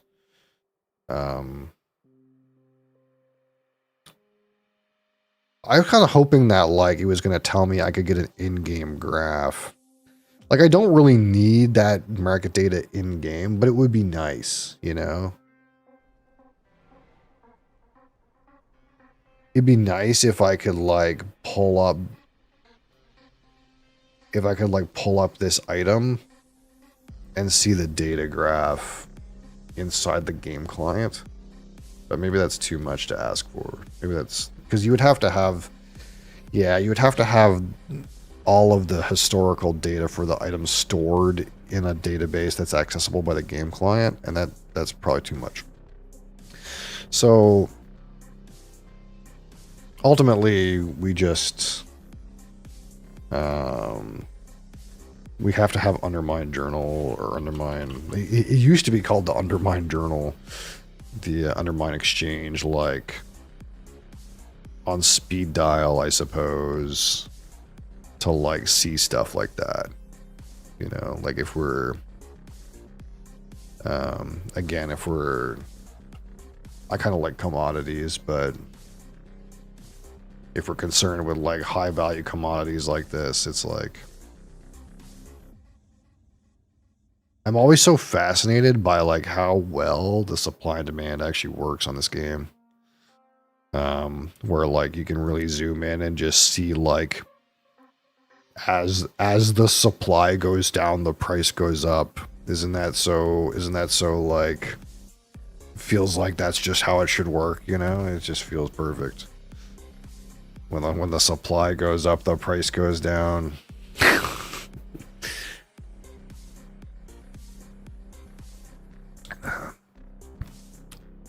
I mean, has quality of life changed? Yeah, I think it's just not realistic. This is saying that this is at 90 gold, but oh, it is. Hey, look at that. See, this is what's kind of like a little bit fucked, is like I'm scanning bismuth and it's giving me all this junk. Ideally, there's a better way for me to like see this. I'd have to configure it. But see, already it's like the price is starting to correct, because this was like way too high. So interesting note. So we were looking at, I made some bismuth 3. But I'm not sure if I made that bismuth. This was the price, right? When I made that bismuth, and it said I'd net 5 gold making it. I wonder what it says now. Now it still says this. This hasn't updated.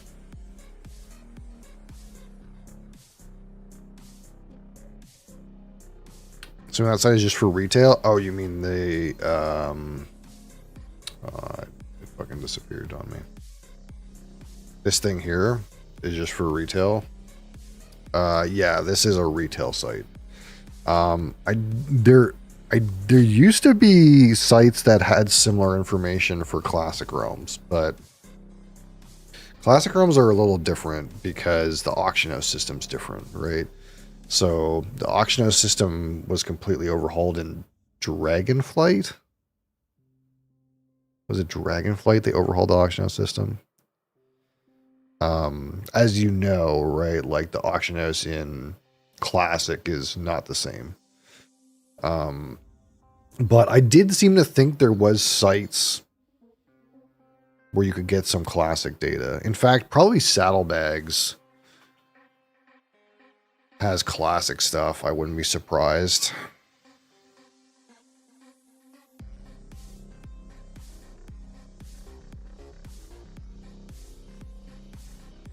Oh, maybe not. This looks like retail. No, this is retail. Let's see. Let's see. Say I wanted to play Classic Realm and make money. Where would I go for my data?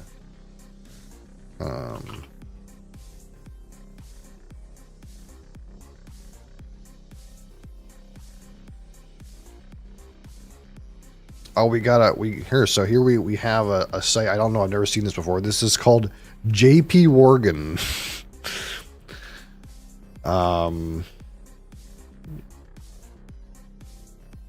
Primal font. Let's see. It is not giving me a lot of information though. Why can I not search a thing? Items.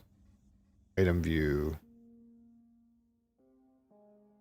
Do I have to click on a realm? Servers. It's saying no data. That doesn't sound good. Like, the website seems dead.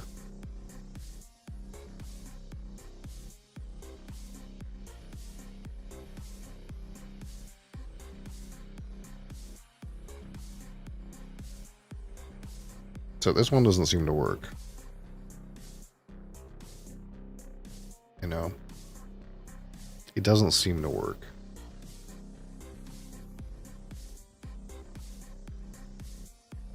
Not to mention, I don't know what button I would press to, like, search for something.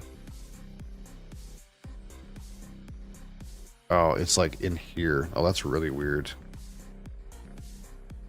What about primal error? Yeah. But, okay, so benediction is not going to have primals, though. It would be, like... This is a really weird interface. Elemental fire, what about that? No data. Yes, I'm not sure what's going on with this one. I think that one, it's a little fucked. What else we got here? WoW auctions. Does this work?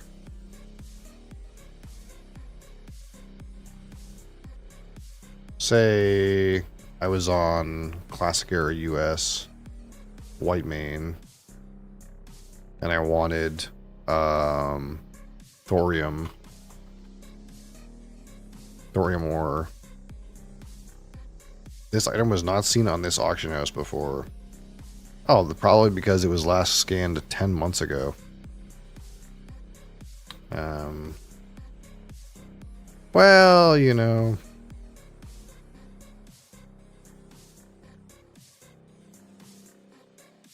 It doesn't seem like there's a good option, does there?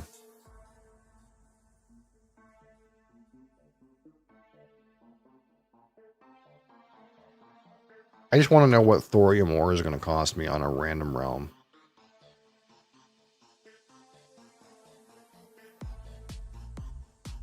Yeah. It doesn't look good, does it?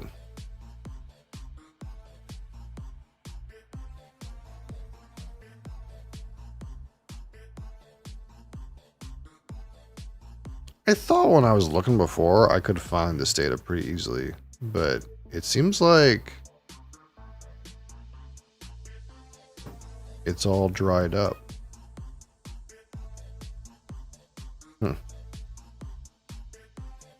Whoa, price hub.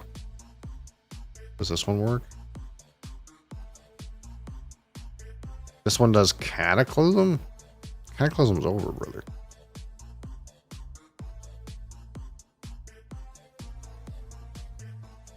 Classic EU.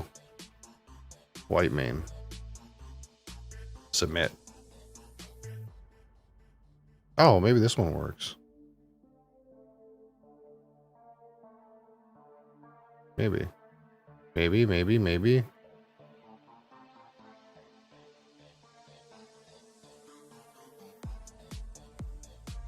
Absolutely not. Maybe Blizzard shit-canned the API for this stuff. You think?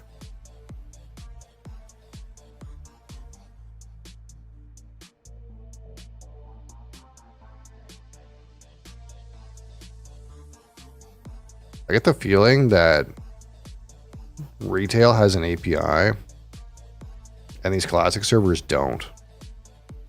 So probably if you're on these classic servers, you're stuck scanning the auction house. Is that the case? Wait, TSM has classic stuff going on with it. Does TSM have classic data?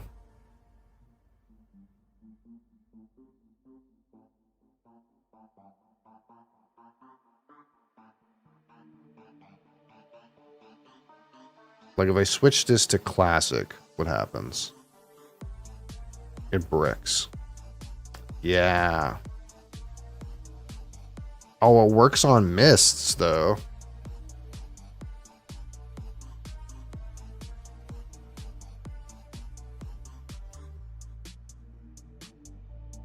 So I think how it works is maybe there's an API if you play on classic progression. So if you're on Mists of Pandaria right now, it seems like you can get data.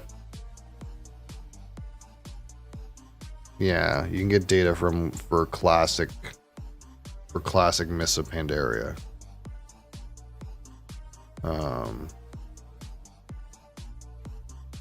You can only get it on TSM though, it seems like.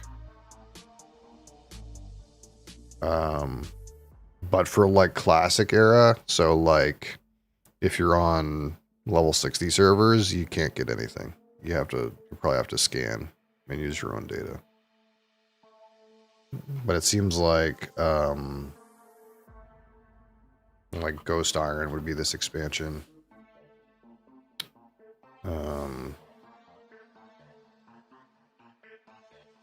It seems like Classic Mists has some, and now of course this would probably be based on a specific server.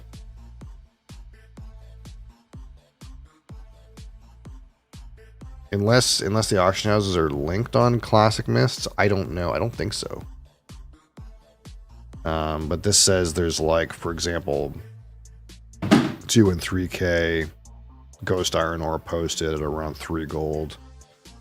On Classic Mists. So I see why. So this is what this is. This is the premium features, I guess. So like if I paid the premium, while I was looking at the data on the website, I could see how much I have and how much I have posted. But I don't know if I need to see that on a website.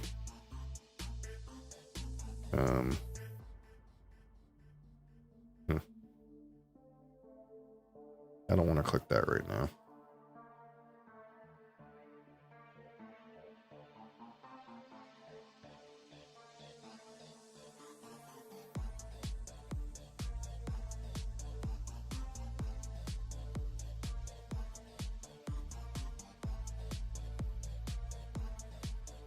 Jewel crafting is down 76%. But actually it's whatever this is. But actually it's whatever this is.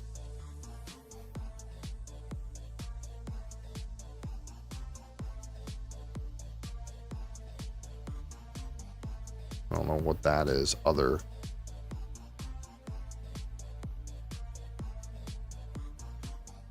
That's interesting. It's interesting how things weight these so heavily. Like you're like, well, herbs are down. But then you click on herbs and it's like, well, what's actually down? It's not Myco Bloom. It's other herb things. Whatever those are. I wish it would like allow me to click this and tell me what the other thing is.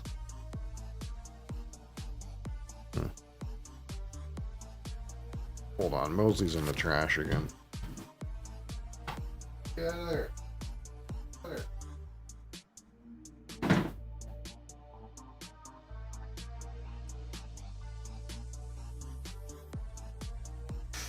Ugh.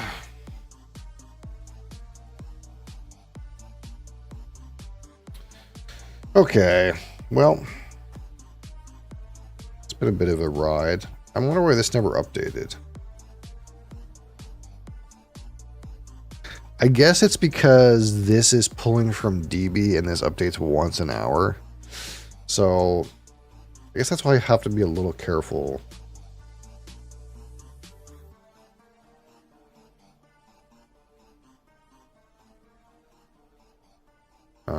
How much does it think the price of bismuth is on here?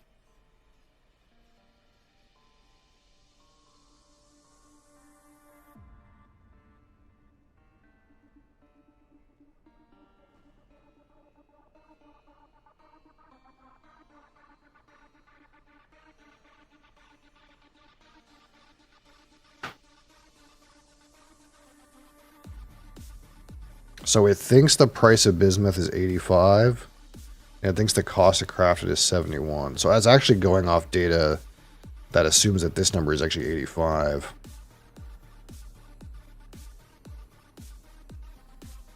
And it also thinks that, but it also thinks that bismuth 2 is 20. Yeah, so it actually still even makes sense to do this. Interesting. My directive has been fulfilled. That's why you might want the margins to be a little bit bigger, though, is because, like, if I was, like, buying a bunch of those, I was like, well, I'm going to make 5 gold every time I press this button. Like, one small change in the, like, price of bismuth 2 or the price of bismuth 3 makes that transaction completely unprofitable. You might want the margins to be a little bigger than that. Or you could just look at it and be like, hey, it says I make 5 gold, but that's not enough of a margin for me. Like, maybe I want this to say, like, at least 15 or 20 before I fuck with that. But if I already had this stuff in my inventory, maybe I would click it. My directive is to serve you. I kind of hate the new UI for this kind of thing, but...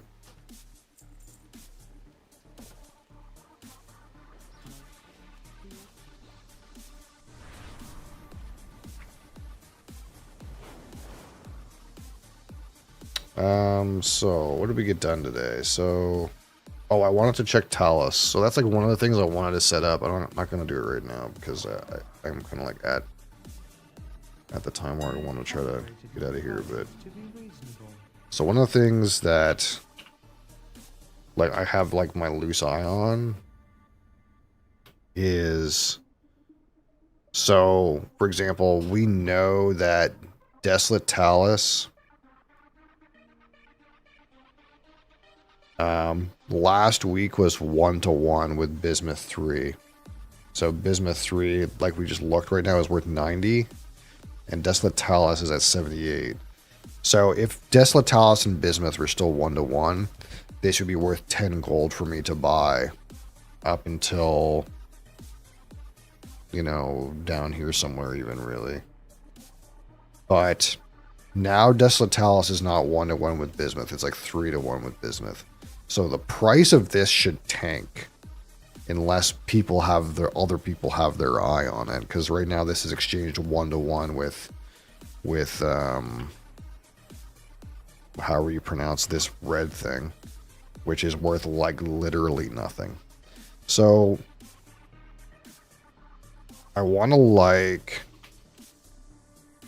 and based on the like undermine data, this should make sense for the price of this Talus to tank over the next week. And if it doesn't change back to Bismuth on the week after that, it could tank even further.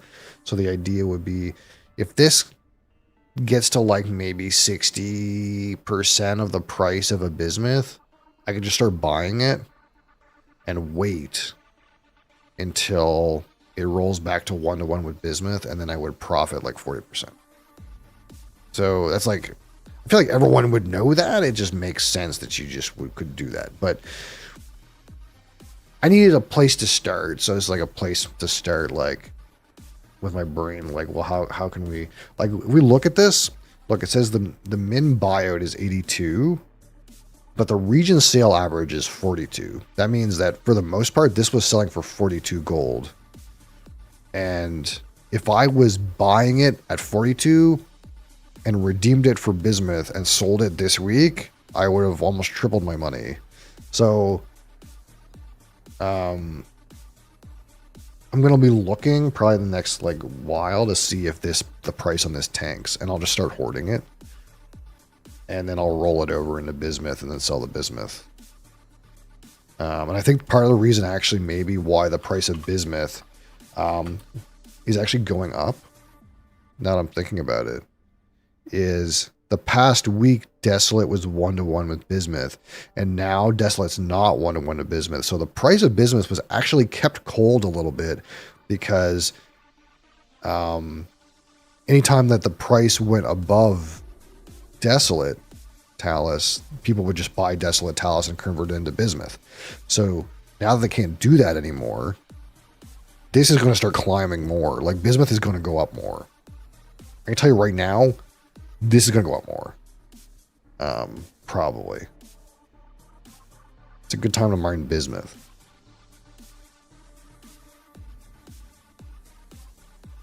Hit some rocks. It's time to be a rock hitter. Hit some rocks. Anyway. Boom. Hit the exit button. So, yeah. I think that's where we're at for today. Thank you guys for being here. Appreciate you. Tomorrow we will fresh crack some whiskey. I know you guys love that. Love that stuff. What do we have? So we still have the Bira South Pacific rum pot still 12 years of age from Fiji, 55% alcohol. Still have that. We still have the Long Row heavily peated Campbelltown single malt Scotch whiskey from Springbank, 46% alcohol. We still have that.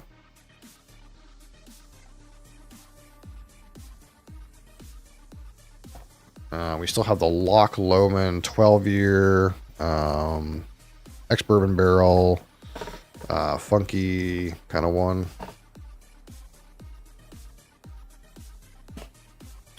We have the Annock Peat Heart 34 ppm heavily peated Highland single malt Scotch whiskey, non-chill filtered natural color at I think it's 46% alcohol.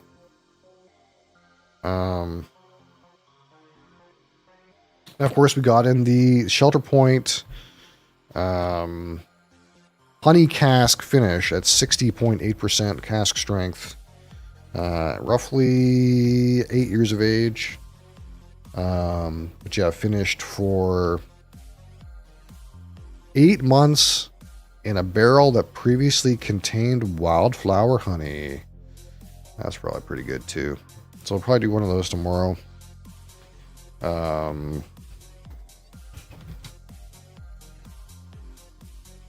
We still have this thing, which I'm still waiting for cap on this thing. This LaFroy Cargis lower cask strength. That's still sealed. Again, we still have the Glen Grant 15. I'd like to get a Glen Grant 12, and then we have a Glen Grant 18 up there still. We do have some other things that are on the way.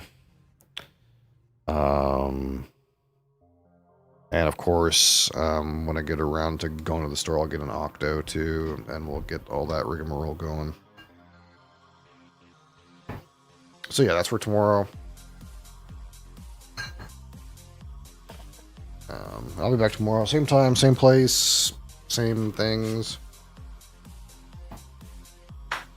There's a good chance tomorrow that I'll make a new character. I'll like fuck around with heirlooms a little bit, and I might make a new character. See what happens.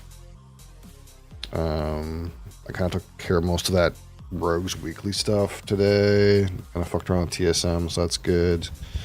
At least it's like started.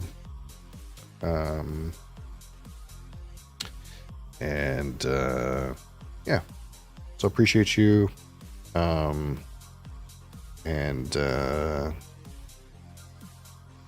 Stay tuned, I guess.